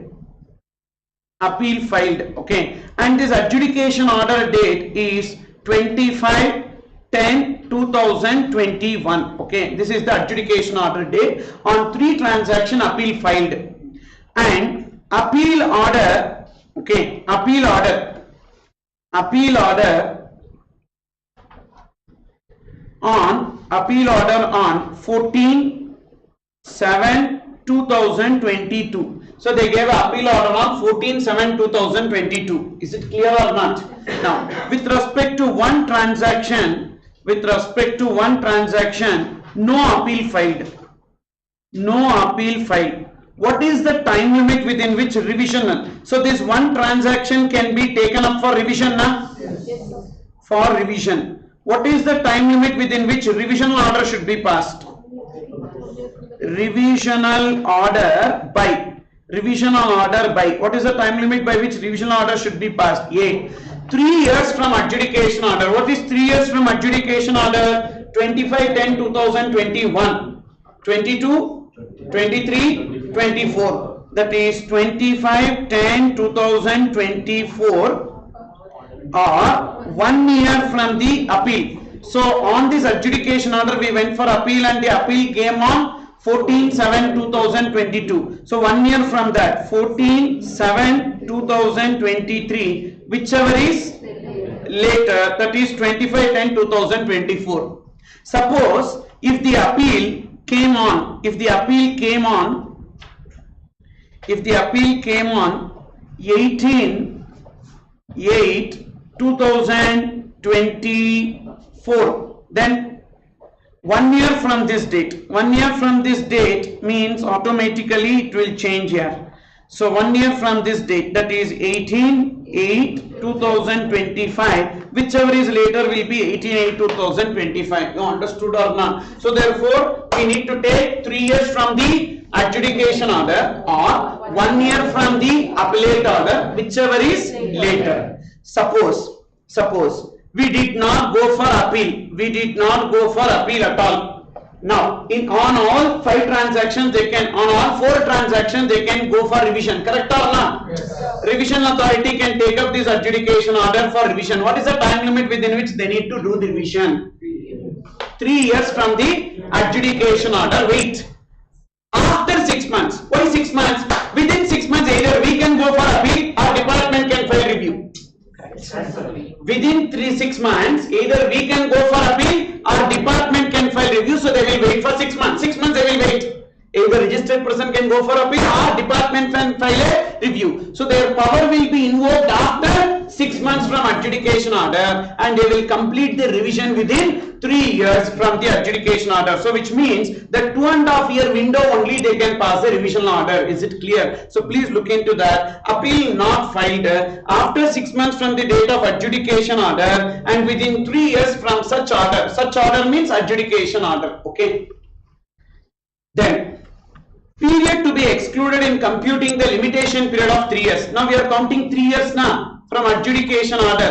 If there is any stay granted, you exclude that stay period. For example, for 6 months they granted stay. 6 months on this issue, you should not pass adjudication order. Then what will be the time limit within which we need to pass revision order? 3 years, 6 months. Because that 6 months is the cooling period, we can't do anything. So that 6 months we can't pass an order. So therefore that 6 months get added automatically. Got it? Suppose if the same issue Sir, but it is given as excluded while computing 3 years. That's what here. Excluded here means that 6 months we can't pass an order. So automatically that 6 months we need to take out. So while computing 3 years means what is the total 3-year period? What is the total period? 3 years, 6 months. So take out 6 months or 3 years. You understood or not? Then suppose on the same dispute already that is pending in some other appeal in the court. Dispute is same dispute is pending in some other appeal, then in that case till the time the appellate authority dispose of the appeal, say the same issue is pending in high court, so till the time high court dispose of that appeal, okay, so the time spent between tribunal to high court should be taken out. See the 2 points. When the issuance of revision order is stayed by the order of court or tribunal, the period of such stay shall be excluded in computing the period of limitation of 3 years.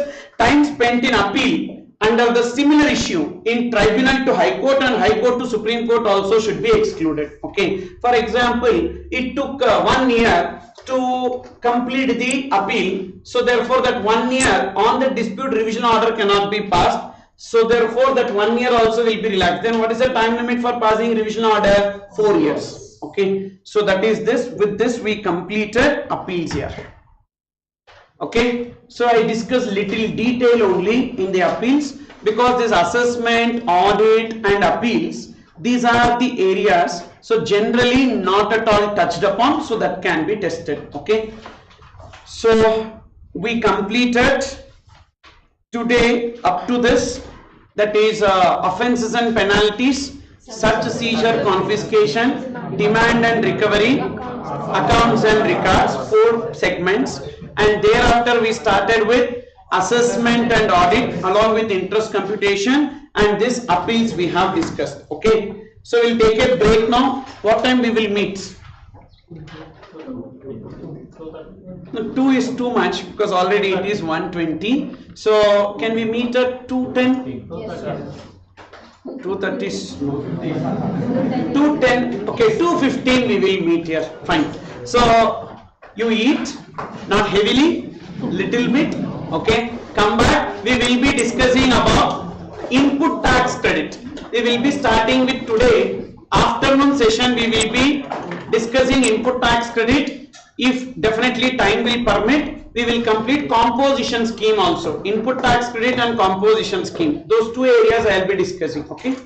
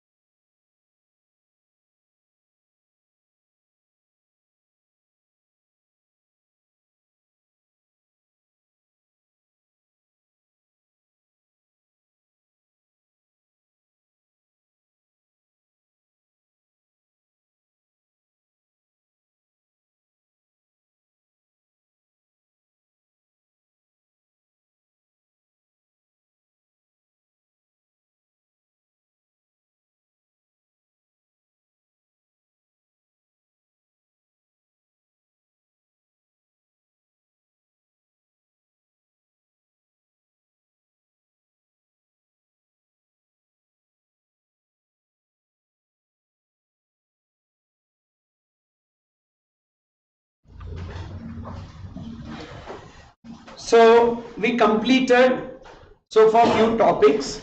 So now I am taking up input tax credit, which is a very important area, because standalone questions also they can ask for input tax credit, or else so a regular question that is involving computation also, this input tax credit can be given as a link. Okay, so now look into segment 6, page number 52. Input tax credit. The first thing that we are going to learn is how to take the input tax credit, because at present there is matching, only the match credit can be taken. Okay, so the first step is that we need to see what are all the invoices, purchase invoices, and how much GST is paid in that purchase invoices. This is known as the ITC availed in the books.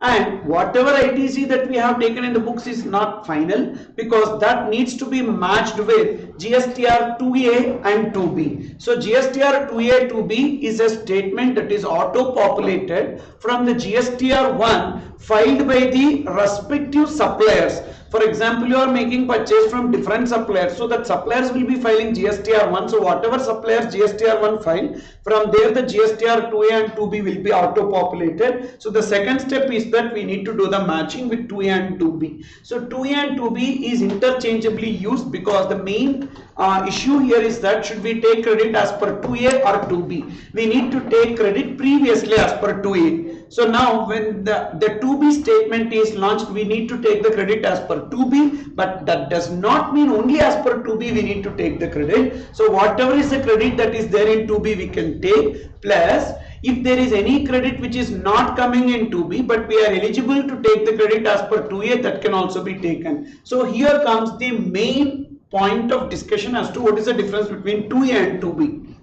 2A is a dynamic document. Whenever supplier updates his GSTR 1, the 2A data will be updating on a daily basis. Whereas 2B is a static document. Static document means, so whenever the supplier files their GSTR 1 by the due date, so those details only will be mentioned in GSTR 2B. For example, if a supplier files a GSTR 1 late, so the data will not be there in 2B, but the data will be there in GSTR 2A. Okay, and then suppose if supplier has not reported one invoice, and suppose if he reports at a later point of time, that details also will be there in 2A, that is amendments in the invoices, but that data will not be there in 2B. So 2B is literally a static document.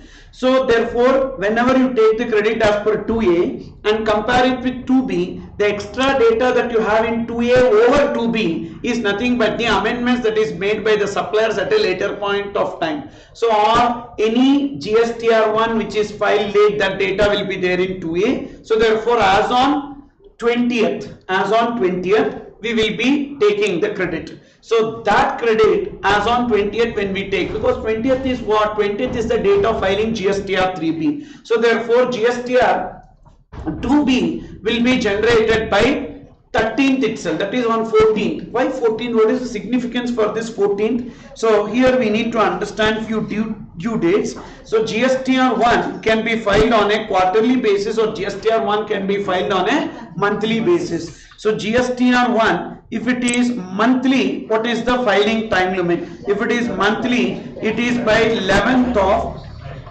next month. If it is GSTR 1 monthly, then it is 11th of next month. If it is GSTR 1 under QRMP, quarterly return monthly payment scheme, then it is 13th of month following quarter. 13th of month following every quarter.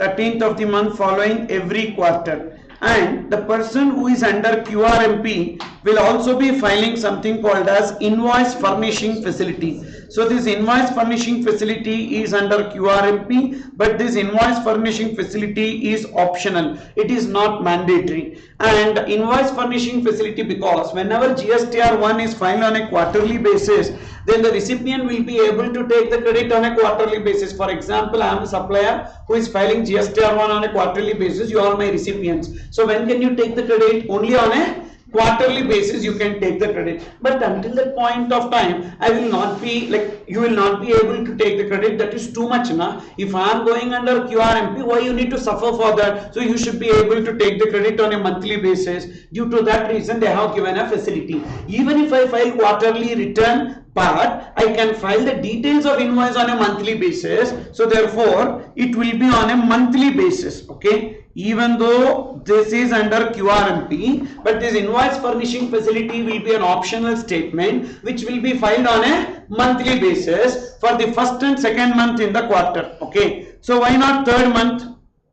Why not third month? So because in case of third month, anyhow all 3 months data we will put it in GSTR1 na. So due to that reason, just for the first month and second month in the quarter, so that IFF will be filed. So what is the time limit for that IFF? 13th of next month.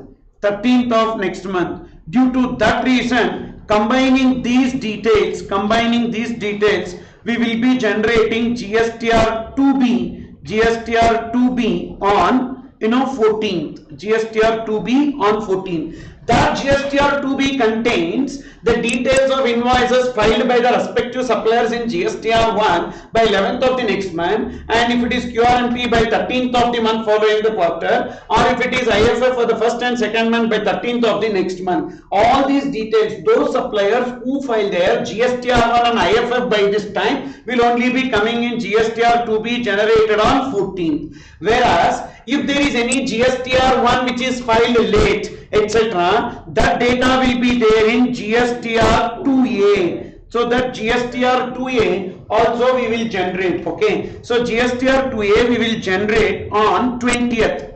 GSTR2A we will generate on 20th. What is the reason for this 20th? Because we will be having to file the GSTR3B by 20th, correct or not? So now we will take the GSTR2B which is generated on 14th plus whatever extra data that is there in GSTR2A. So this data together we will be availing it as ITC in GSTR3B. So that is known as matched ITC. So there is a actually no misconception that only 2B credit should be taken and 2A credit should not be taken. 2A credit is for information only. That is actually false, because if you see GST portal, so they have given one FAQ. Okay, clearly they have specified that FAQ in the GST portal that so if you see input tax credit, in that input tax credit, one second.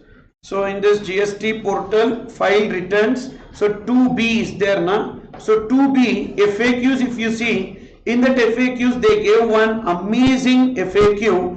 So whether taxpayer is eligible to take credit or ITC on all the supplies auto drafted from GSTR2B. Further they are telling eligible to avail credit based on ITC indicated in 2B as per availability of or eligibility of ITC. However, there may be other scenarios for which the input tax credit may not be available to the taxpayer and the same has not been generated by the system in 2B. So taxpayers are advised to self-assess and reverse or take such credit in their 3B, which means that 2B credit alone should be taken is wrong. So 2B credit you can take and make the adjustment. So we can make the adjustments as per 2A and we can take the credit. So therefore whether the credit will be taken only as per 2A? No, the credit will be taken as per both 2A as well as 2B. Okay, so now that is about step 2, matching. So first step we took the ITC in our books, that will be matched with 2A, 2B. Now this is known as matched credit. So now in that matched credit, how much credit we can take in 3B?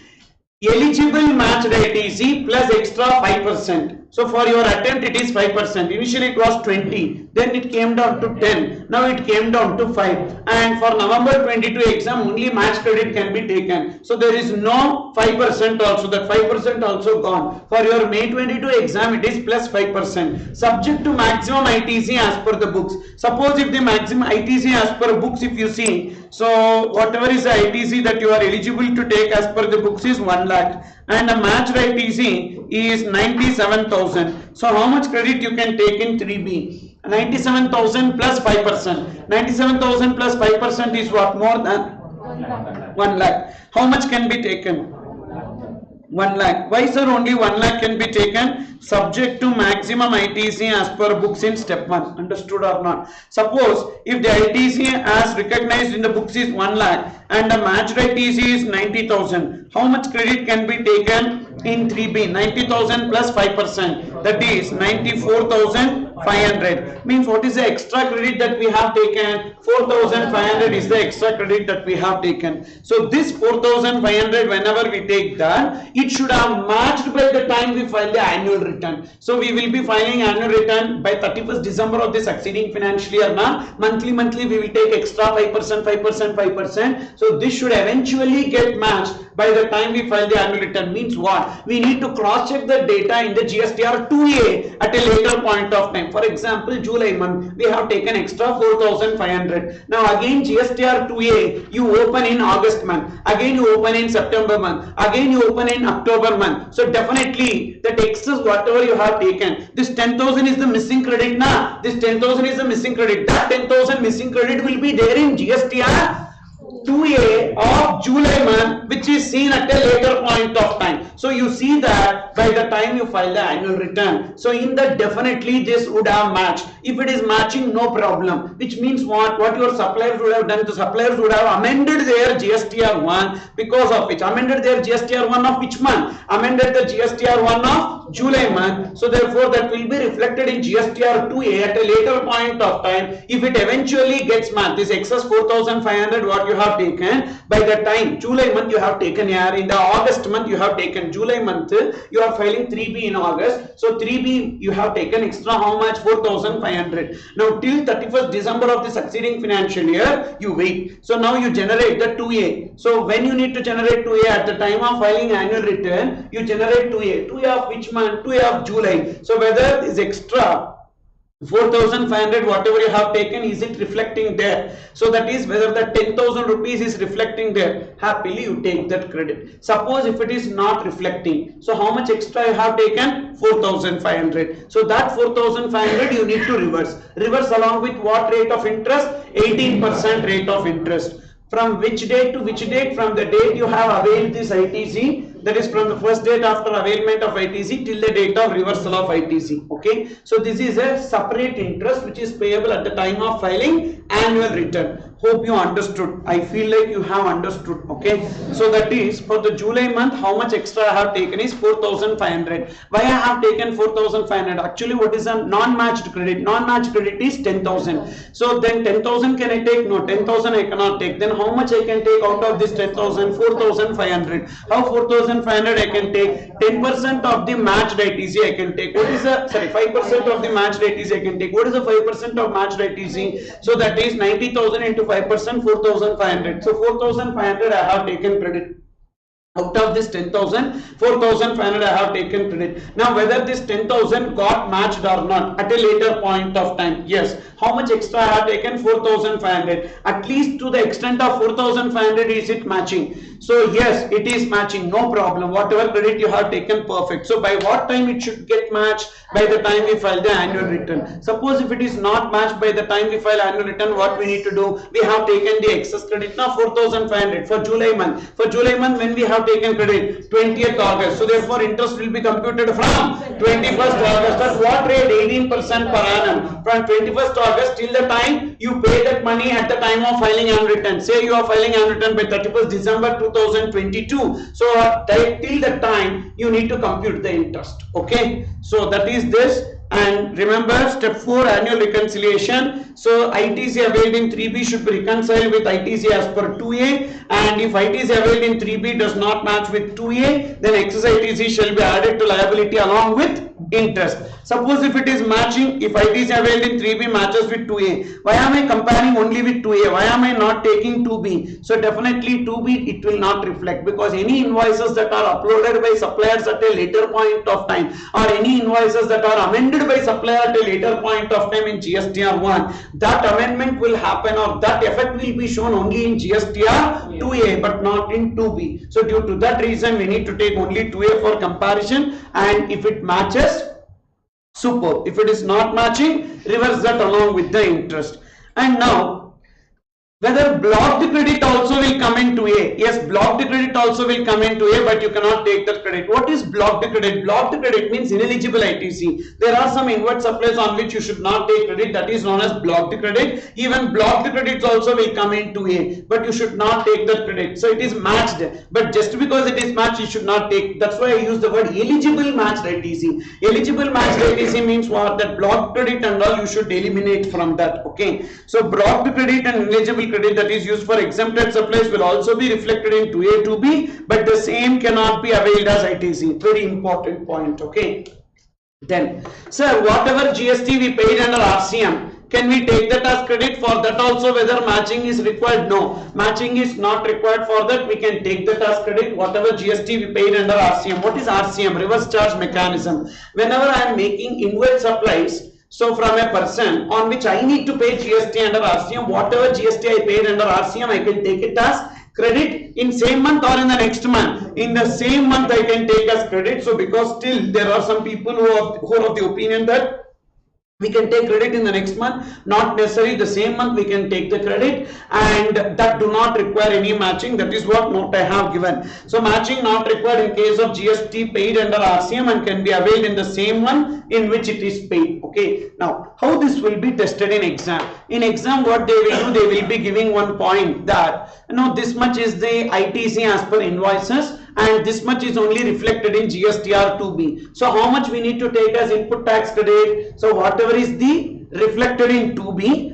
plus 5% subject to maximum ITC as per invoice. That formula alone you remember here, that will be the credit that we will take. Apart from that, nothing is tested in this in exam. Okay. So suppose if they want to test you onto the interest computation, again they can test. So they will be telling this much is the matched ITC as per 2A, this much is the ITC availed by that person, and at the time of filing annual return it is not matched, so reversed in the annual return. So now we need to compute the interest at the rate of 18% from the date when we have taken ITC the next date. So till the date of reversal we need to compute interest. These are the two types of questions that could be tested in the exam. Type 1 is what? So they will be giving matched ITC, they will be giving invoice as per ITC as per invoices. So how much ITC you can take? Matched ITC plus 5%. Subject to ITC as per invoices you can take. Suppose if there is another information, what is that another information that they will give? So that is interest computation. These are the two questions that can be asked on this. Okay. Then, so in this, you are already aware of what is GSTR 1, what is 2A, what is 2B. So look into that. GSTR 2A and 2B. So GSTR 2A, 2B both are based on GSTR 1, furnished by every supplier, and recipient can generate a statement of inward supplies in 2A auto populated from GSTR 1. How 2A is different from 2B? 2B is a static one. 2B is a static one. Okay. And it is like 2A only, but only thing it will remain static, fixed. Okay, that will not change. So whenever supplier adds one invoice or amends one invoice, it will be reflected in which place? Only in 2B, but not only in 2A, but not in 2B. Okay. Then 3B is a consolidated return. Whatever ITC that we are showing in GSTR 3B, that will go into our electronic credit ledger, and that balance in electronic credit ledger can be used for payment of our liabilities. So that's what I have given here. And annual return form is what? GSTR 9. So by the time we file GSTR 9, what is that we need to ensure with? Whatever excess credit that we are taking should be matched with 2A. Okay. What is the extra credit that we take every month? 5%, 5%, 5% we take now. That should have eventually matched. But this problem is not there with effect from 1/1/2022. So in practice this is not there. So because now only match credit can be taken, extra 1 rupee credit also they are not allowing. So therefore the question of matching it by the time of filing annual return is not there. Okay. Then next, GSTR 2A versus 2B, you mark as important for sharp note, that can be tested. So 2A is a dynamic document, whereas 2B is a static document and do not change based on the future actions of supplier. Source of 2A. 2A will be taking data from GSTR 1, 5, 6, 7, 8, whereas 2B is from 1, 5, 6 ICE gate. So that is, what is this? 7 and 8. 7 and 8 is TDS TCS. So TDS TCS information will be there in GSTR 2A, but TDS TCS information will not be there in GSTR 2B. Okay, that is the only difference. Then 2A do not contain IGST on import, but 2B contains the data obtained from custom server, but at present it contains both. So this is for your exam. This is only for your exam, but at present if you see, both 2A as well as 2B contains the import data. Now they have enabled that functionality. So in 2A also import data is there, 2B also import data is there, but for your exam you just remember that 2A do not contain the import data and 2B contains the import data. Okay, these are the three differences that we have between GSTR 2A and 2B. What are the three differences? Number one, 2A is dynamic, 2B is static, which means it changes based on the GSTR1 amendment by the supplier. Which one? 2A. It do not change based on the GSTR1 amended by the supplier, that is 2B. And next, second point, what is the second difference that you will take? TDS TCS. TDS TCS information will not be there in 2B, but it will be there in 2A. Third difference, import data. But now at present, import data is there in both. So therefore the third point is meaningless. Okay. Then manner of utilization of credit. So the first part what we have seen so far is how to take the credit in GSTR 3B. So this is just one adjustment only. On this standalone question and all will not come. This is just an adjustment which you need to keep in mind. And now the next adjustment is manner of utilization of credit. What is this manner of utilization of credit? Whenever I have some input tax credit, so what is the way in which I need to utilize the credit? First of all, what is input tax credit? The GST paid on inward supply is known as input tax credit. What I can do with that input tax credit? I can adjust with the GST payable on outward supply. On my inward supply, what are the various taxes that I will be paying? Come on. What are the various taxes that I will be paying on my inward supply? So CGST paid, CGST paid, then SGST paid, then SGST paid, or UTGST paid, or IGST paid, and compensation cess paid. Compensation cess paid. This is on my inward supply. This is on my inward supply. On my outward supply, CGST payable and SGST payable, then UTGST payable, UTGST payable, and IGST payable. Okay, so for the time being I will remove compensation cess. I'll remove compensation cess. Let's see this 4. Can I use CGST credit for payment of CGST payable? Yes. Can I use it for payment of SGST payable, UTGST payable, IGST payable? SGST, can I use it for CGST payable, SGST payable, UTGST payable, but IGST payable? Yes. UTGST paid cannot be used for payment of CGST, SGST, but can be used for payment of UTGST, and IGST can be used for payment of all. So which means, what is that we can signify from the last column? From the last column we can signify that there is no restriction with respect to IGST, means IGST credit can be utilized for payment of any GST liability, and any GST credit can also be used for payment of IGST liability. And with respect to the other 3, so respective credit can be used for payment of respective liability, correct or not? But cross utilization is not possible. This is the principle number 1 that you need to remember. What is the principle number 1 you need to remember? There is no restriction in case of IGST, which means IGST credit can be utilized for payment of any GST liability, and any GST credit can be utilized for payment of IGST liability. And with respect to the other 3, what is the other 3? CGST, SGST, and UTGST, respective credit can be used for payment of respective liability. Okay, and then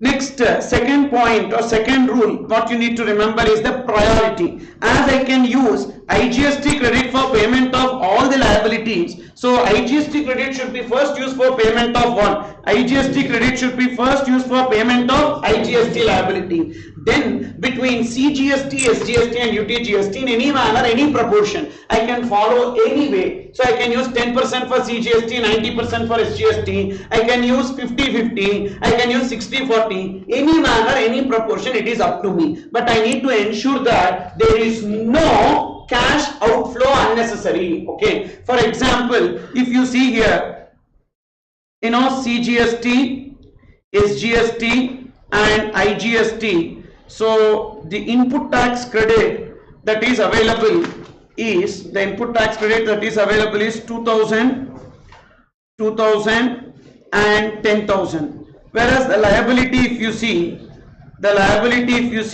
5,000, 5,000 and 5,000. So therefore, first what we will do, first we will use the IGST credit. So before touching CGST, SGST credit, the credit of IGST should be exhausted. That is rule 3. Please see. The principle 3 says that before touching CGST, SGST credit, the credit of IGST should be exhausted. So therefore, what is the credit of IGST that we have? 10,000. First we should use it for payment of what? IGST liability. Now still how much I have? 5,000. Now be careful. That 5,000, don't spend more than 3,000 for CGST. Why not more than 3,000 for CGST? If you spend say 5,000 for CGST, what will happen? It so happens that there will be minus CGST and SGST credit utilized.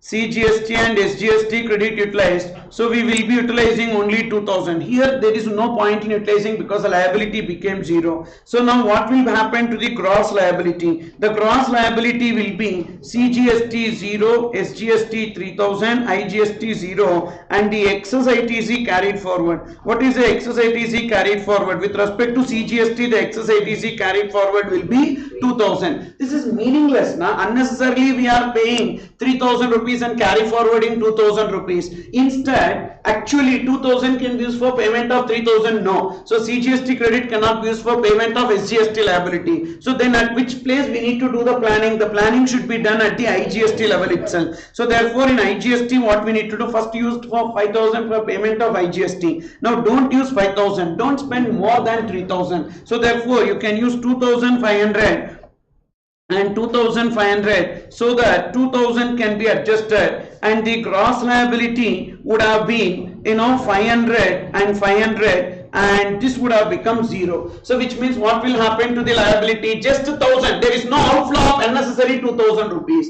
So this is the planning that you need to do. So what is the point that you need to keep in mind? You need to ensure that, listen, don't sleep. Full coverage you had. Don't sleep. So we should ensure that, so whatever is the excess credit that we are having, so out of IGST, so don't spend more than 2,000, that is more than the CGST, SGST credit available. Don't spend the IGST credit for CGST, SGST liability more than the CGST, SGST credit available. IGST credit excess we have. Don't spend more than CGST, SGST credit available, which means how much of excess IGST I should use for payment of CGST, SGST? Not more than 3,000. Why? Already there is a credit of CGST, SGST. This point just you keep in mind and you go for the exam. This is the tax planning that we need to do. Okay. So therefore, whenever you are using IGST credit for payment of CGST, SGST, you need to ensure that there is no unnecessary cash outflow. Okay. So that is what you need to keep in mind. Okay. Then next. So this is with respect to rule 2 or principle 2. So what is the principle number 1? We know. So that is there is no restriction in case of IGST and between CGST, SGST, UTGST respective credit used for payment of respective liability. Principle number 2, whenever I have IGST, first I need to use for payment of IGST. Then CGST, SGST in any manner, any proportion. What about the other 3 credits? First for payment of what? The respective credit. Then for payment of IGST. Then principle 3, before utilizing CGST, SGST credit, ensure that the credit of IGST is completely exhausted. That's what we did in this illustration. Then principle number 4, for payment of IGST liability, I have all the credits. So first which credit I need to use? IGST credit, then CGST credit, then SGST credit. What is the difference between principle number 2 first point and principle number 4? In principle number 2 first point, I have one credit, multiple liabilities. But in principle number 4, I have one liability and multiple credits. You understood or not? When I have one credit, multiple liability, first for payment of IGST, then between CGST, SGST or UTGST in any manner, any proportion. Whereas in principle number 4, I have multiple credits, only one liability. What is that one liability? IGST payable. First IGST credit, then second CGST credit, and third only SGST or UTGST credit. Okay. Then, so that is the note. You can see IGST credit after utilizing for payment of IGST liability can be used for payment of CGST, SGST or UTGST in any proportion. So multiple answers possible in the exam. My view is that depending upon the CGST and SGST liability, it should be apportioned. Okay. So that you keep in mind, depending upon the CGST, SGST liability apportion, so that you will get the correct answer. What is that I mean? I already gave you in an example. Okay. So then, so this is the manner of utilization. Again on this you will not get a separate question. So regular normal question computation, the last adjustment is this manner of utilization. That is, we will get the question number 1. In descriptive, the question number 1, a 14 marks question, will have compute the net GST payable. In that compute the net GST payable, will have outward supply details, will have inward supply details, and when we do the net GST payable, there we will apply this adjustment while arriving at the gross liability minus input tax credit. How the input tax credit will be utilized, we will do that. Okay. So this is just an adjustment, one adjustment in the question. Okay. Then finally, so we are moving on to the input tax credit now. So far what we have seen is the adjustments. Okay. So number 1 is related to the matching. Number 2 is related to manner of utilization of ITC. Okay. Now concentrate. Listen, very very important here. Don't sleep here. Okay. I gave you break for 1 hour for this reason only, that you should quickly complete your lunch and take a nap and come back, so that you will have energy to listen. Okay. So exam time is also this time, 2 o'clock. 2 o'clock if you are sleeping, how we are. Okay. So see this. Section 16, conditions for availment of ITC. Remember, if you are sleeping now, you will fail it. Okay. Okay. If I tell something, it will happen. Section 16, conditions for availment of ITC. Pour water. So like this. Take the water bottle and pour on your head. Do something or slap yourself. Don't sleep. Enough of sleeping. This many years we were sleeping. Okay. At least for this bloody 3 days you be awake, so that in exam we will clear. Got it? Listen.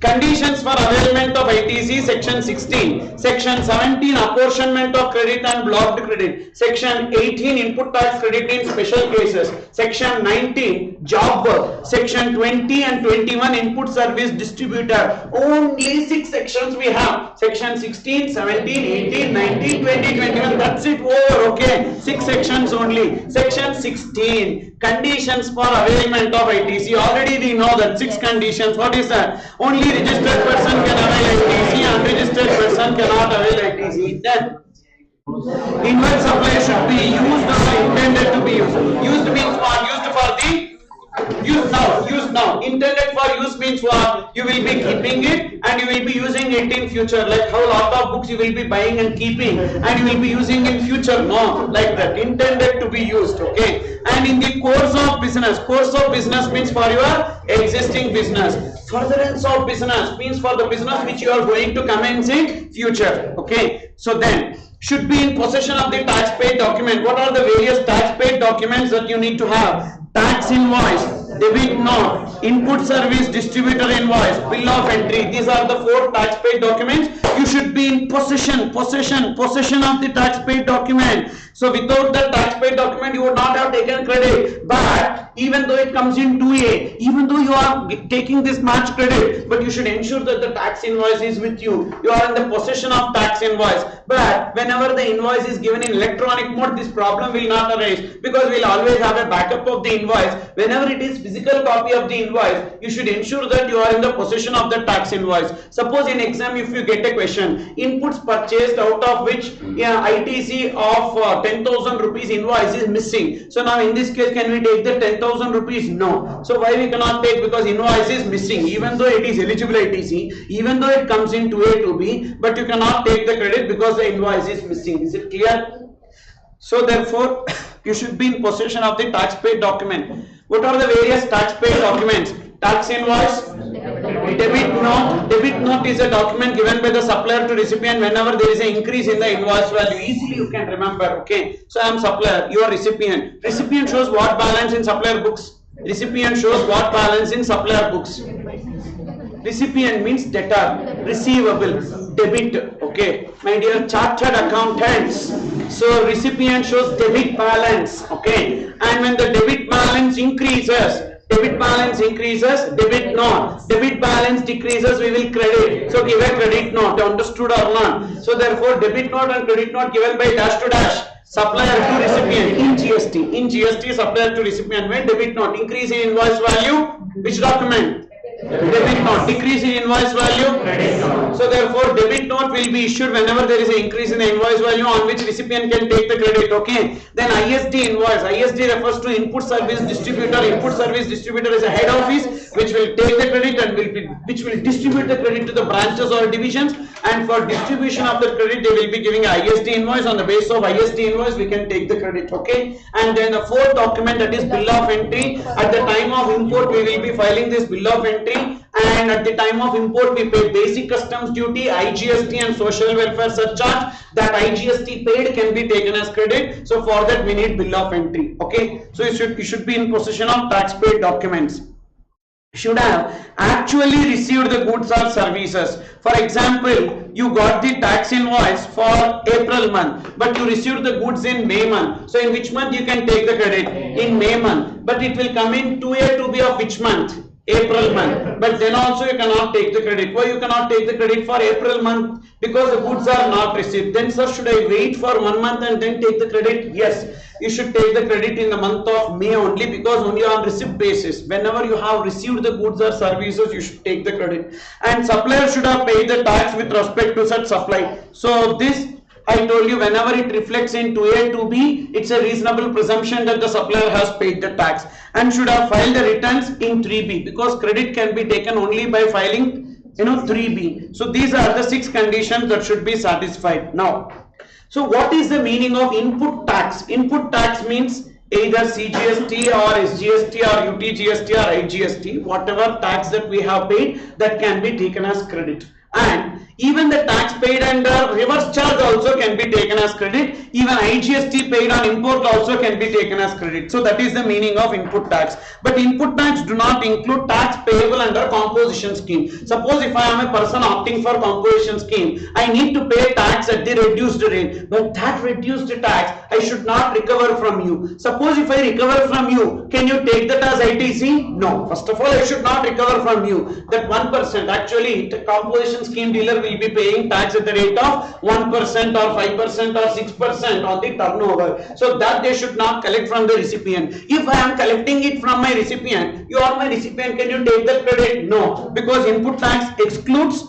does not include tax paid under composition scheme. So therefore, tax paid under FCM, tax payable under RCM, and even IGST paid on import, but it excludes composite tax. This is the meaning of input tax.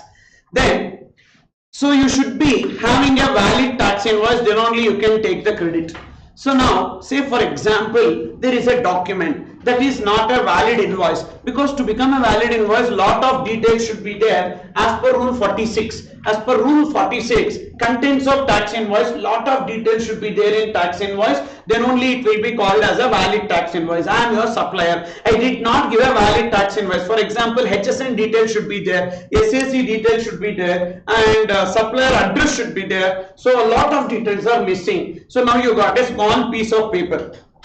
On that small piece of paper, can you take the credit? Yes, you can take the credit, provided in that small piece of paper these 6 details are present, you can take the credit. What are those 6 details? GSTN of supplier, GSTN of recipient, then description of the goods or services, value, tax, and place of supply if it is interstate supply. These 6 details if you have, on the basis of that you can take the credit, even though it is not a valid invoice. But because of not giving valid invoice, on the supplier there will be dash penalty. Because of not giving a valid invoice, what will be the penalty on the supplier?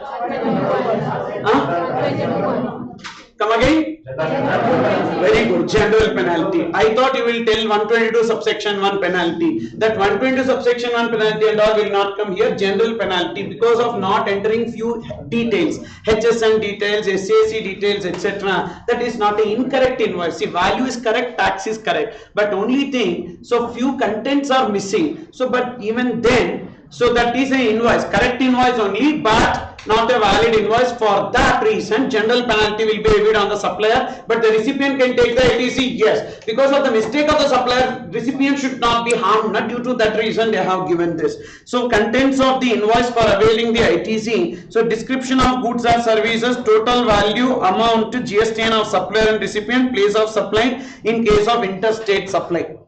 Then what is the meaning of inward supplies on which we take the ITC? Inward supplies means either inputs, input services or capital goods. What is the difference between inputs and capital goods? I purchase some goods and if I am charging it to P&L, it is known as inputs. If I am capitalizing, it is known as capital goods. Any service received will be known as input service. These three should be used or intended to be used in the course or furtherance of business. Then only I can take the credit. Okay, and then look into this next area, deemed delivery concept. For example, I have one supplier. I ask that supplier to deliver the goods to your place and raise invoice to me. Okay. Now it is known as bill to ship to transaction. I am the billing address, you are the shipping address. The goods are delivered to your place, but invoice is raised to me. I cannot take ITC because I have not received the goods, I have the invoice. I cannot take credit because out of the 6 conditions, the 2 conditions, if you see invoice also I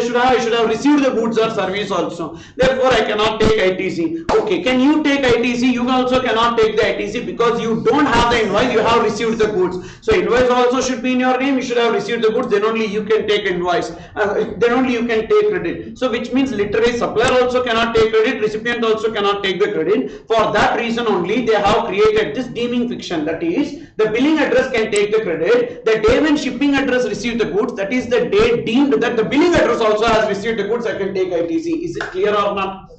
In case of bill to ship to transaction, who will take ITC? Billing address. But when billing address will take the credit, the day when goods are received by the shipping address, it is deemed that the goods are received by the billing address and they will be able to take the credit. And now this point is even applicable in case of services. So for example, if your chartered accountant has paid your fees along with GST, now can your chartered accountant take the ITC with respect to, that is your principal can take ITC with respect to GST paid on the coaching fees? Yes, he can take. So but sir, coaching is not provided to him. So on his behalf the coaching is provided to you. The day when you received the coaching, it is deemed that he received the coaching. If he has paid the fees, so he can take ITC provided you are in the articleship. Okay, because it should be in the course or furtherance of business. The same way, suppose if your parents are having any business, can they also take ITC with respect to GST paid on coaching fees? Yes, they also can take the ITC provided you are part of their business. If you are part of their business, your parents also can take ITC with respect to GST paid. But they are not attending the classes, not required, because this deeming fiction is applicable even for services. The day when services are received by a person on behalf of another person, that another person can take the ITC. The day when you receive the service, it is deemed that the other person has received the services. Is it clear or not? So this point many don't know. Okay, and everyone will not be giving these invoices because they have a fear B2B, because they should have classified this under B2B. That's the reason why in coaching sector and all they will not be giving invoices as B2B. They will give invoice in the name of the student only, but actually invoice can be given in the name of the GSTIN so that the GSTIN can take the credit. Okay, previously it was not possible, but now they have extended this deemed delivery concept even for services. Then next, so goods received in lots or installments. For example, if you take this Royal Enfield bikes and that Royal Enfield bikes, so usually a dealer will place an order, but the bikes will be sent on a piecemeal basis. For example, you placed an order for 100 bikes.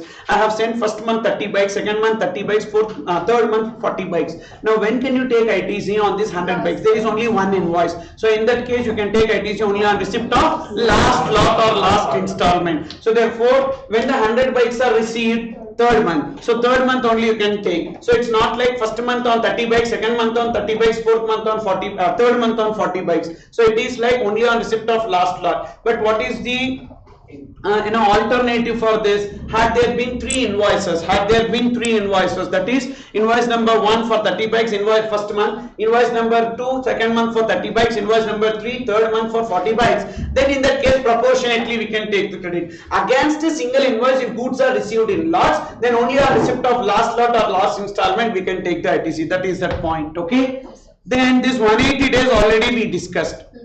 So these are the points that we have in 16 subsection 1 and 16 subsection 2, conditions for availment of ITC. Now in this regard there is one important point. Can GST compensations as paid also be taken as credit? Yes. GST compensations as paid on inward supply. So there is a concept called as GST compensations as. What is this GST compensations as? Let's try to understand. That is, so there is a supplier who is located in Tamil Nadu, and there is a recipient who is located in Andhra Pradesh, and the place of supply is also Andhra Pradesh. So previously, that is before 1/7/2017, if you see, before 1/7/2017, this was considered as interstate sale. This was considered as interstate sale, and in this case CST was levied, central sales tax was levied, and this central sales tax was going to Tamil Nadu government, that is originating state.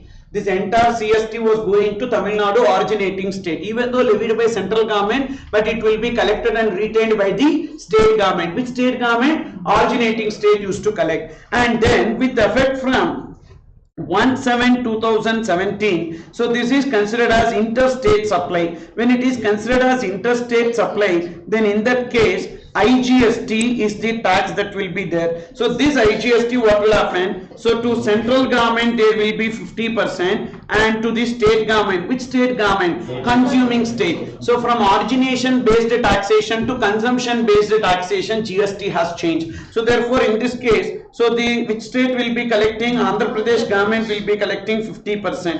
Now previously if you see, complete CST revenue was with the Tamil Nadu, and now Tamil Nadu don't have anything.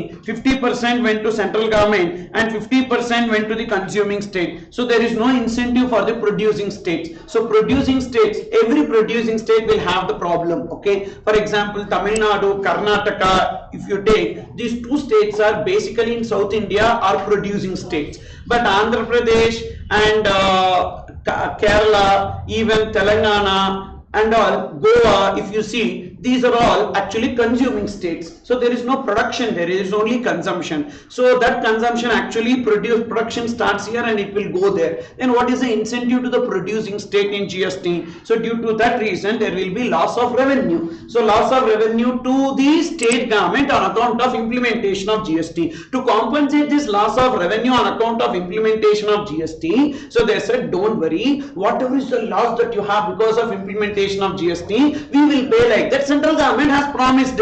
So that promise, is called as compensation to states. That promise is known as compensation to states. But what central government is doing, when they give the promise, they need to pay money out of their pocket now, but they are not paying out of their pocket. They in turn levy that on us only in the form of GST compensation cess. So on all the people across the country, a compensation cess is payable on some notified goods like motor vehicles, etc. and all. We need to pay compensation cess. So that compensation cess, whatever is collected, will be given as compensation to the states. So this compensation cess is also one of the levy. So there is no one tax, one nation and all. Okay. So GST we have 5: CGST, SGST, UTGST, IGST, and compensation cess. Okay. And this compensation cess, whatever we are paying, can we take that as credit? And compensation cess has affected the automobile industry to a greater extent, because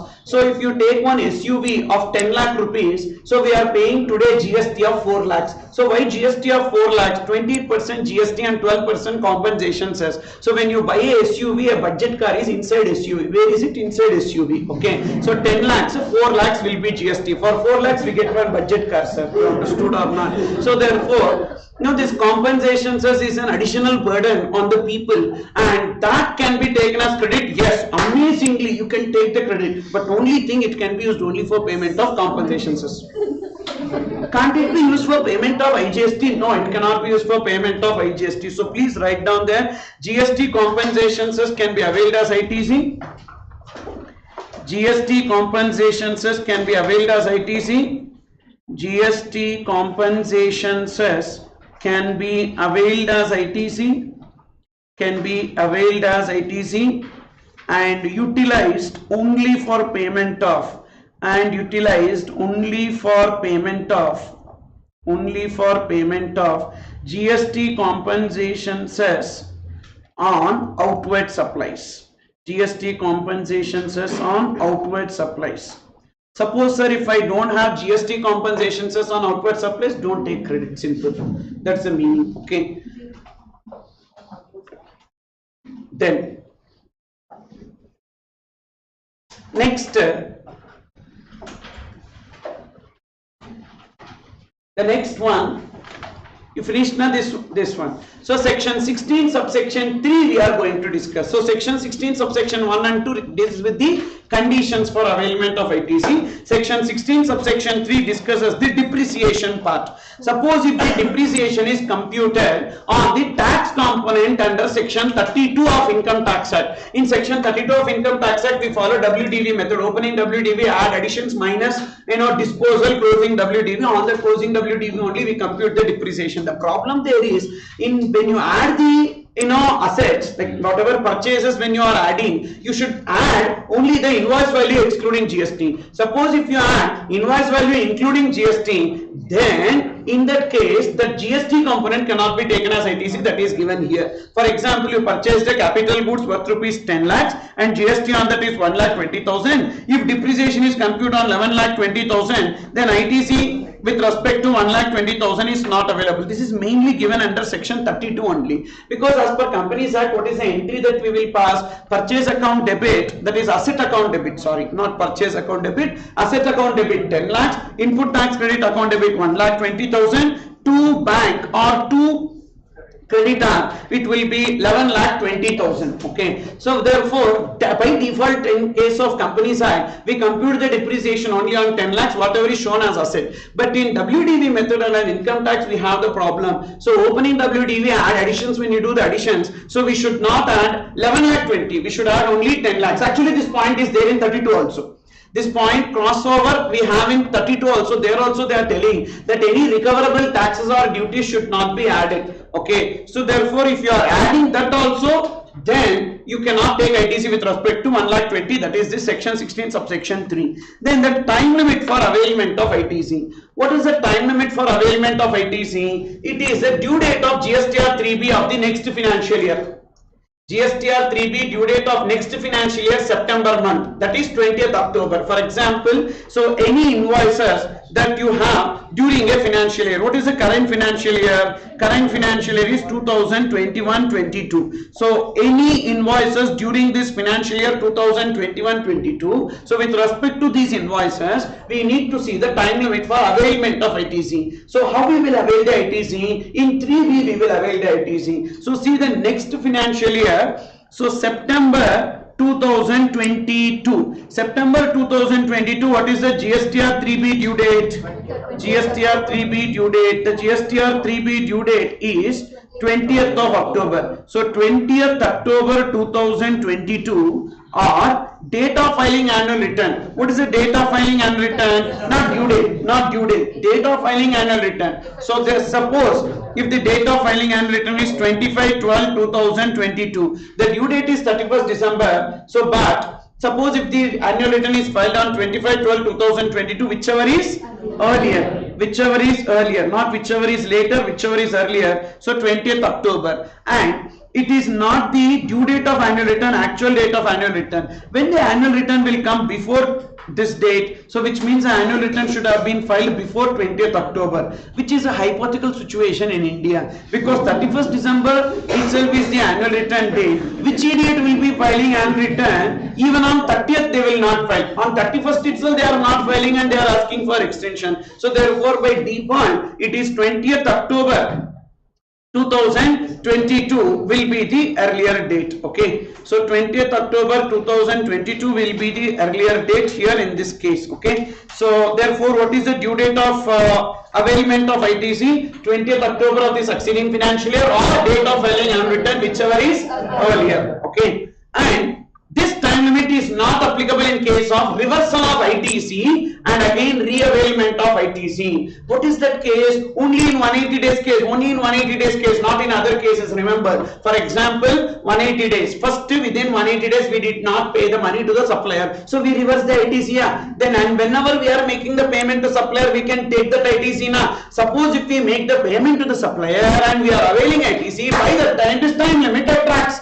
So 20th October over, can we still take the ITC? Yes. See the note, this time limit is not applicable for re-availment of ITC reversed earlier, but remember only in case of 180 days. In other cases, if you reverse the ITC, again re-availment of ITC, time limit is there. Only in case of 180 days point, re-availment of ITC, there is no time limit. Okay. Next, there is one amendment here. In case of debit note, previously we used to check the invoice and whatever is the time limit for availing ITC of that invoice. So by that time limit only, for that invoice, if any debit note is given also, we should have taken. For example, see this.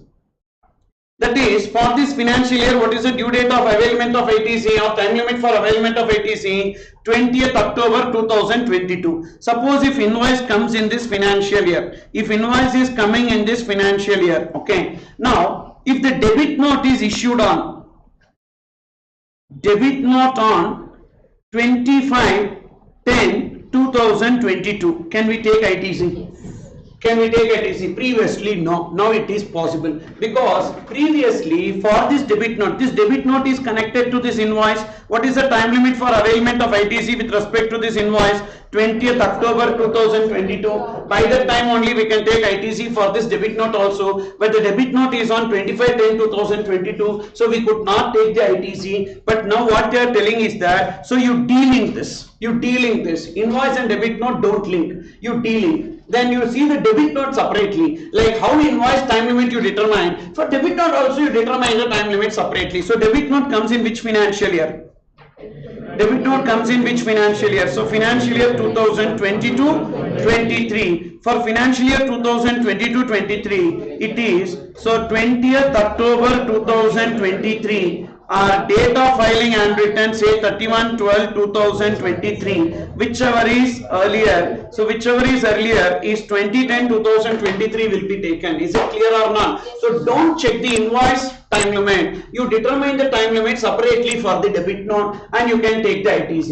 So this is with effect from 1/7/2017. So it is also a retrospective case. Even before the date of this notification, if there is any such case also, we will follow the same. Okay, so therefore this is a clarification, so which is having a retrospective effect. So this is having a retrospective effect. Retrospective amendment. So for that they gave one clarification also. So availment of ITC depends on the debit note but not on the date of invoice related to such debit note. So with this we completed section 16, conditions for availment of ITC. Now we are moving on to section 17, apportionment of credit. Okay, so in conditions for availment of ITC, 16.1, 16.2 deals with the conditions, 16 subsection 3 the depreciation point, 16 subsection 4 time limit for availment of ITC. Now look into apportionment of credit. Apportionment of credit and blocked credits is given in section 17. In that, apportionment of credit says that, so inward supplies used exclusively in taxable outward supplies or business purpose, ITC is available. Okay, so inward supplies used exclusively in exempted, ITC not available. So what we need to see is that, so I have made some inward supplies. That inward supply can be inputs or input service or capital goods. If it is present in the outward supply and if the outward supply is taxable or if the inward supply is used for business purpose, enjoy the ITC. If inward supply is used for exempted outward supply or if inward supply is used for non-business purpose, don't take the credit. Is it clear? So then, if inward supply is partly used for business and partly used for exempted supply, you can take the proportionate credit. So these are the 3 points you need to remember. Inward supply used for taxable outward supply or inward supply used for business purpose. Can we enjoy the ITC? Yes. Inward supply used for exempted outward supply. Inward supply used for non-business purpose. Can we take ITC? No. Inward supply partly used for taxable, taxable, partly used for business, exempted, or partly used for business and partly used for non-business. Can we take the credit? Yes, proportionate credit can be taken. Okay, so these are the 3 points that you need to, the 4 points that you need to remember. Okay, proportionate credit. Now, zero rated supplies will be classified under taxable supplies. First of all, what are zero rated supplies? There are two supplies which are regarded as zero rated supplies. Don't get confused between nil rated supplies and zero rated supplies. Nil rated means the rate of GST nil. Zero rated does not mean the rate of GST is zero. So zero rated means the burden will be zero. For example, when I am exporting goods or services, or when I am supplying goods or services to SEZ, then it is known as zero rated supply. In case of zero rated supply, there are two options available. Option number one, so I can pay GST on my outward supply and get refund of the GST paid, which means the tax incidence on me will become zero. Or suppose if it is option 2, another option is there, that is I will not pay any GST, and whatever GST I paid on inward supply, I will get the refund of that, refund of ITC, then also my burden will be zero. So that is about zero rated supplies. For example, if you see, there is some inward supplies,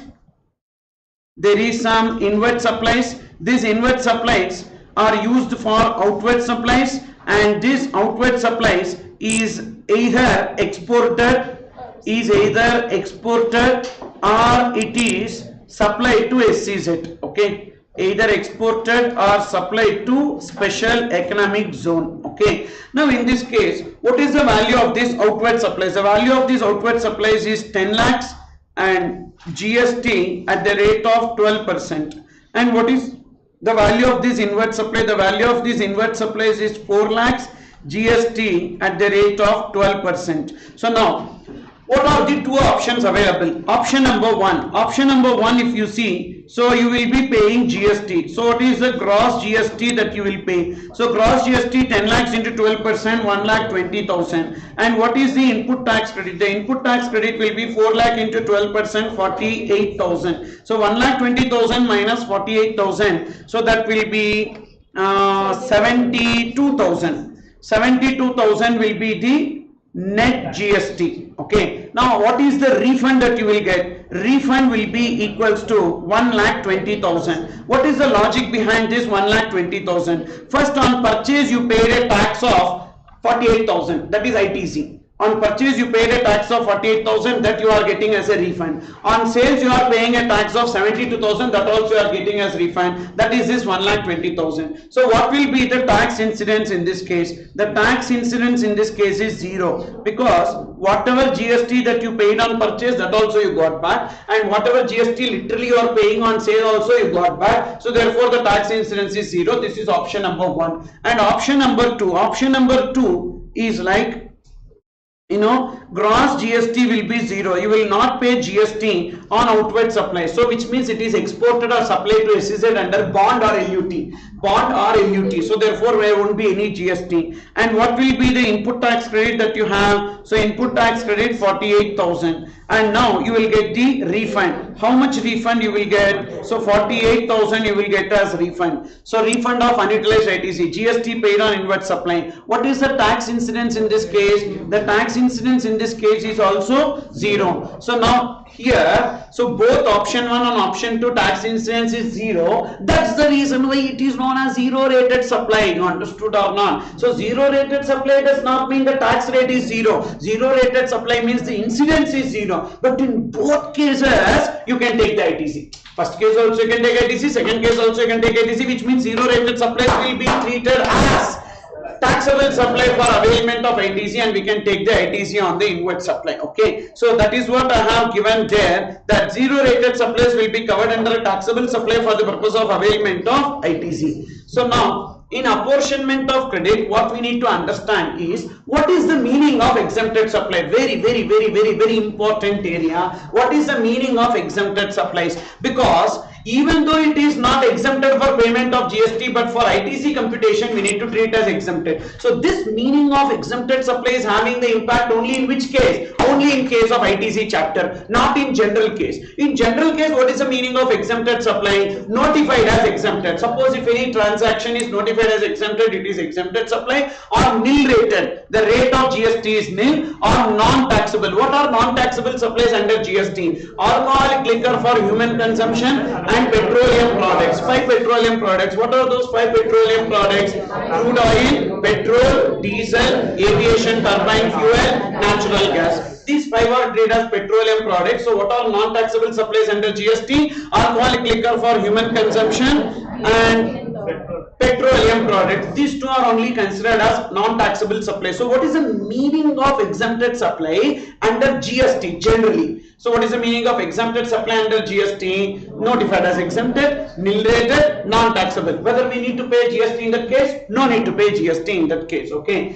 But what we are going to discuss as exempted supply has the implication only in which chapter? Input tax credit chapter under section 17 subsection 3. What is the meaning of exempted supply? Whatever is the meaning of exempted supply under GST, the same will be coming here also, which means if it is notified as exempted, nil rated or non-taxable, it will be treated as exempted supply. So you cannot take ITC on your inward supply. Okay. Apart from this, there are few transactions which are not at all a supply, but which will be treated as exempted supply. What are they? Sale of land. Sale of land is excluded from supply. There is no GST on that, but it will be treated as exempted supply. What will happen, sir, in this case? Now listen, this will have a big impact. That is, whenever we take the ITC, so what will be taken as the ITC availed? What will be taken as the ITC availed? That is common ITC availed. Common ITC availed 1,20,000. From this common ITC availed 1,20,000, we need to reverse with respect to exempted. We need to reverse with respect to exempted. How much we will reverse with respect to exempted? Common ITC availed 1,20,000 into exempted turnover divided by total turnover. Suppose if the exempted turnover is 40 lakhs divided by total turnover 100 lakhs, how much will be reversed? That is 1,20,000 into 40 by 100. 48,000 will be reversed. So what is the net eligible ITC for set off? Net eligible ITC. The net eligible ITC will be 1,20,000 minus 48,000, 72,000 will be taken as the net eligible ITC. Now what is that they are telling? They are telling that sale of land also treated as exempted supply, which means this 48,000 is what you reverse now. That would have increased, that will increase again. Why that will increase again? So say for example, the sale of land is some 40 lakhs. The sale of land is 40 lakhs. Numerator will increase by 40, so 80. Denominator also will increase by 40, so 140. Now the number is not 48,000. 1,20,000 into 80 by 140. 1,20,000 into 80 by 140 is how much? 1,20,000 into 80 by 140. 68,000. Understood the bloody intention of the government? 68,000. Land is not exempted, but it is treated as exempted. When land is treated as exempted, unnecessarily I am reversing more credit. 20,000 loss. 20,000 loss. So which means the credit that is available to me is what? So 52,000, 72,000, 52,000. So my land I will sell, not a supply, but treated as exempted supply. No one will ask this. You understood the intention of the government, because we will not understand why it is exempted supply. We will blindly read that and we will do this. This is the intention, bloody crooked intention of the government. It is, you understood or not? Like the sale of building.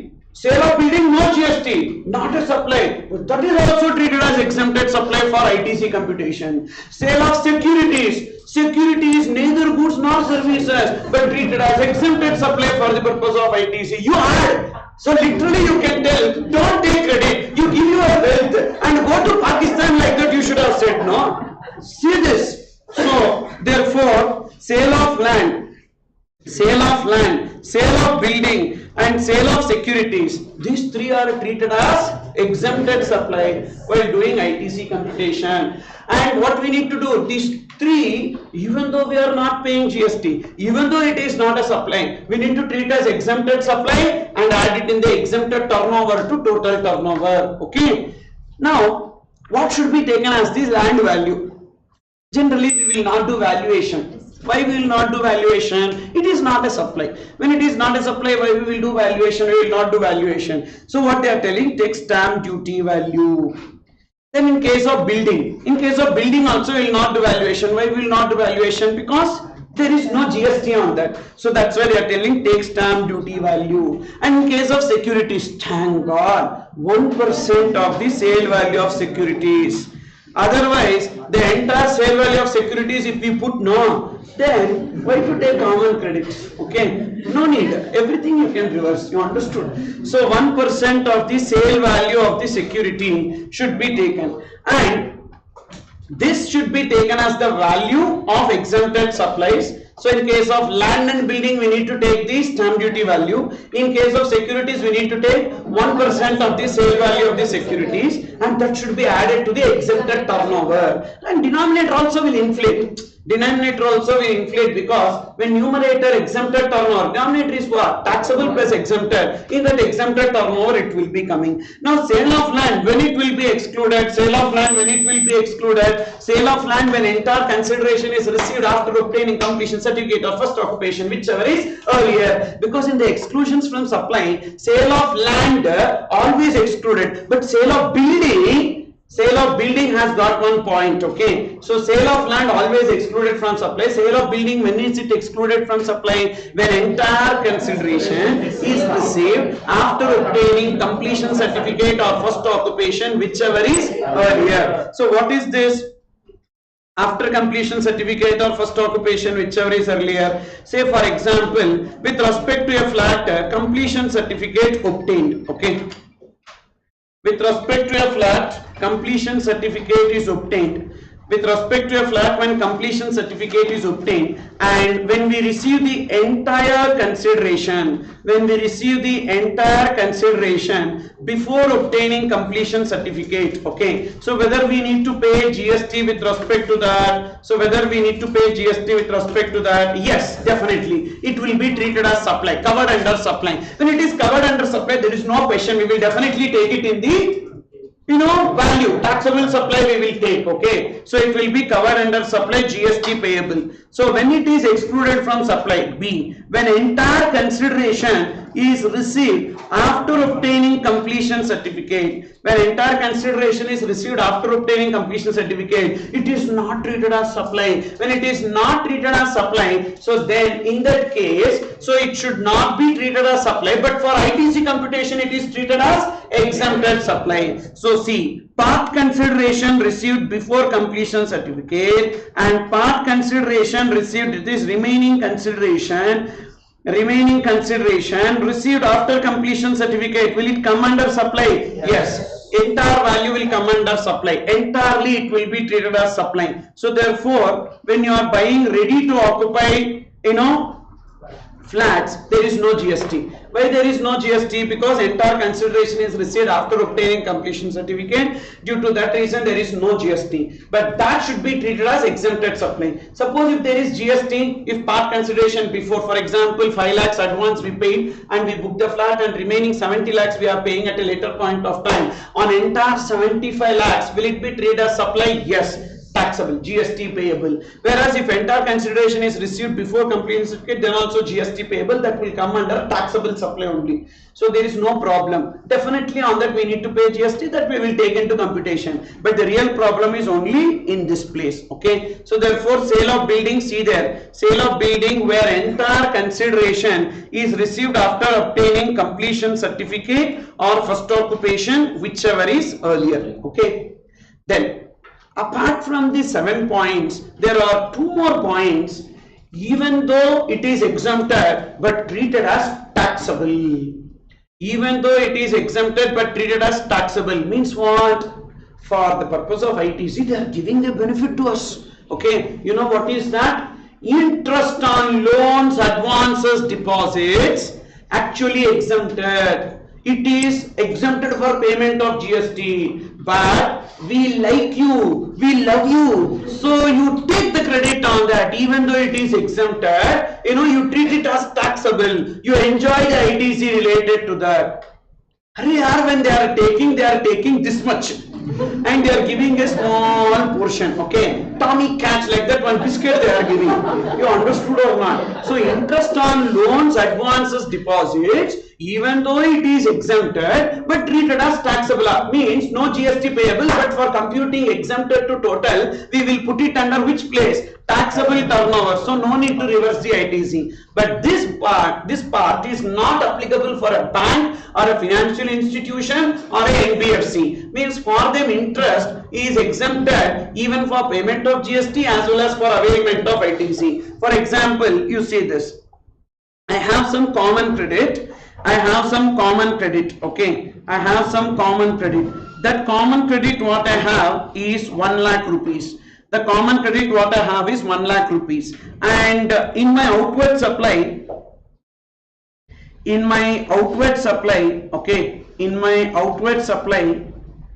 I have 3 things. That is taxable outward supply, exempted. This exempted is sale of land, and I have some exempted interest income. That is interest income. So taxable 40 lakhs and exempted 40 lakhs, interest income 1 lakh. Okay, so tell me how much credit will be reversed? ITC reversed. What is the ITC to be reversed? Come on. 1 lakh into what by what? How much by what?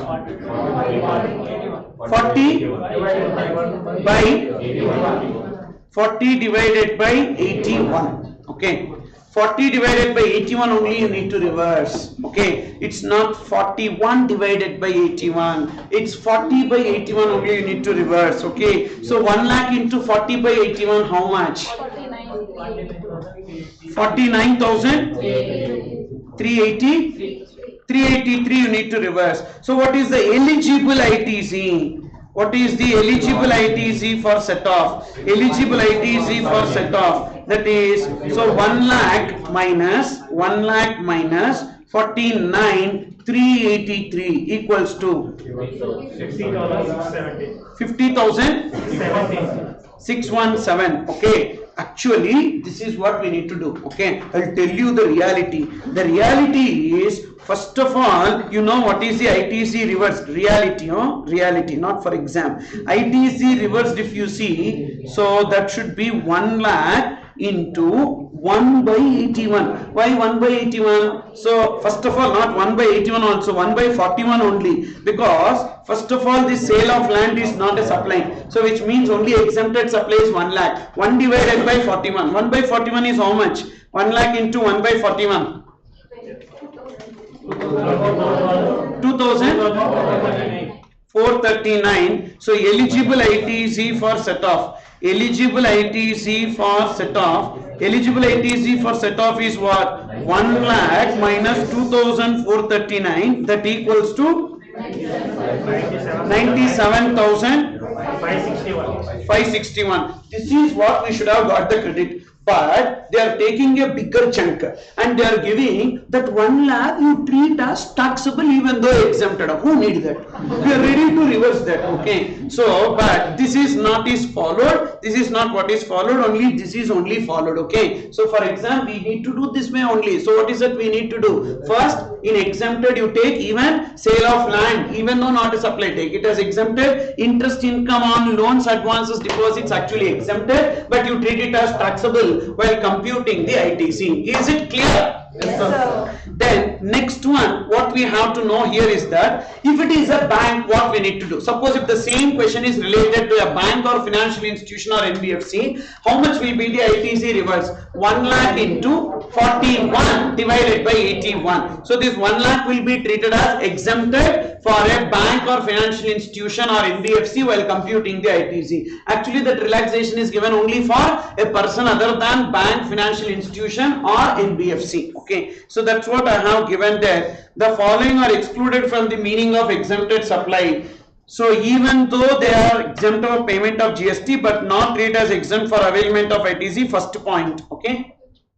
Then next one, transportation of goods by vessel from India to outside India is actually exempted. Okay, transportation of goods by vessel from India to outside India is exempted, but it will be treated as taxable for the purpose of computation of ITC. So this is with respect to 9 points. So these 9 points we need to remember. So that is number 1. So if they are notified as exempted, nil rated, non-taxable, then sale of land, sale of building, sale of securities. Then one more point, you see, supply covered under RCM. When my outward supply is covered under RCM, actually it is taxable. Who will pay? My recipient will pay, but for me it is treated as exempted. Means for that whatever inward supply I have, I cannot take ITC. You understood here?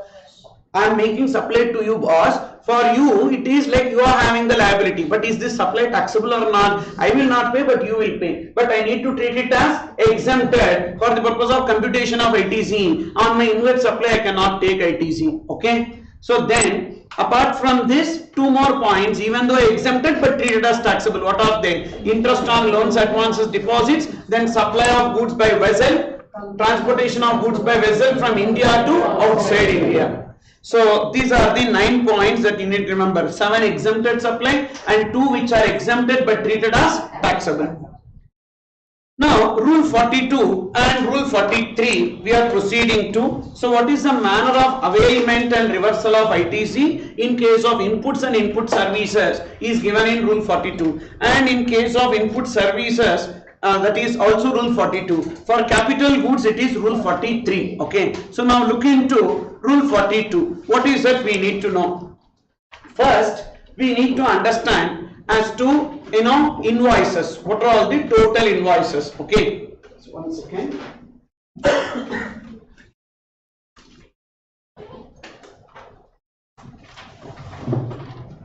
Now assume that I have some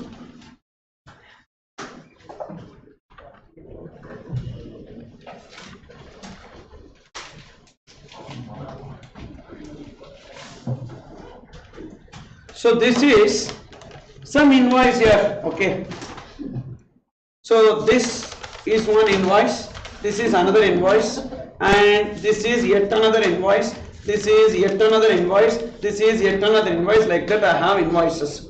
Now what I need to do with invoices? Used for non-business purpose. Can I take this credit? No, I should not take this credit. I should not take. Okay, then used for exempted supply. Can I take this credit? I should not take credit. Blocked credit. Can I take the credit? I should not take credit. Thrown.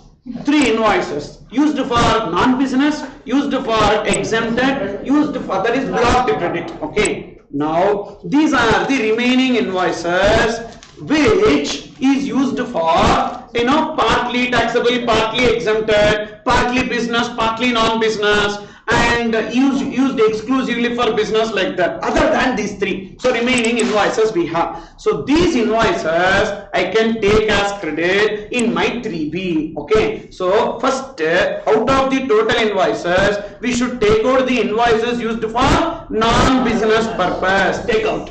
And invoices for exempted, in blocked credit, these 3 taken out. So remaining invoices will be availed as credit and taken 3B. You understood or not? So availed credit in 3B. Clear? Yes. Now in these invoices exclusively for taxable. So these invoices exclusively for taxable purpose I can take out. So what is this? Common credit. You understood? Yes. But this also I have taken. This also I have taken. So these 2 are what? Taxable.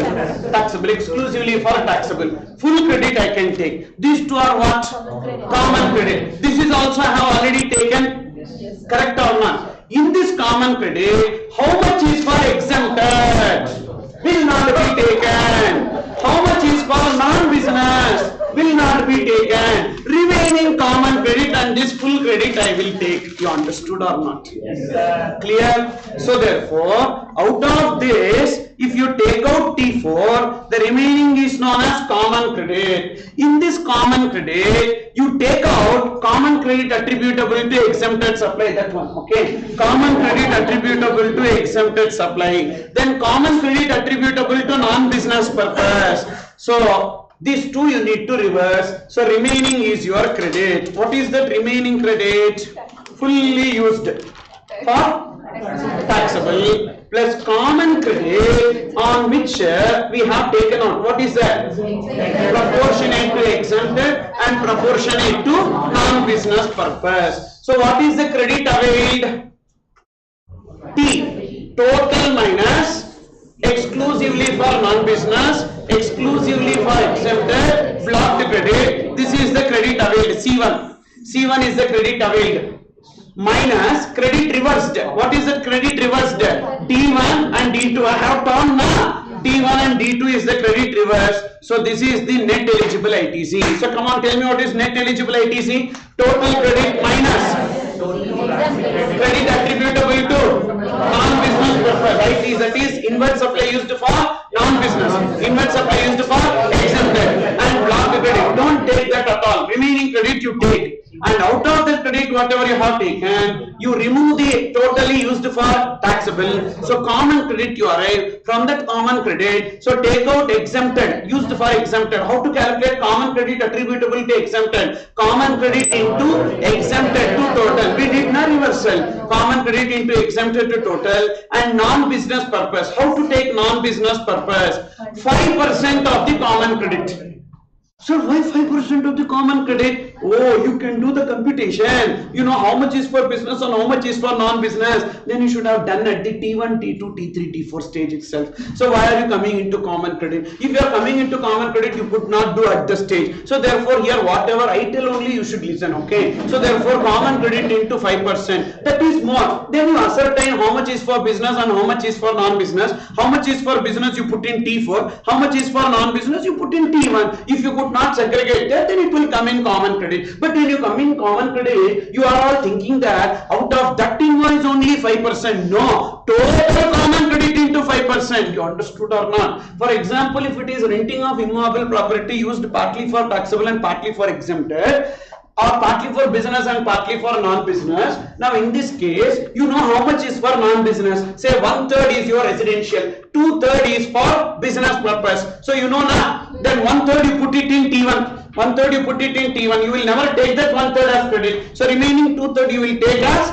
credit. No. This 5% reversal will not arise. Why 5% reversal will not arise? You could segregate at that stage itself. If you could not segregate at that stage itself, then it will travel into common credit and after that into 5% will be reversed. Okay, understood? Yes, sir. So that is with respect to this. ITC availed in 3B is C1 minus ITC reversal D1, D2. Remaining is the net eligible ITC for set off. Okay. Then related to this we have some questions. That questions we will be doing, okay, on the last day, don't worry. And now this credit whatever is reversed will be added to the liability, and again we need to do this computation at the end of the year. That's what I was referring to. This D1 and D2 again I need to compute at the end of the year. So for this calculation what I will be doing is on a monthly basis. Again I need to do at the end of the year. And in the end of the year what I need to do? So I need to calculate this D1 and D2 on an annual basis. Monthly D1 and D2, sum of monthly D1 and D2 and annual D1 D2. Why will there be difference? So there will be difference because I don't know initially how much is for business, how much is for non-business, so I reverse 5%. But at the end of the year I came to know how much is for business, how much is for non-business, and monthly some transactions are considered like sales. But again sales returns happened. So this adjustment I would have done at the end of the year when I am computing. So there would be some difference. So D1 and D2 what I need, what I have reversed versus what I need to reverse. I need to compare if there is any excess reversal. That I will reverse along with interest. Interest at what rate? 18%. From when? From the 1st April of the succeeding financial year till the date of payment. Now, sir, I have reversed excess. What I reversed is 12 lakhs. What I need to reverse is only 10 lakhs. 2 lakhs excess reverse, will you give interest? No, you just take the 2 lakhs as credit, that's it. Okay, but when you pay, you have to pay the interest, but when they give 1 rupee interest also, you will not get. Okay, so if this amount is less than the amount added to output tax liability, the additional amount has to be claimed back as credit in the return of any month till September of the succeeding financial year. Okay, so till September only. Suppose if I miss that September date, can I take that? No, I cannot take that at a later point of time. So with this, rule 42 is over. Now looking into rule 43. What does rule 43 says?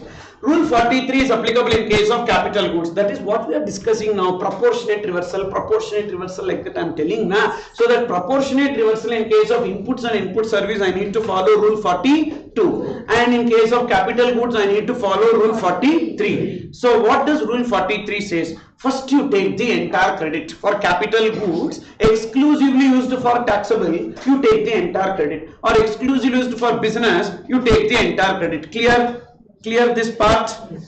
So this part clear? Now capital goods used exclusively for exempted or non-business, don't take the credit. But capital goods partly used for business and partly used for non-business, partly used for exempted, partly used for taxable, you can take the credit. But this credit is known as common credit. You cannot enjoy this common credit. Why you cannot enjoy this common credit? You are using partly for taxable, partly for exempted. Nah, you cannot enjoy this common credit. So then what I need to do? First to take the credit, and over a 60 months period, you need to reverse the credit attributable to exempted supply.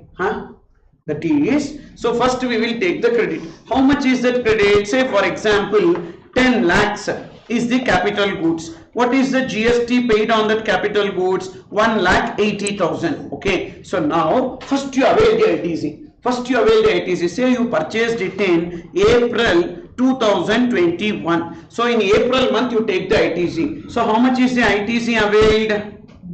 Even though it is common capital goods, you take 1,80,000 as ITC, and thereafter over a period of 60 months you need to reverse. So that is 1, 2, 3, 4, 5, 6, 7, 8 like that. 60 months what you need to do? Monthly ITC you need to take. What is the monthly ITC? The monthly ITC here, the life of the capital goods is assumed to be 60 months. So 1,80,000 divided by 60, that will be 3,000, 3,000, 3,000 like that. Monthly ITC you need to compute. Okay, so monthly ITC you need to compute. Each month what is the exempted to total ratio? What is the exempted to total ratio you need to calculate? Exempted to total 20 by 30 or 40 by 60 or 40 by 40 or 0. There is no exempted to total. 0 divided by 80. So like this you have exempted to total ratio each month, the turnover. Okay, so now that month you need to reverse the ITC. So ITC reversed. ITC reverse. How much is the ITC reverse? 3,000 into 20 by 30. 2,000. 3,000 into 40 by 60. 2,000. 3,000 into 40 by 40. 3,000. 3,000 into 0 by 80. 0. So this is how you need to reverse for every month. Depending upon how much is used for exempted to total, so that much will be reversed. Okay, and this is okay. Logically, first you take the credit and then you do the reversal over a span of time for 60 months. But you need to pay interest also on that. So this 2,000 rupees you need to pay interest. Why should I pay interest? First you took the credit now. This 2,000 rupees out of 1,80,000. No. So you pay the interest. Finance company, you understood or not? So 1,80,000 you take the credit and then you do the reversal 2,000, on that you pay the interest. Rather I will take the credit 1,000 rupees in first month. And second month I will take 1,000. Third month I will not take. Fourth month I will take 3,000. So that I don't have to pay interest. No. That we will not allow. So why? Interest will be lost for us. So first you take the credit and then you do the reversal along with the interest. We need that interest income. You understood or not? Yes. What to do? When Gujaratis and all started ruling, like this only it will be. You understood or not? Then that is with respect to this. So first avail 100% ITC with respect to GST paid and transfer to electronic credit ledger. Compute monthly ITC, that is ITC availed divided by 60 months. For the next 60 months, from the date of purchase compute monthly ITC attributable to exempted supply. That is monthly ITC into exempted divided by total we need to calculate, and this should be added to the output tax liability along with interest at the rate of 18% per annum from the first date after availment of ITC till the date of addition to the liability. Clear or not? And should we take it only for 60 months? Not necessary. You take it for 24 months, you take it for 36 months, you take it for 40 months also, it's up to you. Up to 60 months is the provision that is used. Up to 60 months, okay? Up to 60 months. So can I do it for, then 4 months also, then it is not called as capital goods, my dear. By 4 months and all, it will be called as capital goods, okay? So definitely more than 12 months, okay? So reason being, capital goods means its use is like you capitalize it. When will you capitalize it? Because we forget the basics sometimes, okay? So when we will capitalize it, if its benefit is more than a year, we capitalize that. So due to that reason, so minimum like 12 months, more than 12 months, like up to 60 months you can apportion this. But what will happen is that monthly ITC will change. For example, in this case, if I take 48 months, 1,80,000 divided by 48 is what? It's not 3,000, more than 3,000. Then the amount reversed also more. You understood or not? So only thing, rather than spreading over 60 months and reversing and paying interest, it is advisable to complete it in 48 months or 30 months, etc., depending upon the life of the capital goods. Suppose if the life of the capital goods is more than 5 years, then restricted to 5 years, that is 60 months, okay? For example, if the life of capital goods is 10 years, 12 years also, then also it is restricted to 60 months. And what if the capital goods are disposed of within that 60 months? No need to do this E/F computation. So you purchase the capital goods, you are using it for 24 months, and thereafter you are selling off those capital goods. You don't have to do this E/F computation. That is this. The above procedure is not required for the month in which from the month in which capital goods are sold, as GST is payable under section 18 subsection 6. What is this 18 subsection 6? You have thought now it's good only that we don't have to pay. No, we have to pay, but in a different manner, okay? So 18 subsection 6 says that how much is the GST payable under section 18 subsection 6 if the capital goods on which ITC is availed is disposed of.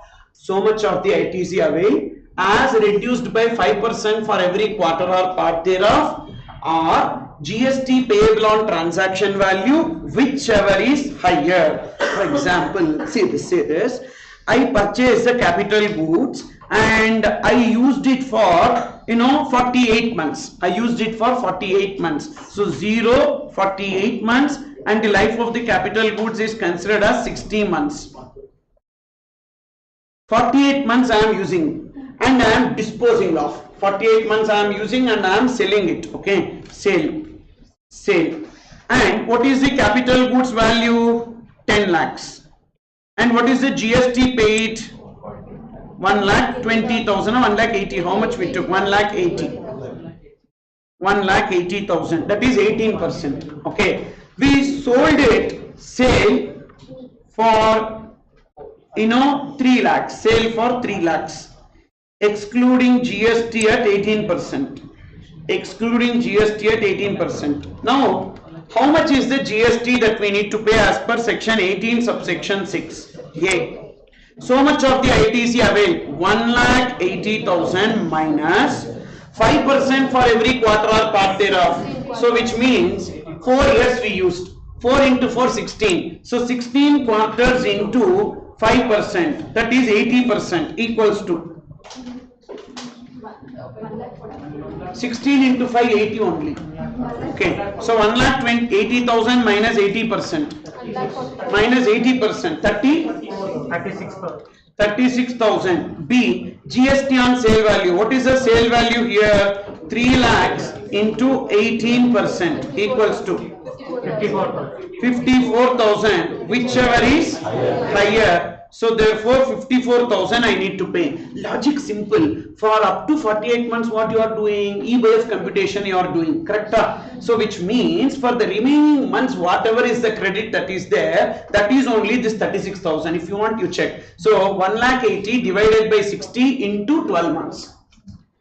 1,80,000 divided by 60 into 12 months is 36,000. You understood or not? Which means up to 48 months you are doing E/F computation. For the remaining period you need to not do. Why you need not do? Because that anyhow you are paying here. You understood? So that is GST, but that is subject to GST payable on transaction value. Suppose if they say pay 36,000, then it is beneficial only. Again they are comparing it with what? GST on sale value, whichever is higher. Okay. So much of the ITC availed minus 5% for every quarter or part thereof from the date of purchase till the date of disposal, or GST payable on the value of the capital goods sold, whichever is higher. Okay. Whereas in case of three products, that is refractory bricks, molds and dies, jigs and fixtures, which are sold as scrap, then we should take only A point. We should take only B point. What is the B point? GST on sale value. Don't take ITC availed minus 5% for every quarter or part thereof. Is it clear? Don't take ITC availed minus 5%. So this section is not applicable in case of refractory bricks, molds and dies, jigs and fixtures. Means what? Normal sale value into GST. Simple. Whatever. Generally, any goods that you sell, you take the sale value of the goods into GST payable. That way only you treat. So therefore, this 18 subsection 6 is applicable in which case? You have purchased the capital goods. On that capital goods purchase, GST has been paid and that has been taken as credit. And now you are disposing of that capital goods. Is it clear? Yes, sir. Then, so that is with respect to rule 43, and there is one special situation in this place. Initial purchase, you are using it for CG1, means what? You are using exclusively for taxable. CG1 is what? Exclusively for taxable, and at a later point of time it became CG2, means used for both taxable and exempted. What is that we need to do? Simple. At the time of purchase itself we would have taken credit or not? We would have taken credit. When? At the time of purchase itself, because initial purchase it was used for what? Taxable, means we would have taken the credit. At a later point of time it is used for both taxable and exempted. Simple. Now you classify it under common credit. Whatever is the balance life, for that balance life you do that E by F computation, that is exempted to total computation. For example, so you purchase the capital goods and say 36 months you are using it for taxable, 36 months you are using it for taxable, and thereafter it became common. So what is the life of the capital good? 60 months. Now 36 months you are using it for taxable and now it became common. Simple. Now you take the common ITC. How much you will take as common ITC? Just for computation, don't take the credit, already credit has been taken. Now just for reversal purpose, how much you will take as common ITC? 1,80,000. But you do the reversal for how many period? Only 24 months. Only for 24 months, for this balance period, only for this balance period you do the reversal. Okay, so therefore how much you will do the reversal every month? 1,80,000 divided by 60. See, don't change the life of the capital goods, because you are not doing the reversal for 60 months, you are doing the reversal only for the balance life. So 1,80,000 divided by 60, don't change. But you do the reversal for how many months? Only for 24 months, because for 36 months you are using it only for taxable. Is it clear or not? So step number 1, should we take the ITC? No need to take the ITC, because ITC is already taken. Then just recognize it as common ITC divided by 60, monthly ITC into exempted by total. You need to do for how many months? For the balance life. For the balance life. Okay, balance life up to 60 months. Now suppose that is this initial purchase CG1, at a later point of time CG2. ITC already availed at the time of purchase, so no need to avail the common credit, because already credit has been taken. Then what is the monthly ITC? Original ITC divided by 60, proportionate reversal from the date of conversion for the balance useful life. Then suppose initial purchase you are using it for CG3. CG3 is what? Exclusively used for exempted. At a later point of time you are using it for both taxable and exempted. So what is that you need to do in this case? So first you need to take the credit. First you need to take the credit. Why? Because say, so for 24 months, you are using it for exempted. For 24 months you are using it for exempted, and life of the capital goods is 60 months. So now what they are telling is that now it has become common. So they are telling now you take the credit. Why you take the credit? Because initially at the time of purchase you would not have taken the credit. Initially at the time of purchase you know that it was used for exempted, you would not have taken the credit. So avail the ITC. How much is the credit availed? How much is the credit availed? Full 1,80,000 you take. full 1,80,000 you take. Okay, now up to 24 months you are using it only for exempted, then what is the ITC pertaining to this period? 1,80,000 into 5% for every quarter or part thereof. Okay, so we need to calculate ITC for the pre-conversion period. What is the pre-conversion period? So that is used only for exempted. How to calculate? 5% for every quarter or part thereof. 1,80,000 into 5% into how many months? 24 months means how many quarters? That is 8 quarters. So please do how much it is. 1,80,000 into 5% into 8 quarters. 72,000 is related to this period. And then this 1,80,000 divided by 16, you do the reversal for 36 months. So proportionate to exempted. Now we will have both exempted and taxable for this period. See, up to that only for exempted. Now we will have both exempted and taxable. First take the ITC 1,80,000 here, which you should have taken in the beginning. Now you are taking. Now for that past period you are using only for exempted, so full reversal you do. How much reversal? So original ITC, whatever ITC that you have taken into 5% into number of quarters from the date of purchase till the date of conversion. And for the remaining period what you need to do? You need to reverse based on monthly ITC into exempted to total. Okay. I'll tell you why they use the word 5% but not monthly basis. Now slight change. Suppose if it is for 25 months, if it is for 25 months, if it is for 25 months, now listen, how many quarters we will take? Not 8 quarters, we will be taking 9 quarters. Okay, so how much we will reverse? 1,80,000 into 5% into 9 quarters, 81,000. Now when you do the reversal 9 quarters, which means 9 quarters means what? So 27 months, correct?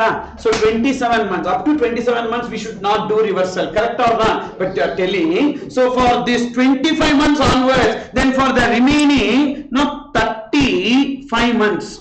For remaining 35 months they are asking us to do the reversal. You understood? You understood the intention of the lawmaker. Actually, when you take part thereof, 9 quarters means up to 27th month you did the reversal there, 81,000, which means for the remaining how many months you need to do the reversal? 60 minus 27, 60 minus 27, 33. But they are telling the 2 months. The 2 months also you need to do the proportionate reversal, because that money they want. You understood or not? That money they want. So therefore for the 2 months, that's why they created a provision 5% for every quarter or part thereof. Okay. So if I tell all these things, they will call me as anti-Indian here. What to do? This is how the provisions are given. Okay. So people stopped calling me to the professional forums itself, because now I am scolding all people like this only. What is this bullshit here? For the sake of the 2 months, they can do begging here rather than asking like this. So why 5%? What logic is there? So happily the months they would have specified, na? But in this percentage actually there is a hidden agenda. What is that hidden agenda? When you do the reversal, you will do reversal up to the end of that quarter. But when you do the computation for the 2 months also, you need to do monthly reversal. Okay. So see that ITC not availed at the time of purchase, so it should not be availed now. So it should be availed now. So that is original GST paid. Ineligible ITC, that is for the past period. Ineligible ITC for the past period, GST paid into 5% into number of quarters. So again do the monthly ITC computation, proportionate reversal from the date of conversion for the balance useful life. Okay. So this is with respect to conversion of capital goods from one to the other. So taxable to common, exempted to common. Okay. Suppose if common capital goods became taxable, no need to do reversal, because it is exclusively used for taxable. So for that month no need to do the reversal. That's what we did. So when we are using only for taxable, there is no exempted at all. So no reversal, na? No reversal for that month, na? Correct or not? For that month there is no reversal. If common becomes fully used for exempted, that month fully we are doing reversal. Okay. So therefore common credit when it is exclusively used for taxable, no need to reverse the credit for that month. Common capital goods when it is used only for exempted, every month we need to reverse that ITC. That is with respect to this rule 43. So we completed so far section 17 subsection 1, 17 subsection 2 and 17 subsection 3 read with rule 42 and rule 43. Okay. Then 17 subsection 4. We'll take a break at 4:15. Why? No energy. Fine, okay. So take break now itself. So we will meet at 4:15 and we will continue with 17 subsection 4.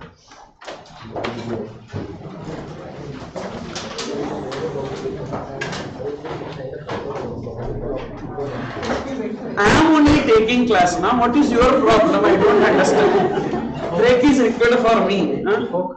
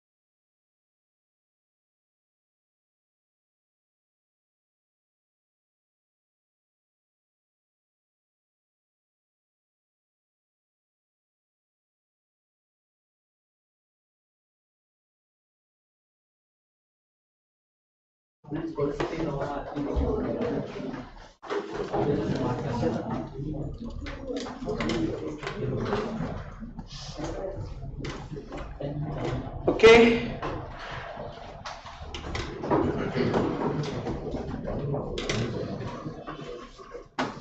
So we completed 17.1, 17.2 and 17.3 read with rule 42 and 43 which deals with apportionment of credit.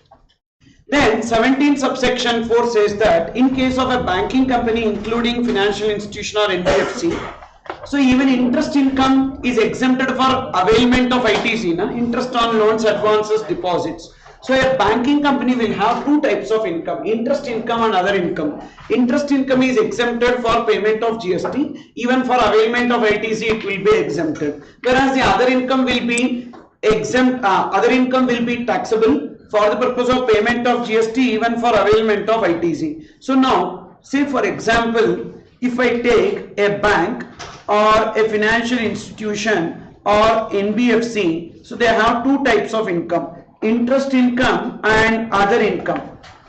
Interest income and other income. So this interest income for GST purpose what it is? For GST purpose what it is? Exempted. Interest income is exempted. Other income is also other income is taxable for the purpose of GST. Then for ITC purpose also same. So it is exempted for ITC payment, ITC availment, even this is taxable for availment of ITC. Suppose if my interest income is 60% and my other income is 40%, how much credit I can take? Proportionate credit. How much credit I can take? Only 40% credit I can take, correct or not? And suppose if my interest income is 30% and my other income is 70%, how much credit I can take? 70% I can take. Now this is first option, proportionate ITC. There is another option available to them. That another option is ad hoc option. Under that ad hoc option, how much ITC they can take? 50% ITC they can take. Assuming what? So 50% is your interest income and 50% is your other income. So no need to see what is your actual. So no need to do proportionate reversal, all these things. So no need to follow any of this procedure. So just 50% of your total ITC you reverse and remaining ITC you take. Okay. So that is this point. And now when this option will be feasible? This ad hoc option will be feasible when my other income is less than my interest income. So definitely I should go for ad hoc option. Will you agree with me? Because if I go for ad hoc option, how much credit I will take? 50%. When I go for proportionate option, how much credit I will get? 40%. So I should go for ad hoc option. Suppose when my interest income is less than the other income, I need to go for which option? Ad hoc option or proportionate option? Proportionate option. Like this, there are two options available. Option 1, proportionate ITC as per rule 42-43. Option 2 is 50% of the eligible ITC I will take. That is ad hoc. Okay. And exclusively used for non-business purpose and exempted supplies, ITC should not be availed under ad hoc option. Then remaining 50% ITC shall be lapsed.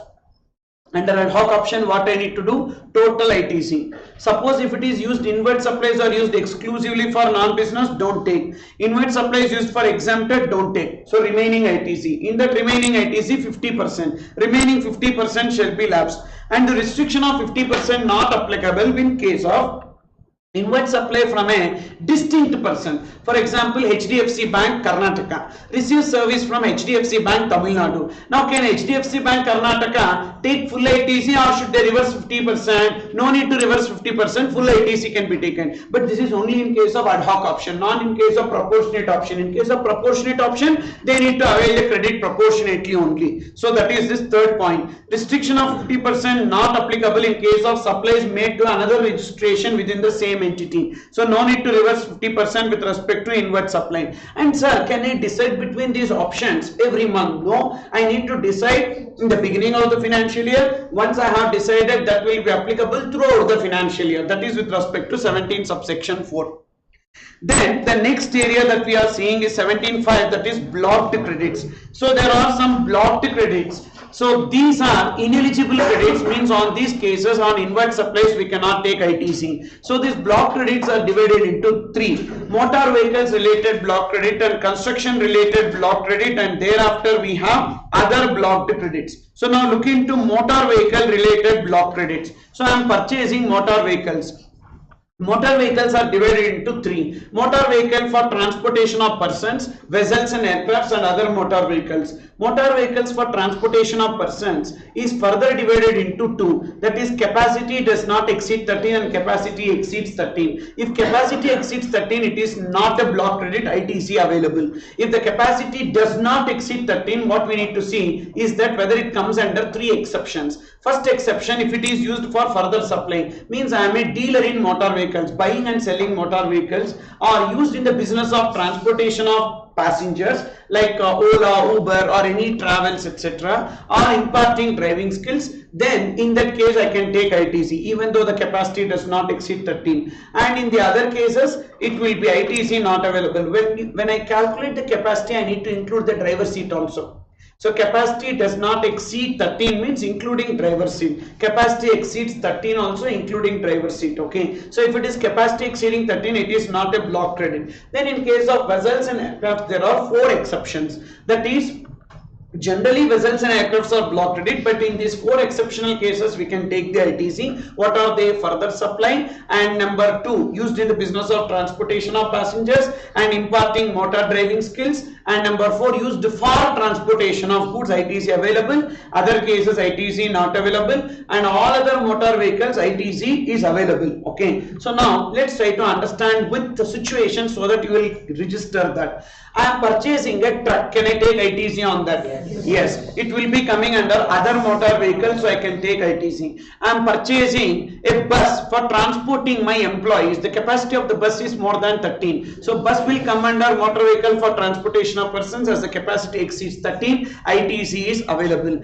A chartered accountant purchased a car for use in his profession. So can he take ITC? First, car will be coming under transportation of persons. Capacity does not exceed 13. Not covered under the exception, so ITC not available. Then Reliance Industries Limited purchased an aircraft for transportation of its director. Can they take ITC? First, aircraft and vessel is a blocked credit and it is not covered under exception. So number one, further supply, no. Used in the business of transportation of passengers, no. Imparting driving skills, no. Used for transportation of goods, no. So therefore they cannot take ITC with respect to that aircraft purchase. Indigo Airlines purchased an aircraft and used in the business of transportation of passengers. Can they take ITC? Yes, because it is covered under the exception. A driving school purchased a car and that car is used for imparting driving. Car will come under motor vehicle for transportation of persons and capacity does not exceed 13, and it comes under the exception, third exception, so they can take ITC. Now I am into the business of renting of motor vehicles. I purchased a motor vehicle, okay, for giving on rent. For example, car I purchased for giving on rent. Can I take ITC with respect to the car purchase? Car capacity does not exceed 13 and it comes under the first exception. Further supply. Further supply includes sale or renting. So renting is also coming under supply. So can I take ITC with respect to car purchase? Yes. And Pizza Hut purchased two-wheelers. So on the two-wheelers, can they take ITC? First of all, is the two-wheelers used for transportation of persons? No. This will come under other motor vehicles, so they can take ITC. And an actor or actress purchased a caravan for the purpose of stay during the shootings, etc. So can they take ITC with respect to caravan purchase? First of all, is it covered under motor vehicles for transportation of persons? No, it will come under other motor vehicles, so they can take ITC. Same way, ambulance purchased. Ambulance will not be coming under motor vehicle for transportation of persons because we will not ask lift in the ambulance and we will not be traveling. So that will come under other motor vehicles and ITC cannot be availed or availed. ITC can be availed. Okay, and then next example, if a lorry is purchased, lorry, bulldozer, crane, etc. purchase, can we take ITC with respect to that? Yes, all these will come under other motor vehicles. So what we need to see is that first, motor vehicles divide into three: motor vehicles for transportation of persons, vessels and aircrafts, other motor vehicles. So transportation of persons further divided into two: capacity does not exceed 13, capacity exceeds 13. Capacity exceeds 13, not a block credit, fully we can take ITC. Capacity does not exceed 13, again three exceptions are there. In that case, ITC available. If it exceeds 13, Sorry, if it does not exceed 13, other cases ITC not available. What are those 3 exceptions? Number 1, for further supply. Number 2, used in the business of transportation of passengers and imparting driving skills. ITC available. In other case, ITC not available. Vessels and aircraft divided into 2. So 4 exceptions. Used for further supply, used in the business of transportation of passengers, used for imparting driving skills, used for transportation of goods. Example for that is first flight courier purchased an aircraft for the purpose of transporting the courier parcels. Can they take ITC with respect to that? Yes. Used for transportation of goods, they can take ITC. Other cases ITC not available. Then third, all other cases ITC available. So that is with respect to this motor vehicles related point. Then second, suppose if there are services in relation to this motor vehicle. So if motor vehicle is eligible for ITC, on this service also GST paid can be taken as ITC. If motor vehicle purchase not eligible for ITC, these services also ITC not available. For example, first what are those services you see? Number 1, repairs and maintenance, and number 2, insurance, number 3, servicing, and number 4, hiring, renting or leasing of motor vehicles. So first you need to check whether the motor vehicle is eligible for ITC. If motor vehicle is eligible for ITC, on these services also GST paid can be taken as ITC. If motor vehicle not eligible for ITC, on these services GST paid cannot be taken as ITC. For example, the same case, a chartered accountant purchased a car. So can he take ITC with respect to the car purchase? No. Reason, it is coming under motor vehicle for transportation of persons. Capacity does not exceed 13. Not covered under exception. ITC not available. Now that motor car, he gave it for servicing. So in that authorized service center, they raised a bill, service charges along with GST. Can the GST paid be taken as credit? No. As motor vehicle not eligible for ITC, even that service charges also not eligible for ITC. Is it clear or not? Then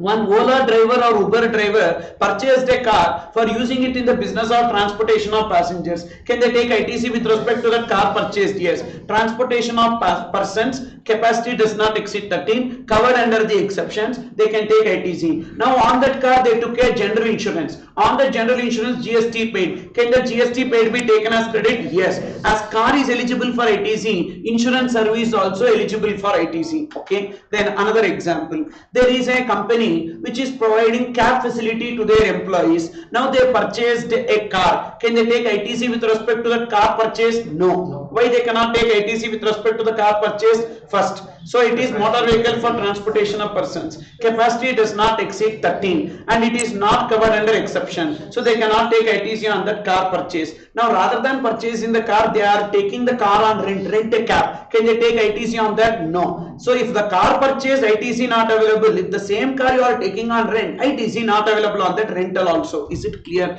So like that, what are the 4 services? Repair and maintenance, general insurance, authorized service station, hiring, renting and leasing of motor vehicles. So these 4 services in relation to motor vehicle. What is the first thing that you need to check? If motor vehicle purchased, is it eligible for ITC? Yes. Then on these 4 services also GST paid can be taken as ITC. If motor vehicle purchase, ITC not available, then on these 4 services also GST paid cannot be taken as credit. So motor vehicles includes vessels and aircrafts. Okay. One more point. A company purchased a bus for transporting its employees. Can they take ITC on that bus purchase? Yes. So now the same bus they are taking on rent, on that they pay GST. Can the GST paid be taken as credit? Yes. So as the motor vehicle purchase is eligible for ITC, so if they take the bus on rent, the rental, whatever GST they paid is eligible for ITC. Hope you understood about this motor vehicle related blocked credit. Okay. Now, so key points: while determining the capacity, driver should be included, and further supply includes purchase and sale of motor vehicles or motor vehicle used in the business of renting, hiring or leasing. Repairs, insurance and servicing of motor vehicles received by a general insurance company is always eligible for ITC. So this restriction is only to the person, normal person, not for insurance company. An insurance company will be receiving these services in relation to motor vehicle. They can take ITC. For example, say you purchase one KTM Duke bike and that bike you are driving and you hit something. So therefore the bike got damaged. Now you will take it to the authorized service center, workshop. So now they do the repairs. As it is covered under the insurance, who will pay for the repairs? So the repairs will be paid by the insurance company. Means the invoice will be in the name of the insurance company. Can insurance company take ITC with respect to that repairs and maintenance? Yes. So GST paid can be taken as credit because the restriction is only to a normal person, not to a insurance company. Should they check if they buy a two-wheeler, they are eligible for ITC or not like that? No. That is only for whom? That is only for a normal person. For insurance company, they can normally take ITC with respect to this repair services or authorized service station services, etc. That is this. And next, hiring or renting or leasing of motor vehicles as a statutory obligation by employer to employee is also eligible for ITC. For example, in Karnataka, there is a government order which says that all BPOs and ITES companies, IT and IT enabled services companies, so which are working in night shift, that is UK and US shifts, should provide the camp facility mandatorily to the employees in order to reduce the crime rate in Karnataka, mainly Bengaluru. So now in this case, the employer is providing the cap facility to the employee under a statutory obligation. Now in that case, they received the cab on rent. Can they take ITC with respect to that? Yes, that is this point number 4. Then ambulance and caravan are not motor vehicles for transportation of persons, so that will be coming under other motor vehicles, which means we can take ITC. Then the second area is construction related blocked credits. So total 3 blocked credits we have. I just grouped it into 3: motor vehicle related block credit, construction related block credit, other block credits. So we completed motor vehicle related block credit. Now it is into construction related block credit reason. There are 3 inward supplies in relation to construction of an immobile property: works contract service, any service received or goods purchased for construction of an immobile property. On that, whatever GST we paid, we cannot take it as credit. Okay, so blocked credit is what? For example, I want to construct a building, I will receive works contract service. On that, GST paid cannot be taken as credit. If I purchase a goods used for construction, GST paid cannot be taken as credit. And if I am receiving any services, interior decoration services or blueprint architect services, etc., and that also GST paid cannot be taken as credit because they wanted to restrict availment of ITC on the construction sector. Okay, so these 3 are blocked credits. However, we have 3 exceptions. What are those 3 exceptions? Number 1,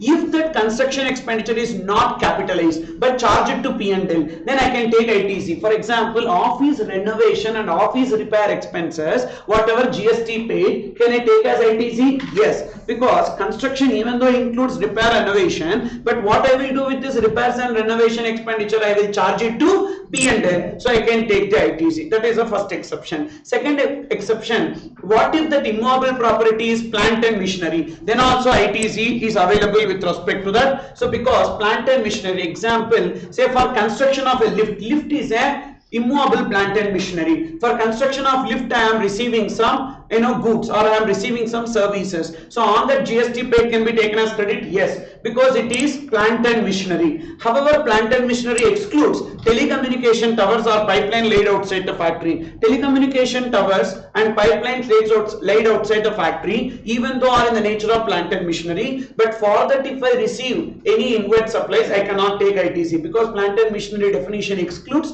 telecommunication towers and pipelines laid outside factory. Then third point, if construction, that is, suppose if that inward supplies are made by a builder, so then he can take ITC. The restriction is only to the owner of the property. For example, I am your builder, you are the owner of the property. If you buy the material, you cannot take ITC. If I buy the material, can I take ITC? Yes, I am not the owner of the property, I am getting the construction done, so therefore I can take ITC with respect to that. Same way, if I receive interior decoration service, I can take ITC. I am the owner of the property or builder. But if you receive the interior decoration service, you cannot take ITC. So the restriction is only to the owner of the property. Hope you understood what I am telling. Okay, for example, say you want a factory building to be constructed, you have 2 options here. That is, either you can go for a works contract service or you can go for a construction service. What is the difference between works contract service and construction service? When you go for a works contract service, suppose if I am the service provider,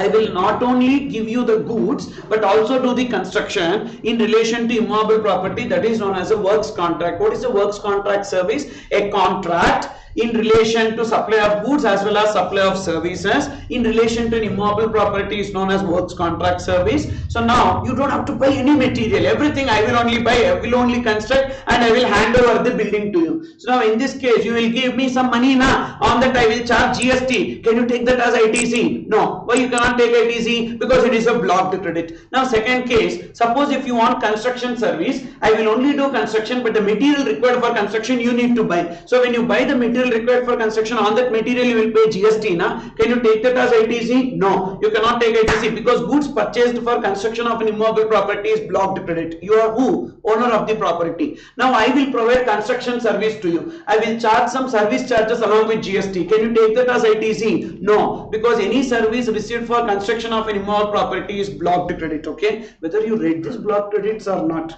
I don't think so.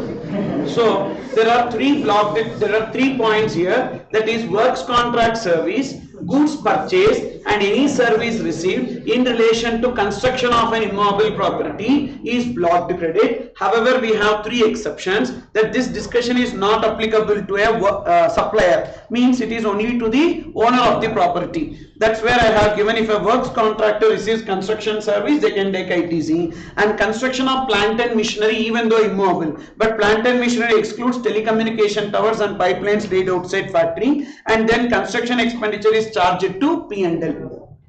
And suppose if the construction expenditure is capitalized, ITC not available, charge it to P&L, ITC available. Now what is the rate at which GST is payable by a promoter or builder upon sale of flats? There are two rates here. So we have GST at the rate of 1.5% or 7.5%, GST at the rate of 12% or 18%. Suppose if they pay GST at the rate of 1.5% or 7.5%, that rates are known as without ITC. They cannot take ITC on their inward supplies.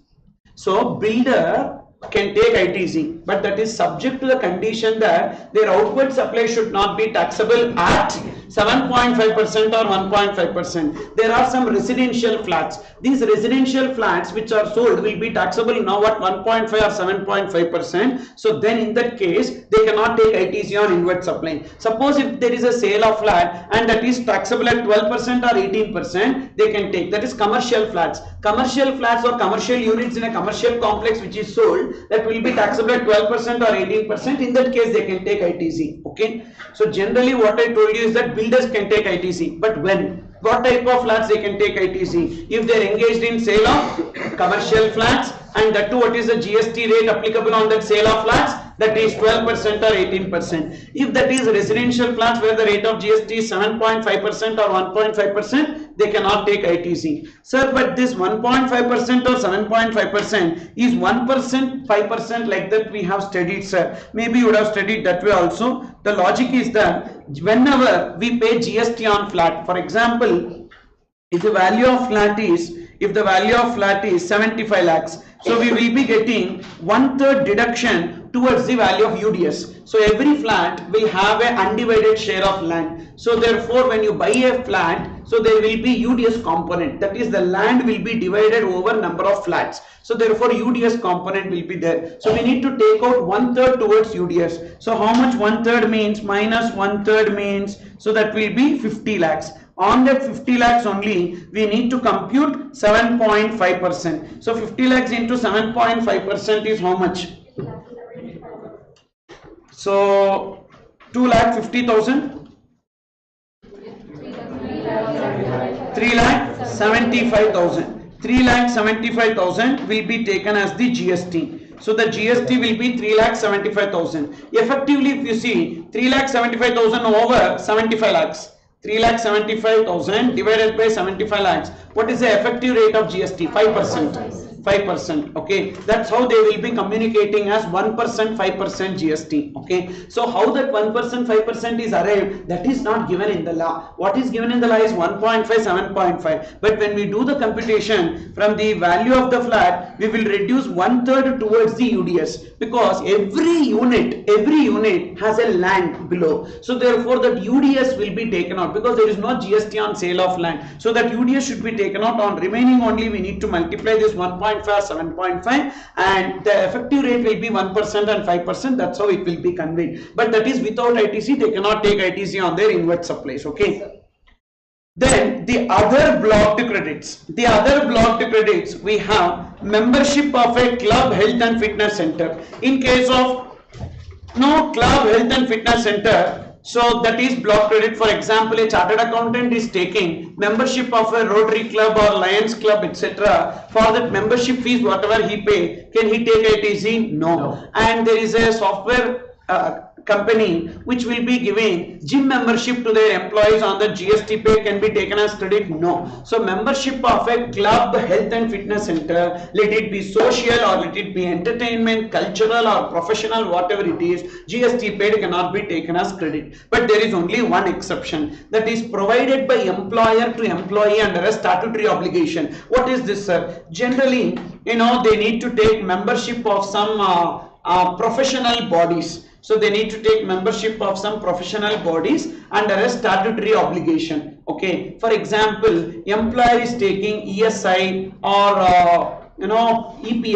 EPFO, Employee Provident Fund Organization, or ESIC, Employee State Insurance Corporation. These memberships are taken by employer. With respect to each employee, they need to pay that, and that membership fee, whatever they are paying along with GST, so that GST paid can be taken as credit. But actually the fact is that this EPFO and ESIC, whatever membership fees that are being paid is exempted. Okay, so there is no GST on that. That's why this point is actually redundant, not applicable. But you just remember theoretically, if that membership is under a statutory obligation, GST paid can be taken as credit. Okay, then next, travel benefits extended to employees on vacation. So there is an employee who is going on a vacation, and that expenditure is borne by the employer. Now whatever GST that is paid can be taken as credit? No, that cannot be taken as credit. What if that person is going on a business trip? So then the GST paid can be taken as credit. What if that person is not employee but a statutory auditor?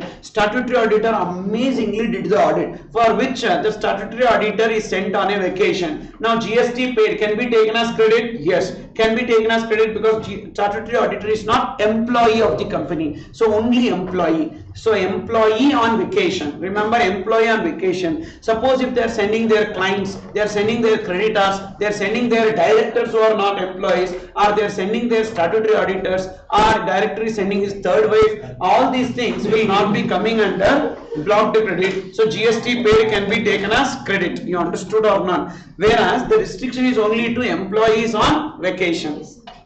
Then, so but there is an exception to this. What if it is incurred under a statutory obligation? I remember in Karnataka long back, so there was a protest made by people from northeastern state, that so northeastern state people who are all coming here and doing the work, because lot of organizations, establishments have this northeastern state people working as labor, and these people are not being provided the proper holidays to visit their place. So for that reason they made a protest, and at that time Karnataka government so gave a GO that they have to, like every establishment which is having some specified number of people from northeastern state as labor, they have to send these people for a 1 month paid leave on vacation at the cost of the employer. So this is under a statutory obligation. Now in this case, whatever GST paid on the vacation, can that be taken as credit? Yes. Even though it is for vacation, but the GST paid can be taken as credit because it is under a statutory obligation.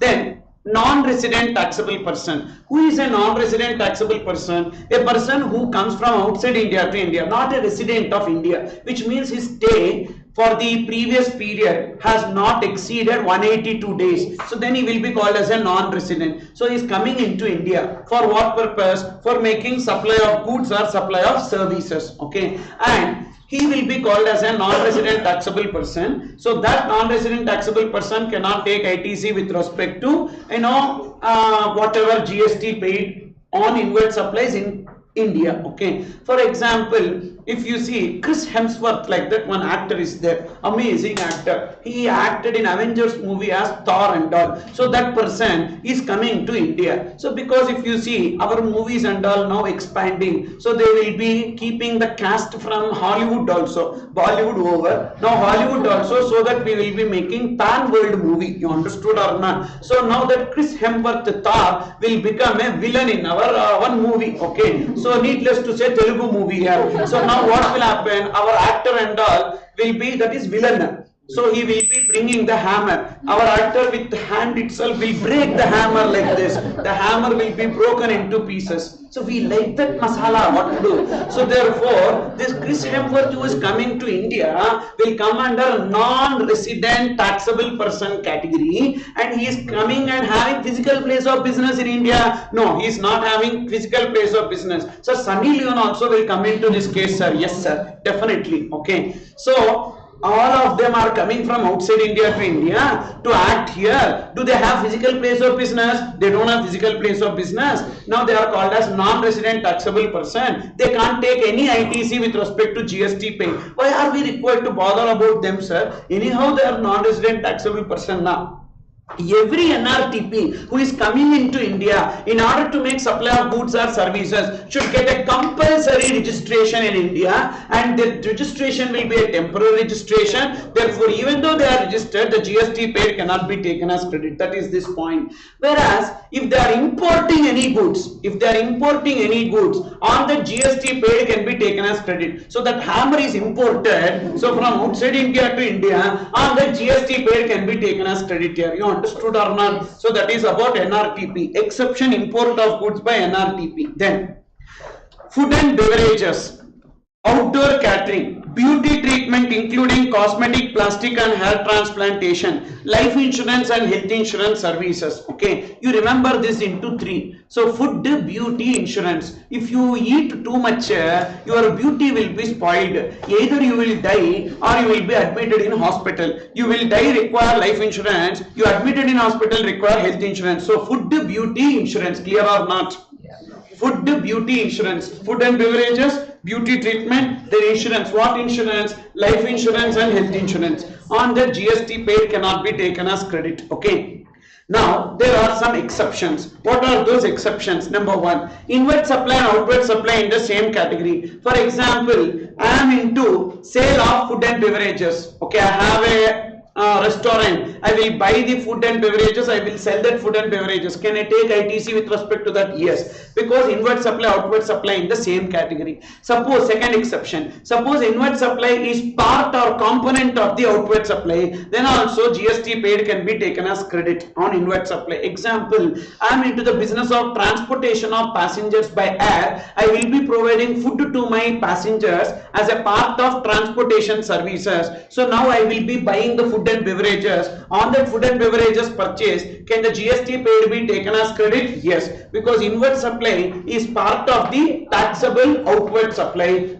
That is a part or component of the composite or mixed outward supply. So I can take ITC. Then in that case, air hostess beauty treatment or beauty parlor expenditure also can be taken. So first of all, it is business expenditure only. But in the outward supply, air hostess is not present, because we will not pay for the air hostess. We pay only for the travel. Okay.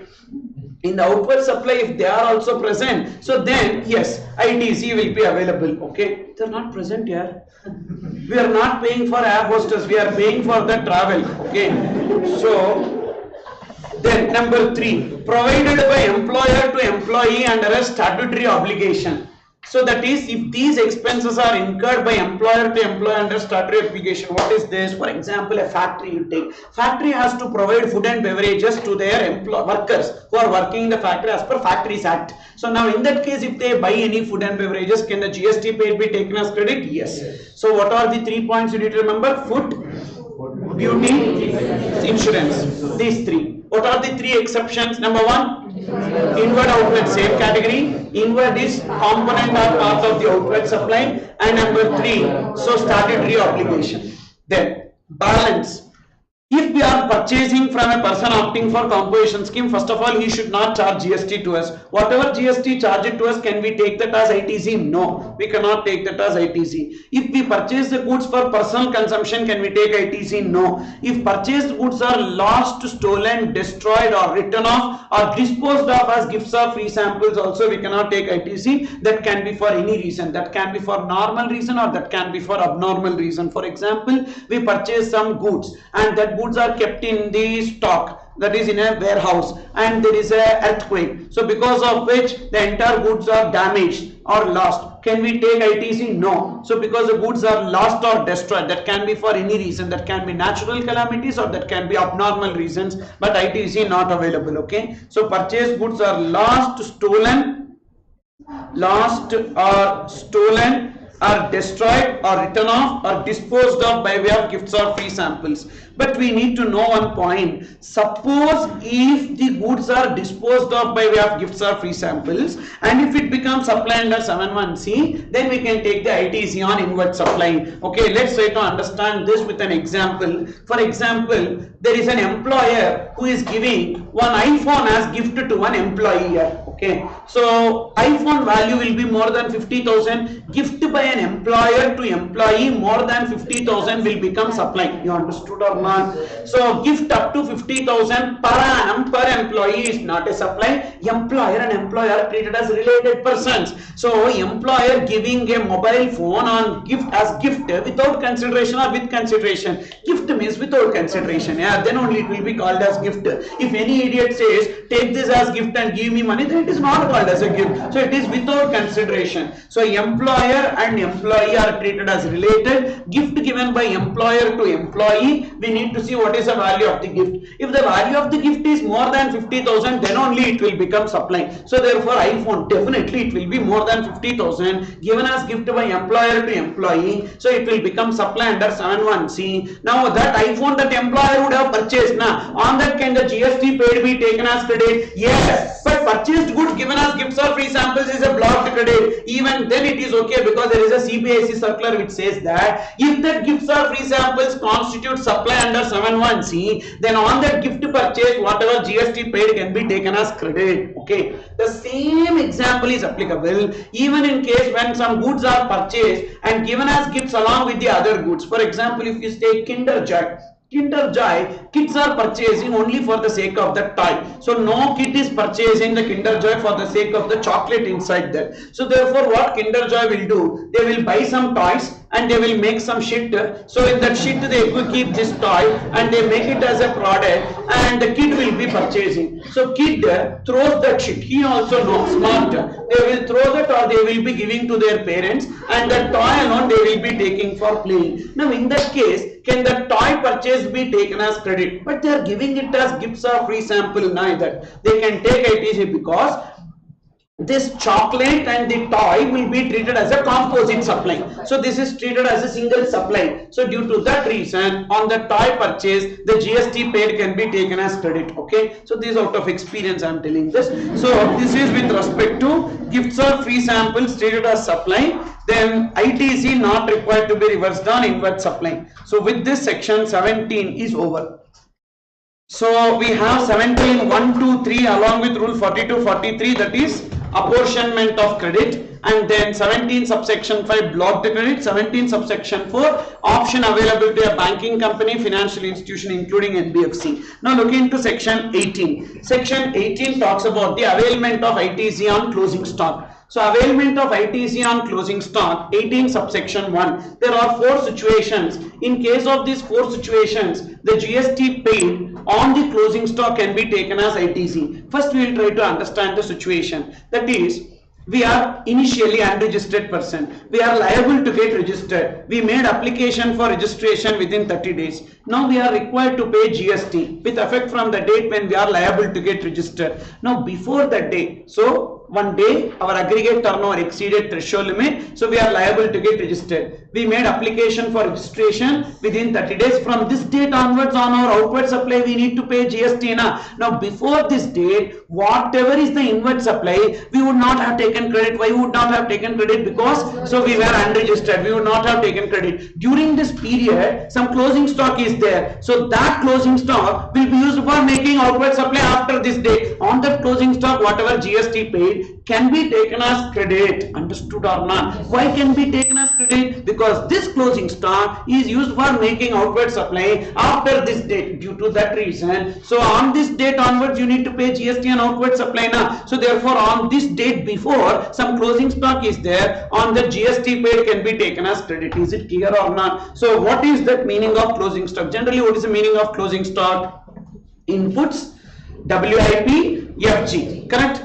So now you need to see in the WIP what is the inputs that is present, in that FG what is the inputs that is present. So inputs as such held in stock, inputs in WIP, inputs in FG, and that can be taken as credit. Okay, so inputs as such held in stock, inputs in WIP, inputs in FG, that is in stock, so GST paid can be taken as credit. So which date we need to see the closing stock? Immediately before the date that person is liable to get registered. Okay, so and when 18(1)(a) will be applicable? Only if they make application for registration within 30 days. And 18(1)(b) is also same as 18(1)(a), but the only difference is the difference in the situation. 18(1)(a) you are liable to get registered and you are making application for registration within 30 days, whereas 18(1)(b) is voluntarily you are getting registered. Voluntarily when you are getting registered, even though your aggregate turnover not cross the threshold limit, you need to pay GST from the date when you got the registration certificate. Okay, so many people got the registration certificate because registration under GST is absolutely free. So many people stood in the queue because our people no need to say free means penal also they will be. So therefore our people stood in the queue and got the registration. Thereafter they need to file returns. But filing returns and paying taxes they could not do. So, but they have to, because 20 lakhs whether they crossed or not, the threshold limit in registration GST is 20 lakhs. Whether they cross 20 lakhs or not, they need to pay GST once you get registered. That is about voluntary registration. So therefore you need to pay GST from the date when you got the registration certificate. So before that day whatever is the closing stock, on that you would not have taken credit. Now it is used for making outward supply from the date of registration. So on that closing stock whatever GST paid can be taken as credit. Okay, that is this point. So therefore 18(1)(a), 18(1)(b) both treatment is same, but the situation will differ. What is the difference between 1A, 1B? 1A is you are liable to get registered, you make application for registration within 30 days. 1B is you are not liable to get registered but you voluntarily got registered. Which date closing stock should be taken in 18(1)(a)? Before the date you are liable to get registered. 18(1)(b), which date closing stock should be taken? Before the date you get the registration certificate. Okay.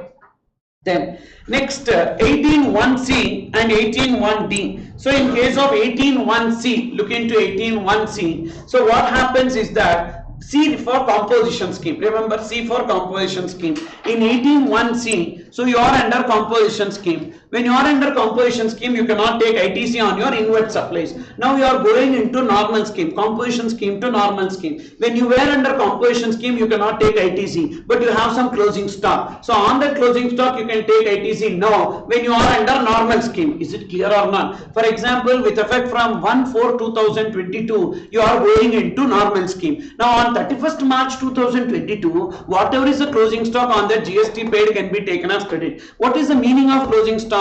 Same meaning of closing stock what we saw for 18(1)(a), 1B, but extra for 1C one more point is also there. Please see what is that? Capital goods. Capital goods. On capital goods also whatever GST paid we will take as credit. But how much credit we take in case of capital goods? As reduced by 5% for every quarter or part thereof. Okay. So in case of capital goods, how much credit we will take? So GST paid minus 5% for every quarter or part thereof from the date of purchase till the date of conversion. So that we will take, because for that period it has been, used for composition scheme now, so we should not take that credit. So take out 5%. 5% here is like depreciation, so 5% for every quarter or quarter from the date of purchase till the date of conversion. So remaining credit we can take now. Okay, so that is with respect to capital goods. Now what is the difference between 18 1C and 1D? So 1C and 1D, if you see, 1C is composition scheme to normal scheme, 1D is you are making exempted supplies. Now that exempted supplies became taxable. So now in that case, so at the time when your outward supplies was exempted, you would not have taken credit. Now it becomes taxable, so you can take the credit on the closing stock, but remaining points are same, correct or not? So now what is the difference between 1A 1B and 1C 1D? 1A 1B and 1C 1D, what is the difference? Actually 2 points only difference. So 1A 1B you cannot take credit on capital goods, 1C 1D you can take credit on capital goods. One more difference is also there, 1A 1B no need to do the matching, but 1C 1D matching is required. Okay, so which means that in 1A 1B there is a scope of evasion. We can produce some invoices so which are issued to some other person also, on that also GST paid can be taken as credit, but in 1C 1D that is not possible, because if we are taking the credit, that should be reflected in our 2A 2B, so then only we can take the credit. Okay, that is the difference between 1A 1B 1C 1D. What's the difference between 1A 1B? So 1A you are liable to get registered, made application for registration within 30 days. 1B voluntarily got registered. What's the difference between 1C 1D? 1C is composition scheme to normal scheme, 1D is exempted supplies becomes taxable supplies. And with this 18 subsection 1 is over. Now 18 subsection 2. What is the time limit within which that stock should have been purchased? So inputs as such held in stock, inputs in WIP, inputs in FG, capital goods we have now. Something which is purchased 200 years before and all we cannot take credit. Okay, so within 1 year prior, so obsolete stock and all in this manner we will take credit. On obsolete stock, whatever non-moving stock and all GST paid we will take credit. So they are telling only on that purchases within 1 year prior. So that is given in 18 subsection 2. The above closing stock should have been purchased within 1 year. Now, is there a possibility of taking fake credit in case of 1A 1B? Yes, because 1A 1B do not require matching. So we can put whatever fancy number we like, we can put that and we can take as credit. So that's the reason why. So in case of 18 subsection 1, how will you take the ITC? You will not take the ITC by putting in GSTR 3B. For that you need to file a separate form. So what is that form that we need to file? Form GST ITC 1. And this form should be certified by a CA or CMA if the amount exceeds 2 lakhs. Means up to what extent we can take?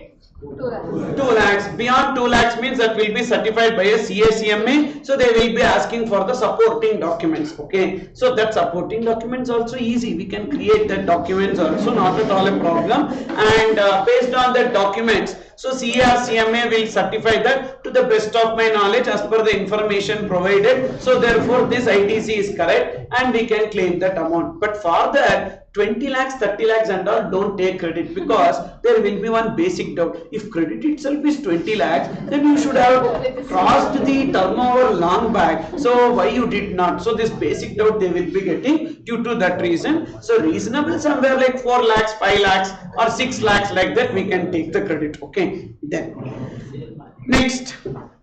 Section 18 subsection 3, transfer of ITC. Section 18 subsection 1 is availment of ITC on closing stock. Section 18 subsection 2 is time limit, that is within 1 year prior we should have made the purchase. And section 18 subsection 3, transfer of ITC. When there is a transfer of ITC, transfer of business. So whenever the business gets transferred to another person, so then in that case from the transferor, whatever is electronic credit ledger ITC balance, that will go to the transferee. Understood or not? So provided the business is transferred as a going concern, which means that all assets and liabilities with a specific provision for transfer of liabilities. So when the business is called as transferred as a going concern, if I settle my liabilities and assets alone if I am transferring, that is not called as transfer of business. So transfer of business means what? With specific provision for transfer of liabilities, all assets and liabilities, all risks and rewards incidental to the the business should be transferred. That is amalgamation in the nature of merger, not amalgamation in the nature of purchase.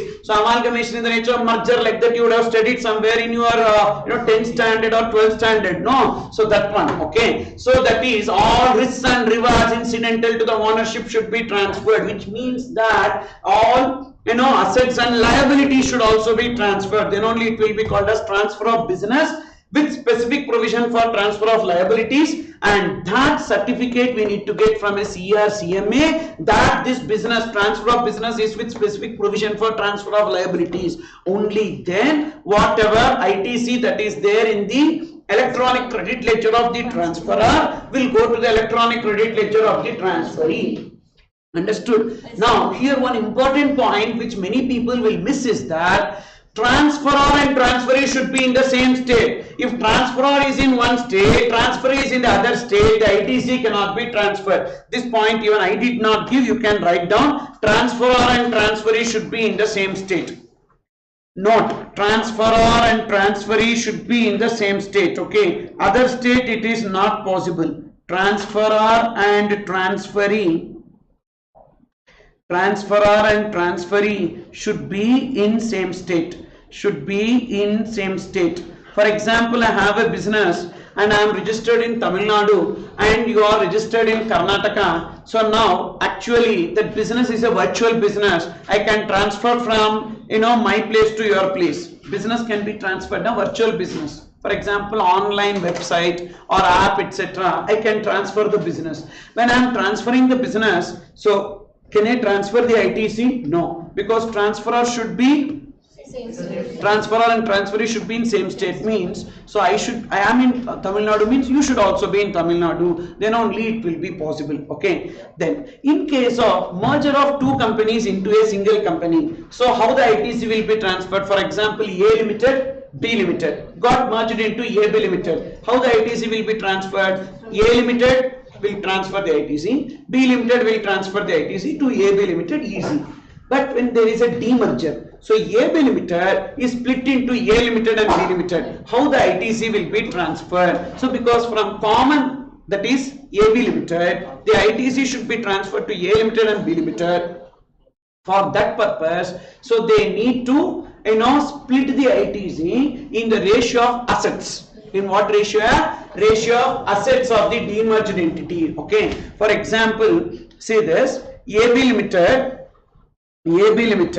is split into A Limited and B Limited. So now see the assets of A Limited and B Limited post demerger excluding ITC, because ITC only we are distributing. So AB Limited is having a ITC of 4,50,000. Now A Limited is having assets. What is the assets of A Limited? Say 30 lakhs. The assets of B Limited is say 20 lakhs. So now what you will do, in the ratio of 3:2 you will distribute the credit. So what is the ITC given to A Limited? So that is 4,50,000 into 3 by 5. So that is 2,70,000. Whereas here the ITC will be 4,50,000 into 2 by 5, that is the remaining, that is 1,80,000 will be distributed as credit. So the common ITC will be distributed to A Limited and B Limited in the ratio of its assets post the demerger, okay. So that is in case of demerger here.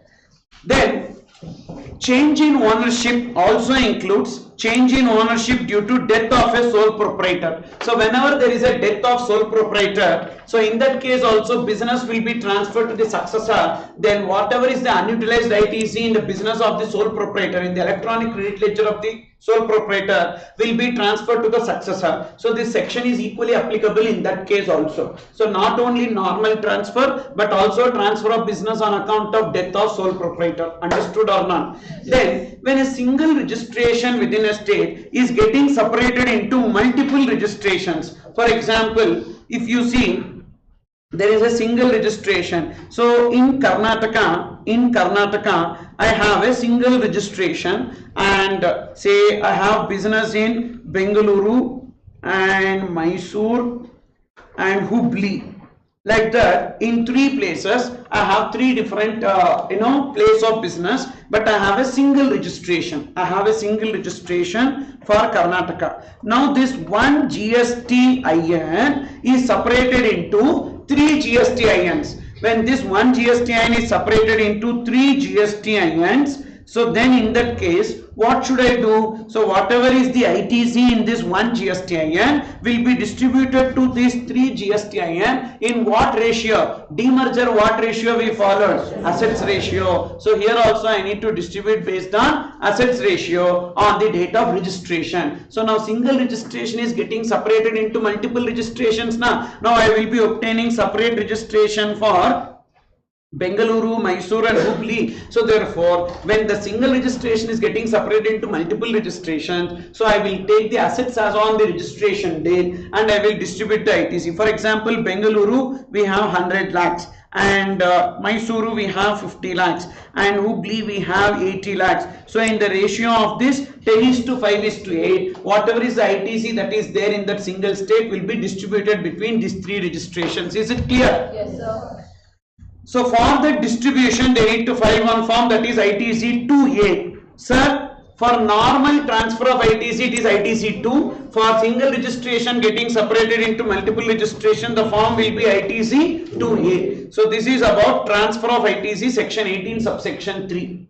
Now looking to the next one, section 18 subsection 4 read with section 29 subsection 5. That is, when you are under composition scheme to normal scheme, you took the ITC on closing stock 18(1)(c). Now reverse, when you are under normal scheme and going into composition scheme, okay, then 18(1)(d), what is that? Your outward supplies was exempted, now it became taxable. So now opposite, your outward supplies are taxable, now it became exempted. Then cancellation of registration, you are doing business and you cancel the registration. In these three cases you need to reverse the ITC on closing stock. You avail the ITC on closing stock, now you reverse the ITC on closing stock. Okay, so now what we need to do? There are three situations. What are the three situations? Remember, so you are under normal scheme, you are going into composition scheme, means you are disqualified to take the ITC, correct?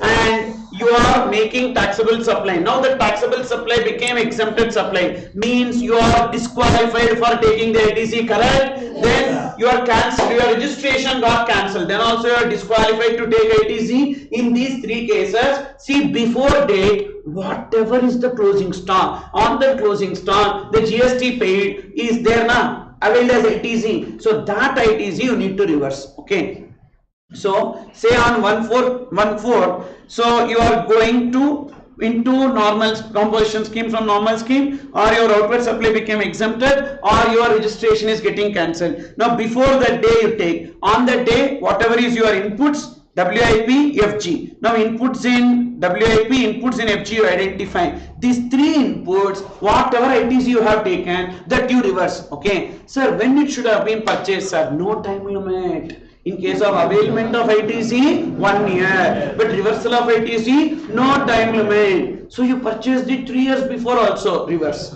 Sir, invoice not there, sorry, you cannot take ITC. For availment of ITC, if you don't have invoice, you cannot. Sir, reversal, invoice not there, then also you reverse. Okay, so market value you need to take. Market value as on the closing stock date you need to take, and on that you need to reverse the ITC. Okay, then next, so there matching is required. 18(1)(c), 1D matching required. Here no matching and all, reverse.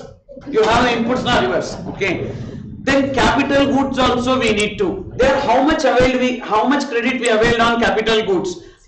So much of the GST paid minus 5% for every quarter or part thereof from the date of purchase till the date of conversion, correct? But here total ITC divided by 60 months into balance useful life, you need to reverse the credit. Okay, so why that quarter or part thereof benefit not given here? Exact, reversal exact.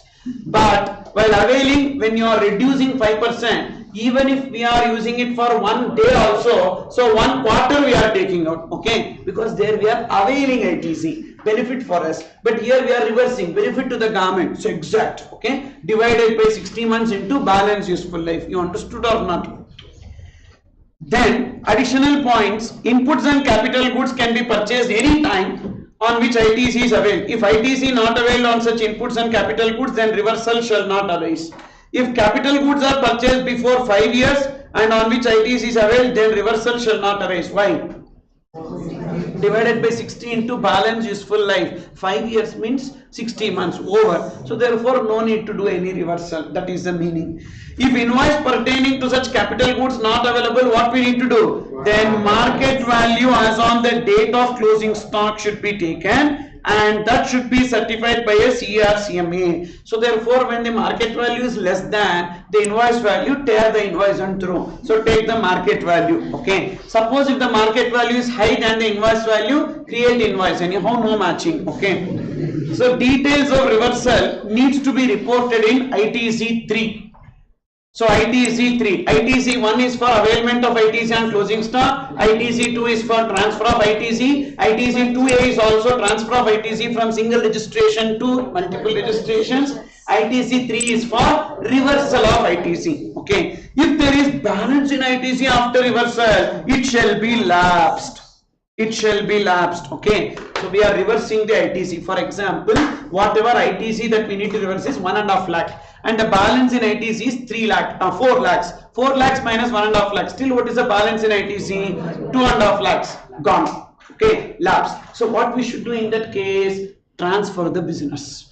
Transfer the business. So ITC gets transferred. Better start a new business. You understood or not? Because why to lapse that ITC? Clear or not? And then, suppose if we need to reverse 1,50,000. We need to reverse 1,50,000. Only 1 lakh ITC is available. What we should do? 1 lakh you adjust, remaining 50,000 you need to pay. Why you should pay? You need to reverse the ITC on closing stock. You avail the ITC. You don't have the balance. You pay that. You understood or not? So this is like a penalty here. Reversal of ITC. Then if there is any shortfall for reversal, then that shortfall shall be payable using cash ledger. And this computation to be made separately for CGST, SGST, UT, GST or IGST. Okay. So this is about 18 subsection 4 read with 29.5.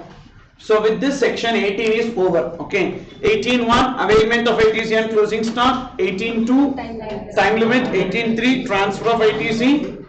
18.4 reversal of ITC. 18.6 18.6 one point we discussed, capital goods purchased on which ITC is availed and disposed of capital goods.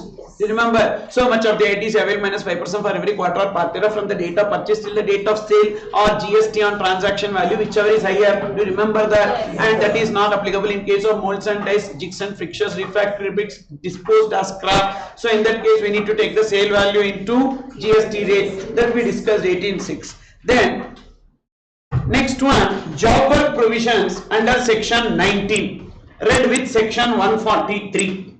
That is, we are sending the goods on job work. So job worker is a person who will engage in one process. We will outsource a process to that person. Okay. So now listen carefully. It is simple only. There is no complication and all in this. First, I am a principal manufacturer. Okay. You are my job worker. So I will be sending some goods to you. Inputs I will be sending to you. You should return back that inputs after processing within what time? You need to return the processed goods within 1 year. Okay, then I am sending the capital goods to you. You need to return back the capital goods within 3 years. So this is the time limit given under section 143. And suppose within 1 year, if you are not giving the processed goods, there is a further extension of 1 year. So it is a time limit 1 year plus 1 year, and the capital goods will be 3 years plus 2 years. What will happen within 1 year plus 1 year or 3 years plus 2 years? You are not returning the processed goods or capital goods. On these inputs what I have purchased and capital goods what I have purchased, so I need to pay the GST now, treating it as sold. Okay.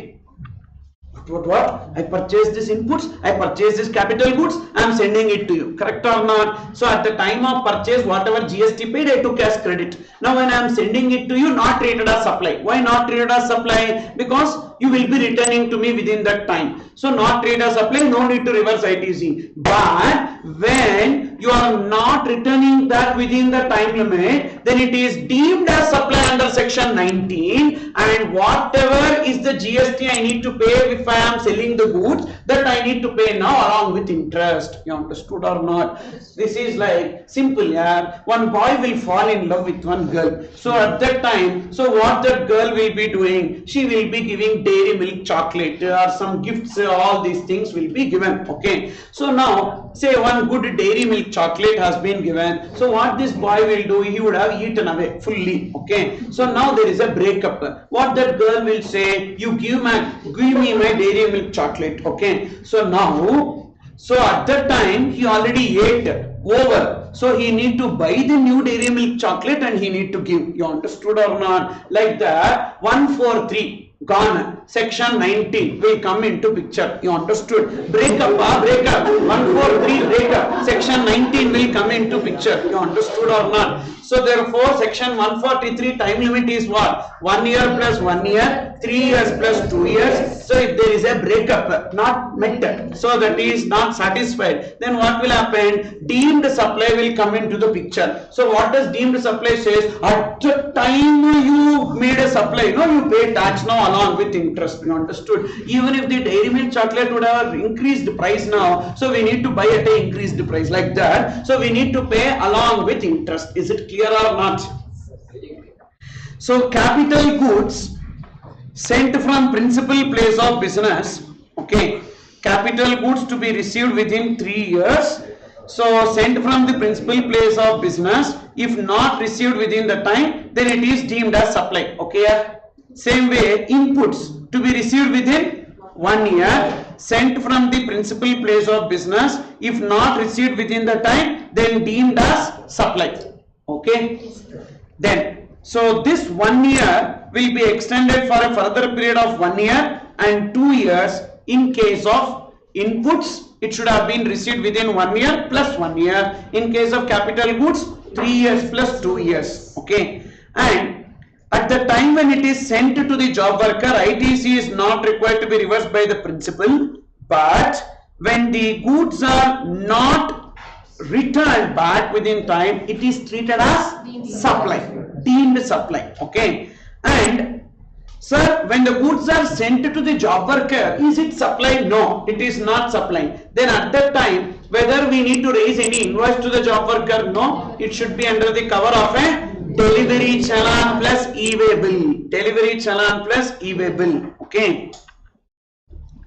Then job worker can avail ITC with respect to inputs and input services used in job work. So for doing the process, he will purchase some material, on that he can take ITC. So if the processed goods are capital goods not returned, then it is treated as new supply by job worker and chargeable to GST, which can be availed as ITC by principal. What is this? That is 1 year, 3 years over.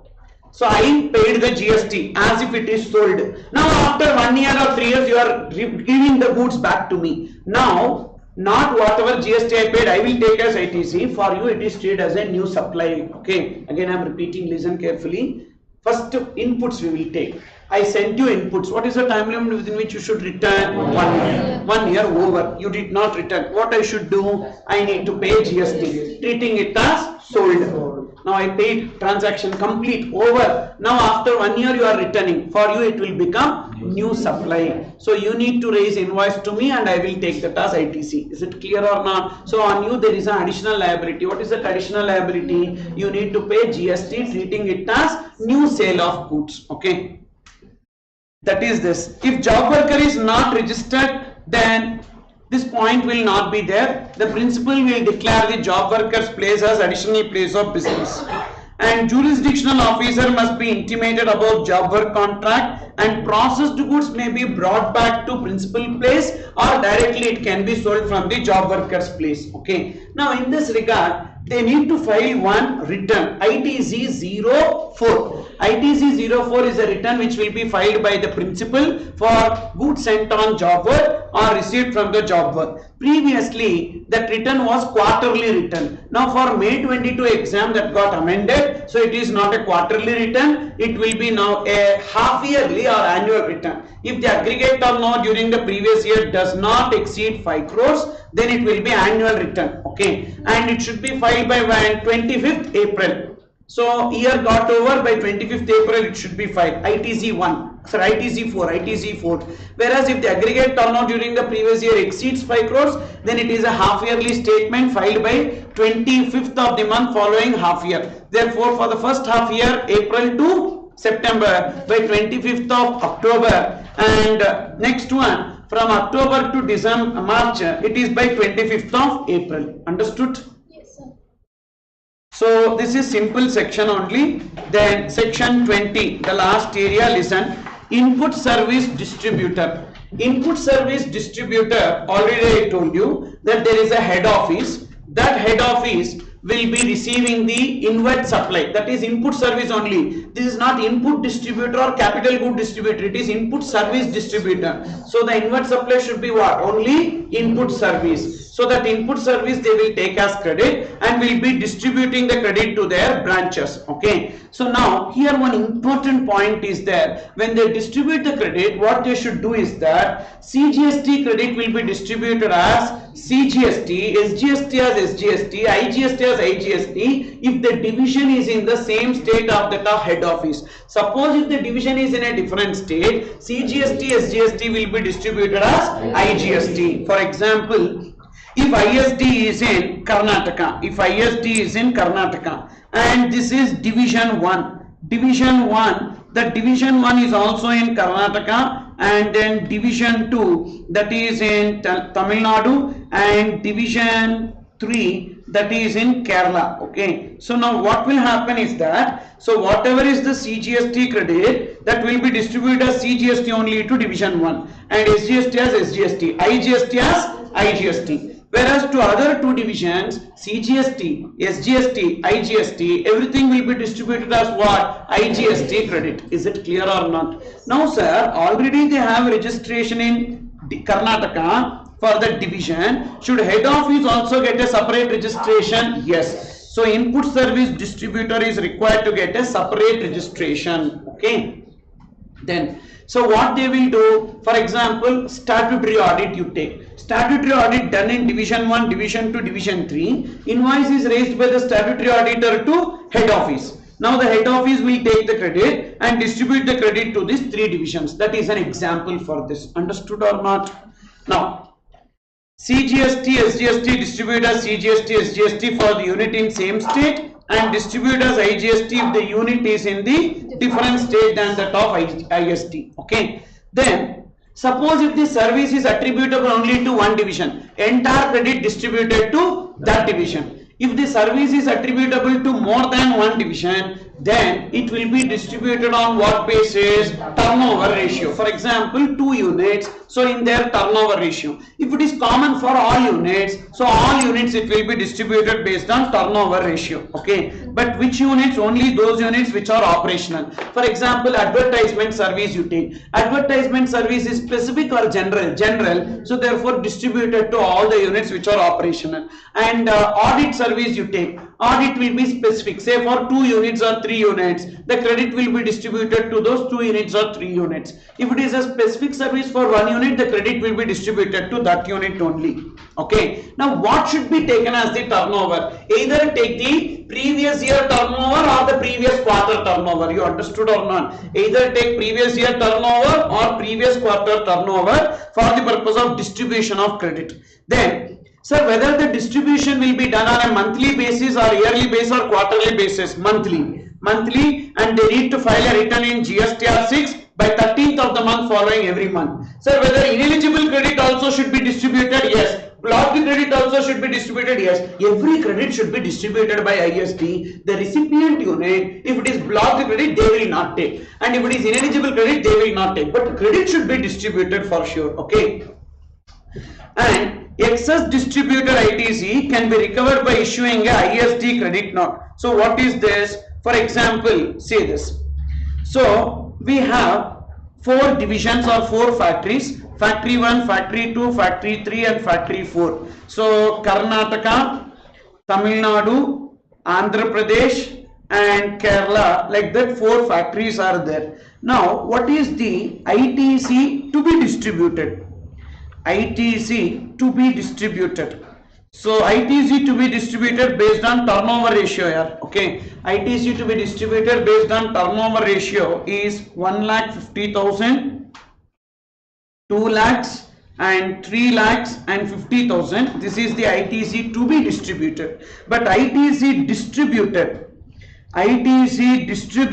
is what? ITC distributed is 2 lakhs, then 3,50,000, 1 lakh. Okay, so what is that? 50, 50 and 50. So here 50,000. So ITC distributed is this way. Okay, now we made a mistake now. What is it we need to do to rectify this mistake? Come on, tell me. So credit note to be given. ISD credit note. ISD credit note to be given to whom? To reduce the credit.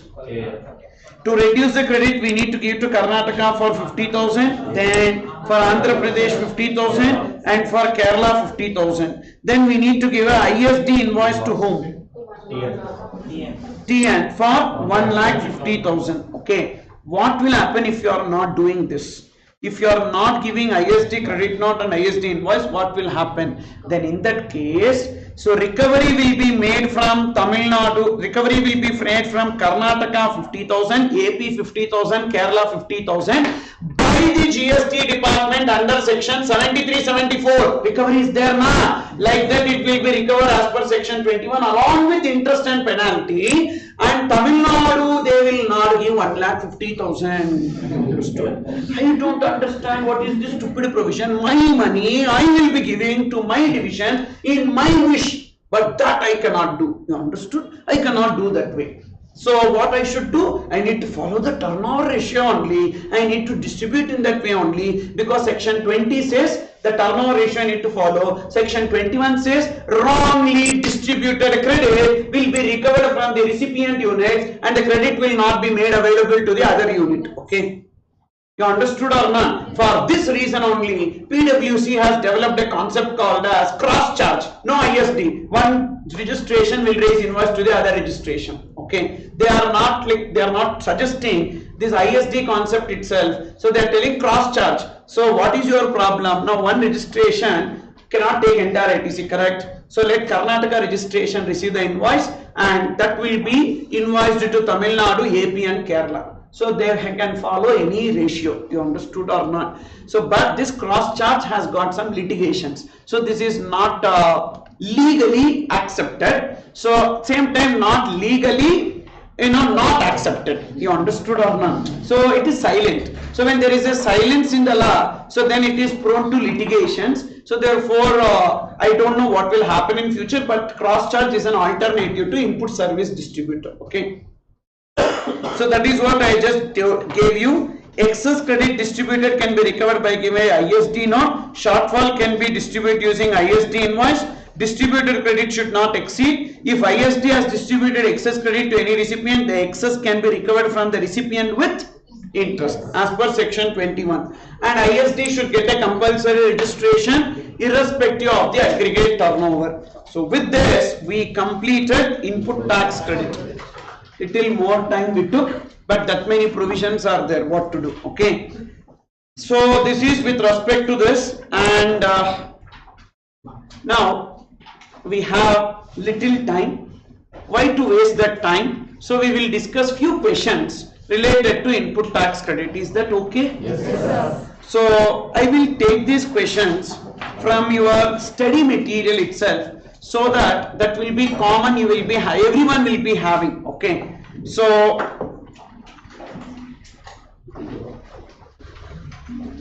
on input tax credit I am doing some questions from your study material. Okay,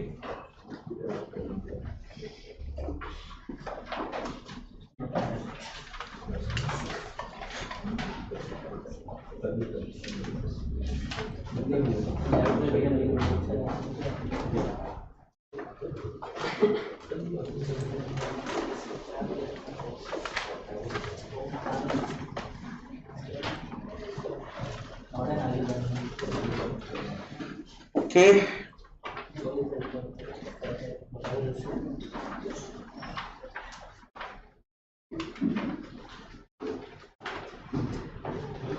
So lot of questions are there, but some questions I am anyhow including into my discussion. I told you that I will be discussing some 50 questions, in that I will be including. As the time is there, I thought of discussing these questions, so for that reason only. So now look into this this question. XYZ Private Limited is a manufacturing company registered under GST in the state of Uttar Pradesh. It manufactures two taxable products, alpha and beta, and one exempted product, gamma. On 1st October, while product beta got exempted through an exemption notification, exemption available on gamma got withdrawn on the same date. The turnover of alpha, beta and gamma in the month of October was 9 lakhs, 10 lakhs and 6 lakhs respectively. So now from this first paragraph, what is that we need to know is that, so there are three products that they were making. So that is alpha, beta, gamma, and one date, with effect from one date it became taxable. So before that date, okay, so what is the date? 1st October. Before the date, alpha and beta are taxable and gamma was exempted. Alpha, beta taxable, gamma exempted. So 1st October, and with effect from 1st October, what has happened? So the exemption which was given to, gamma got withdrawn and beta became exempted. Beta became exempted, gamma became taxable, alpha continued to be taxable. So this is what has happened. That is only given in the first paragraph. Now what has happened, you see, machinery U purchased on 1st October for being used in manufacturing all the three products. Can we take this as credit? Yes, we can take the credit and it will also become common credit. Okay, so now what we need to do, we need to prepare a table, so wherein ITC availed and common credit, like that we need to take two columns. Okay, so ITC availed and common credit. So machinery U, what is the ITC that we can avail? 36,000. Will that also become common credit? Yes, because it is used for all three. All three means common credit because we have partly taxable and partly exempted. Then the next machinery that we have, machinery V, purchased on 1st October for used in product alpha and gamma. Alpha and gamma are now what? Only taxable. So therefore this 18,000 rupees, can we take credit? Yes, but it will not be coming under common credit. So machinery V only, no, that is V. Then machinery W, purchased in 1st October for being exclusively used in manufacturing beta. So beta became exempted now. So therefore with respect to machinery W, no ITC. No ITC availed because it is used exclusively for making beta.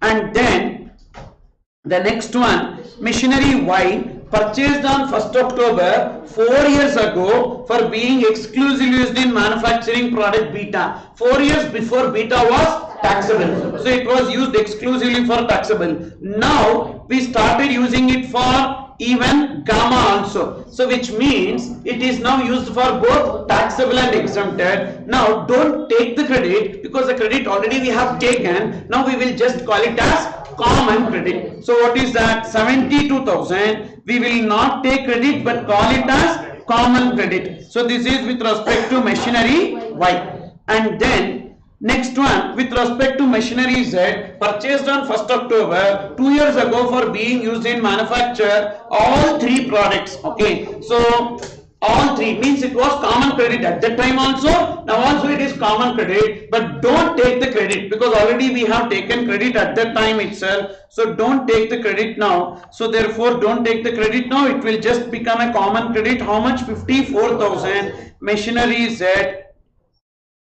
54,000. It will be kept under common credit.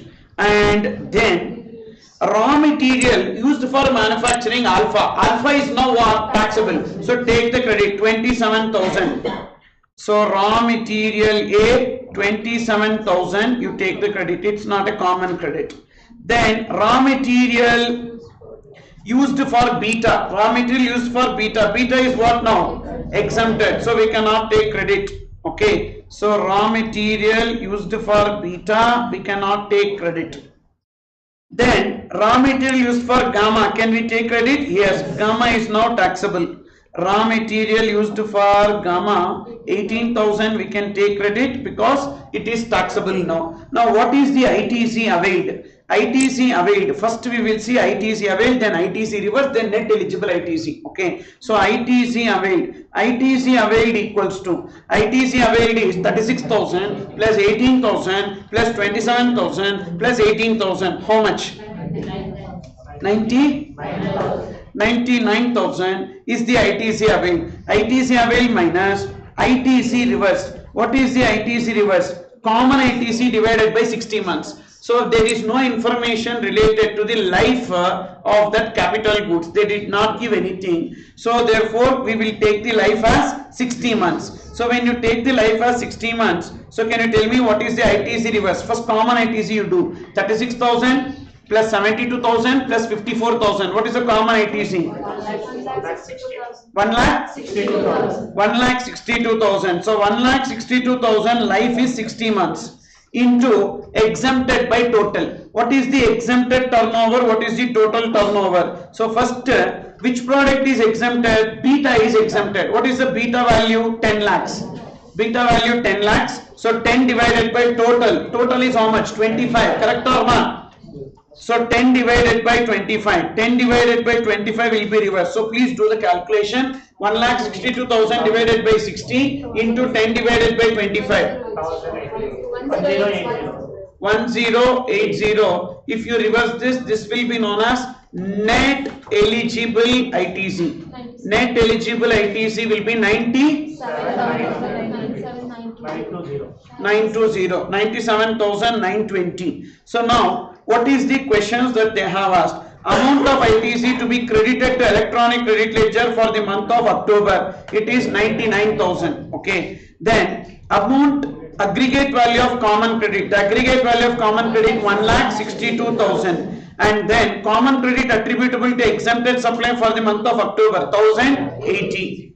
And then GST liability of the company payable through cash ledger. So first, what is the rate of GST? 18%. Okay, 18%. What are the taxable turnover here? 9 lakhs and 6 lakhs. 15 lakhs is the taxable turnover. So please do the taxable turnover gross liability. Gross liability 15 lakhs into 18%. 15 lakhs into 18%. How much? 2,70,000. How much credit we have? ITC 97,920. So the remaining will be the net liability. 1,72,080 will be taken as the net liability payable through cash ledger. Okay. So now let's see the answer. This is question number 17.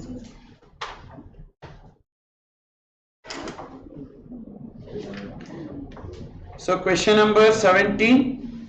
So first, what is the amount credited to electronic credit ledger? 99,000. So we got the same answer. And then next, aggregate value of common credit 1,62,000. Correct. And then common credit attributable to exempted supply 1,080. Okay. And then next, net GST payable 1,72,080. Correct answer. You understood? So I am a good faculty. Okay. So therefore, this is one question related to rule 43. But certainly they escaped from asking on Initial purchase used for exempted and at later point of time used for both taxable and exempted. They missed that point. Actually, there was one capital goods here. Capital good X, like that one capital goods was there. They removed that because they don't want to torture the students. Okay, but capital goods X was there. So capital goods Y it came, Y and Z, but X is missing. You can see that point. Okay, X, Y, Z used to be there previously. They removed that X, Y, X and only Y and Z was kept. So X was what you know, X was initially used for exempted, at a later point of time used for both taxable and exempted. Now what will happen if that is there? If that is there, what will happen? So then whatever is the period for which we use the X for exempted, for that period 5% into for 5% for every quarter or part thereof, we need to reverse. We need to reverse. Plus that should also be taken into common credit, and we will avail it as ITC. 3 adjustments. First adjustment, we will avail it as ITC. For October month, we will put it under ITC availment. Second, we will put it under common credit. Third, for the past period which is used for exempted, that much period, whatever 5% for every quarter or part thereof, we will do the reversal. Okay, so this point we would have done. Okay, so then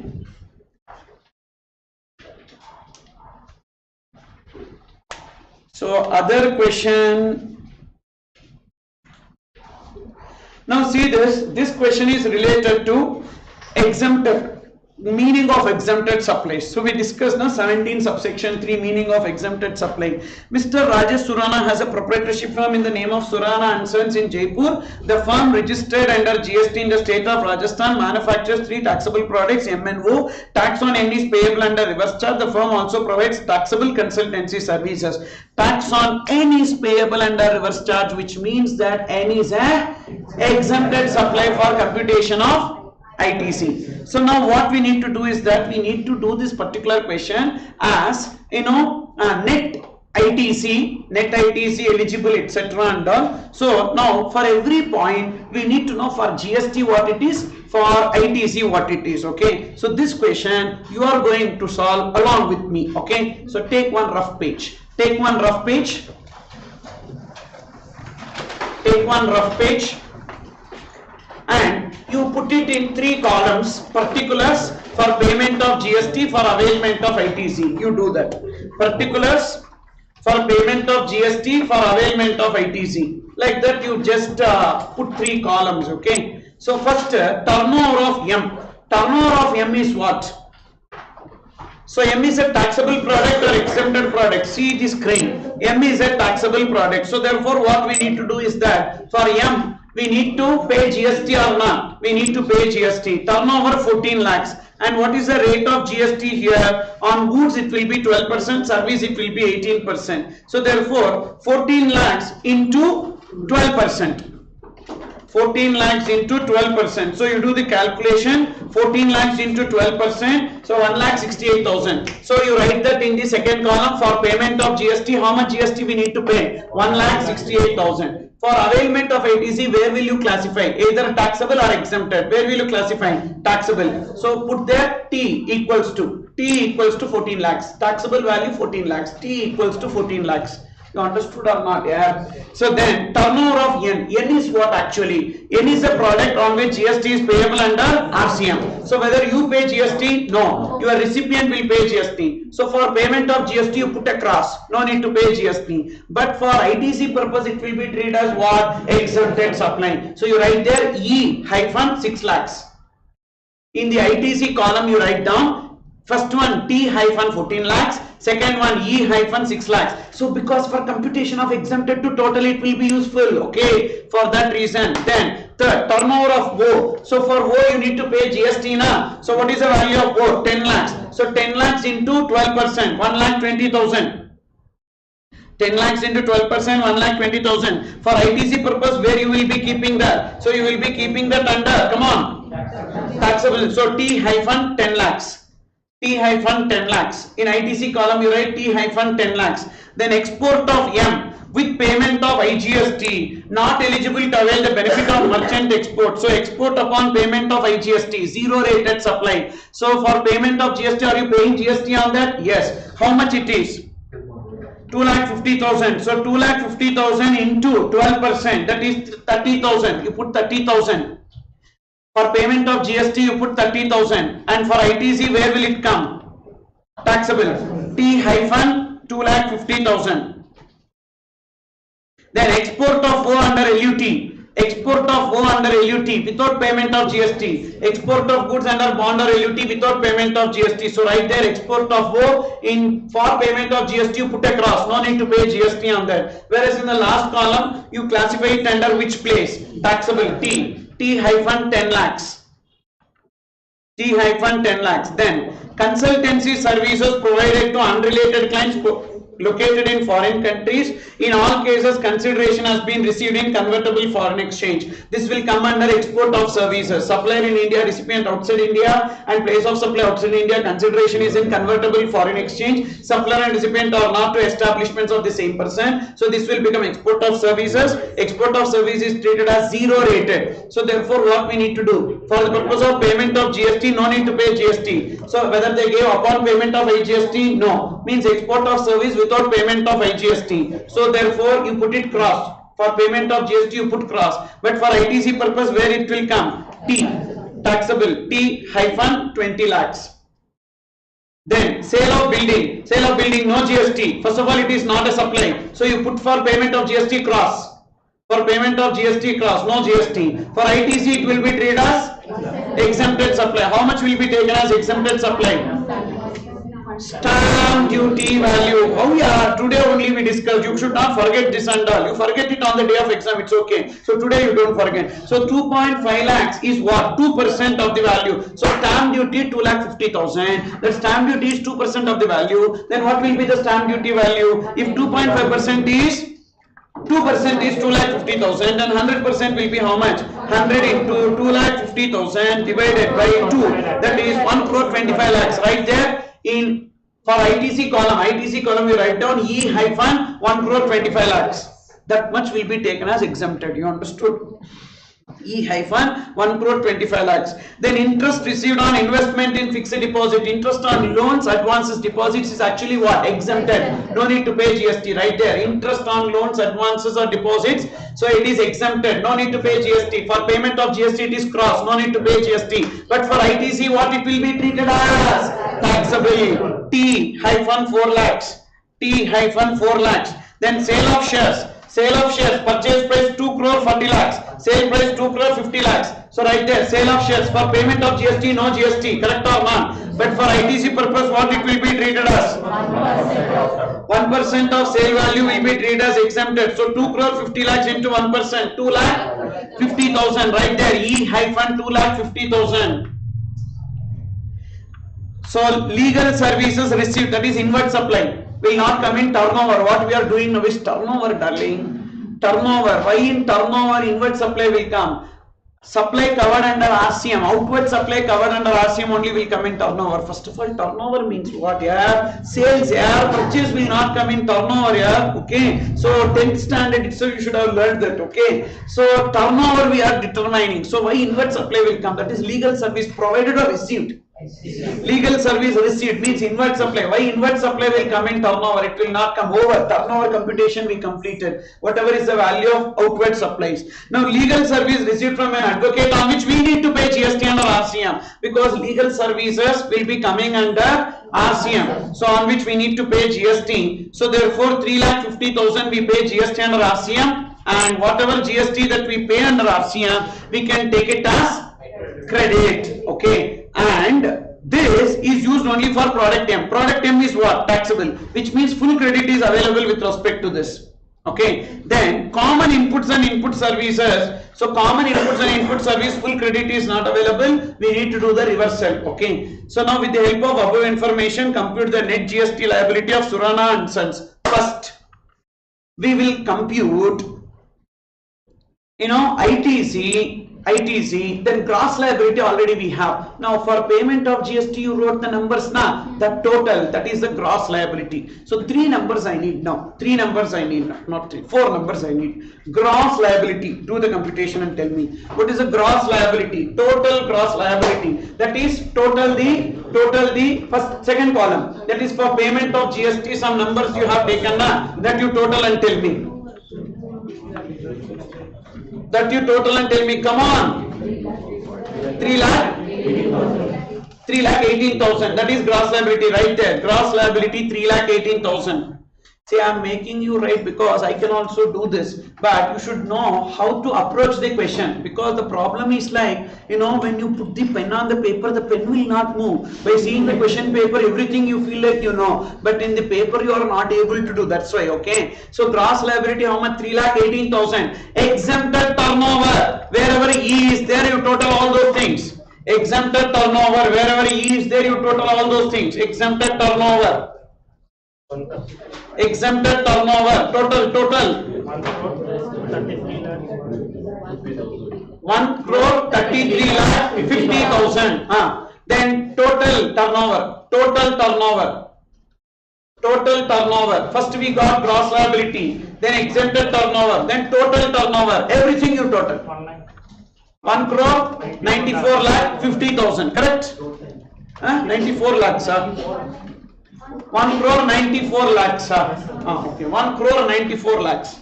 1 crore 94 lakhs. Total turnover 1 crore 94 lakhs. Okay. Now we will proceed to ITC. So ITC computation we need to know. So listen carefully.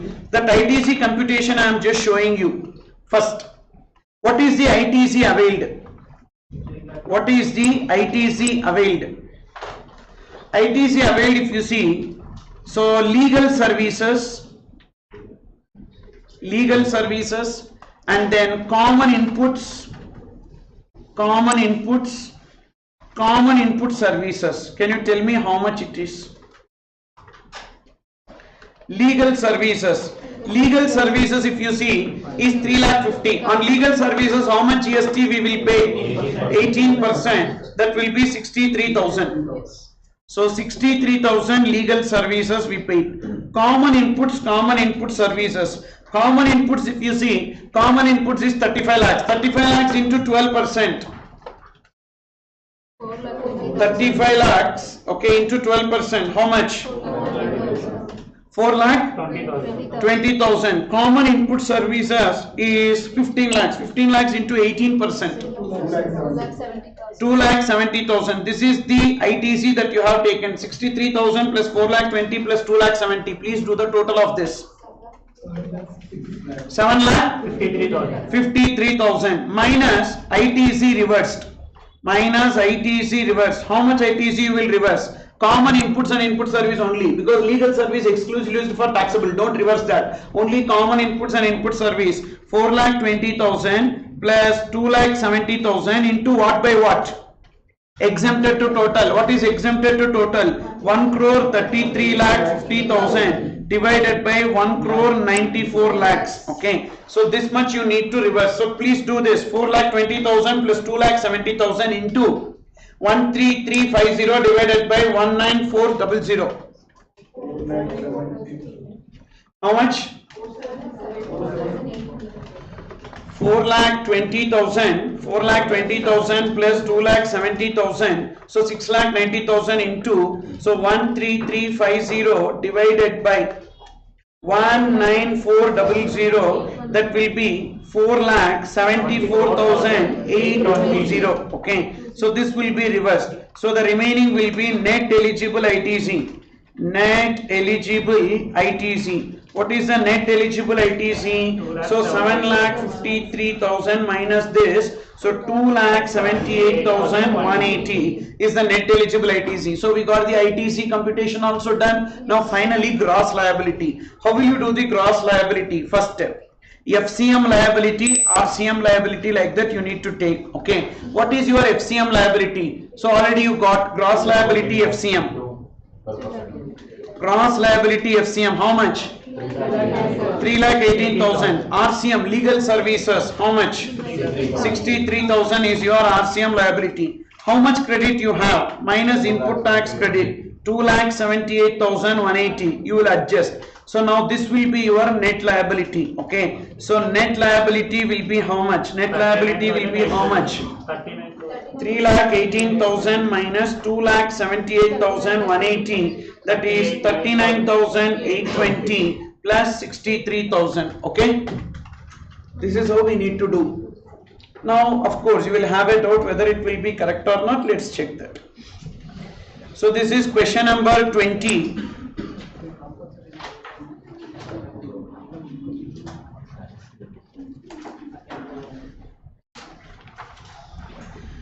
So see this, question number 20. So what should be the answer that you should have got?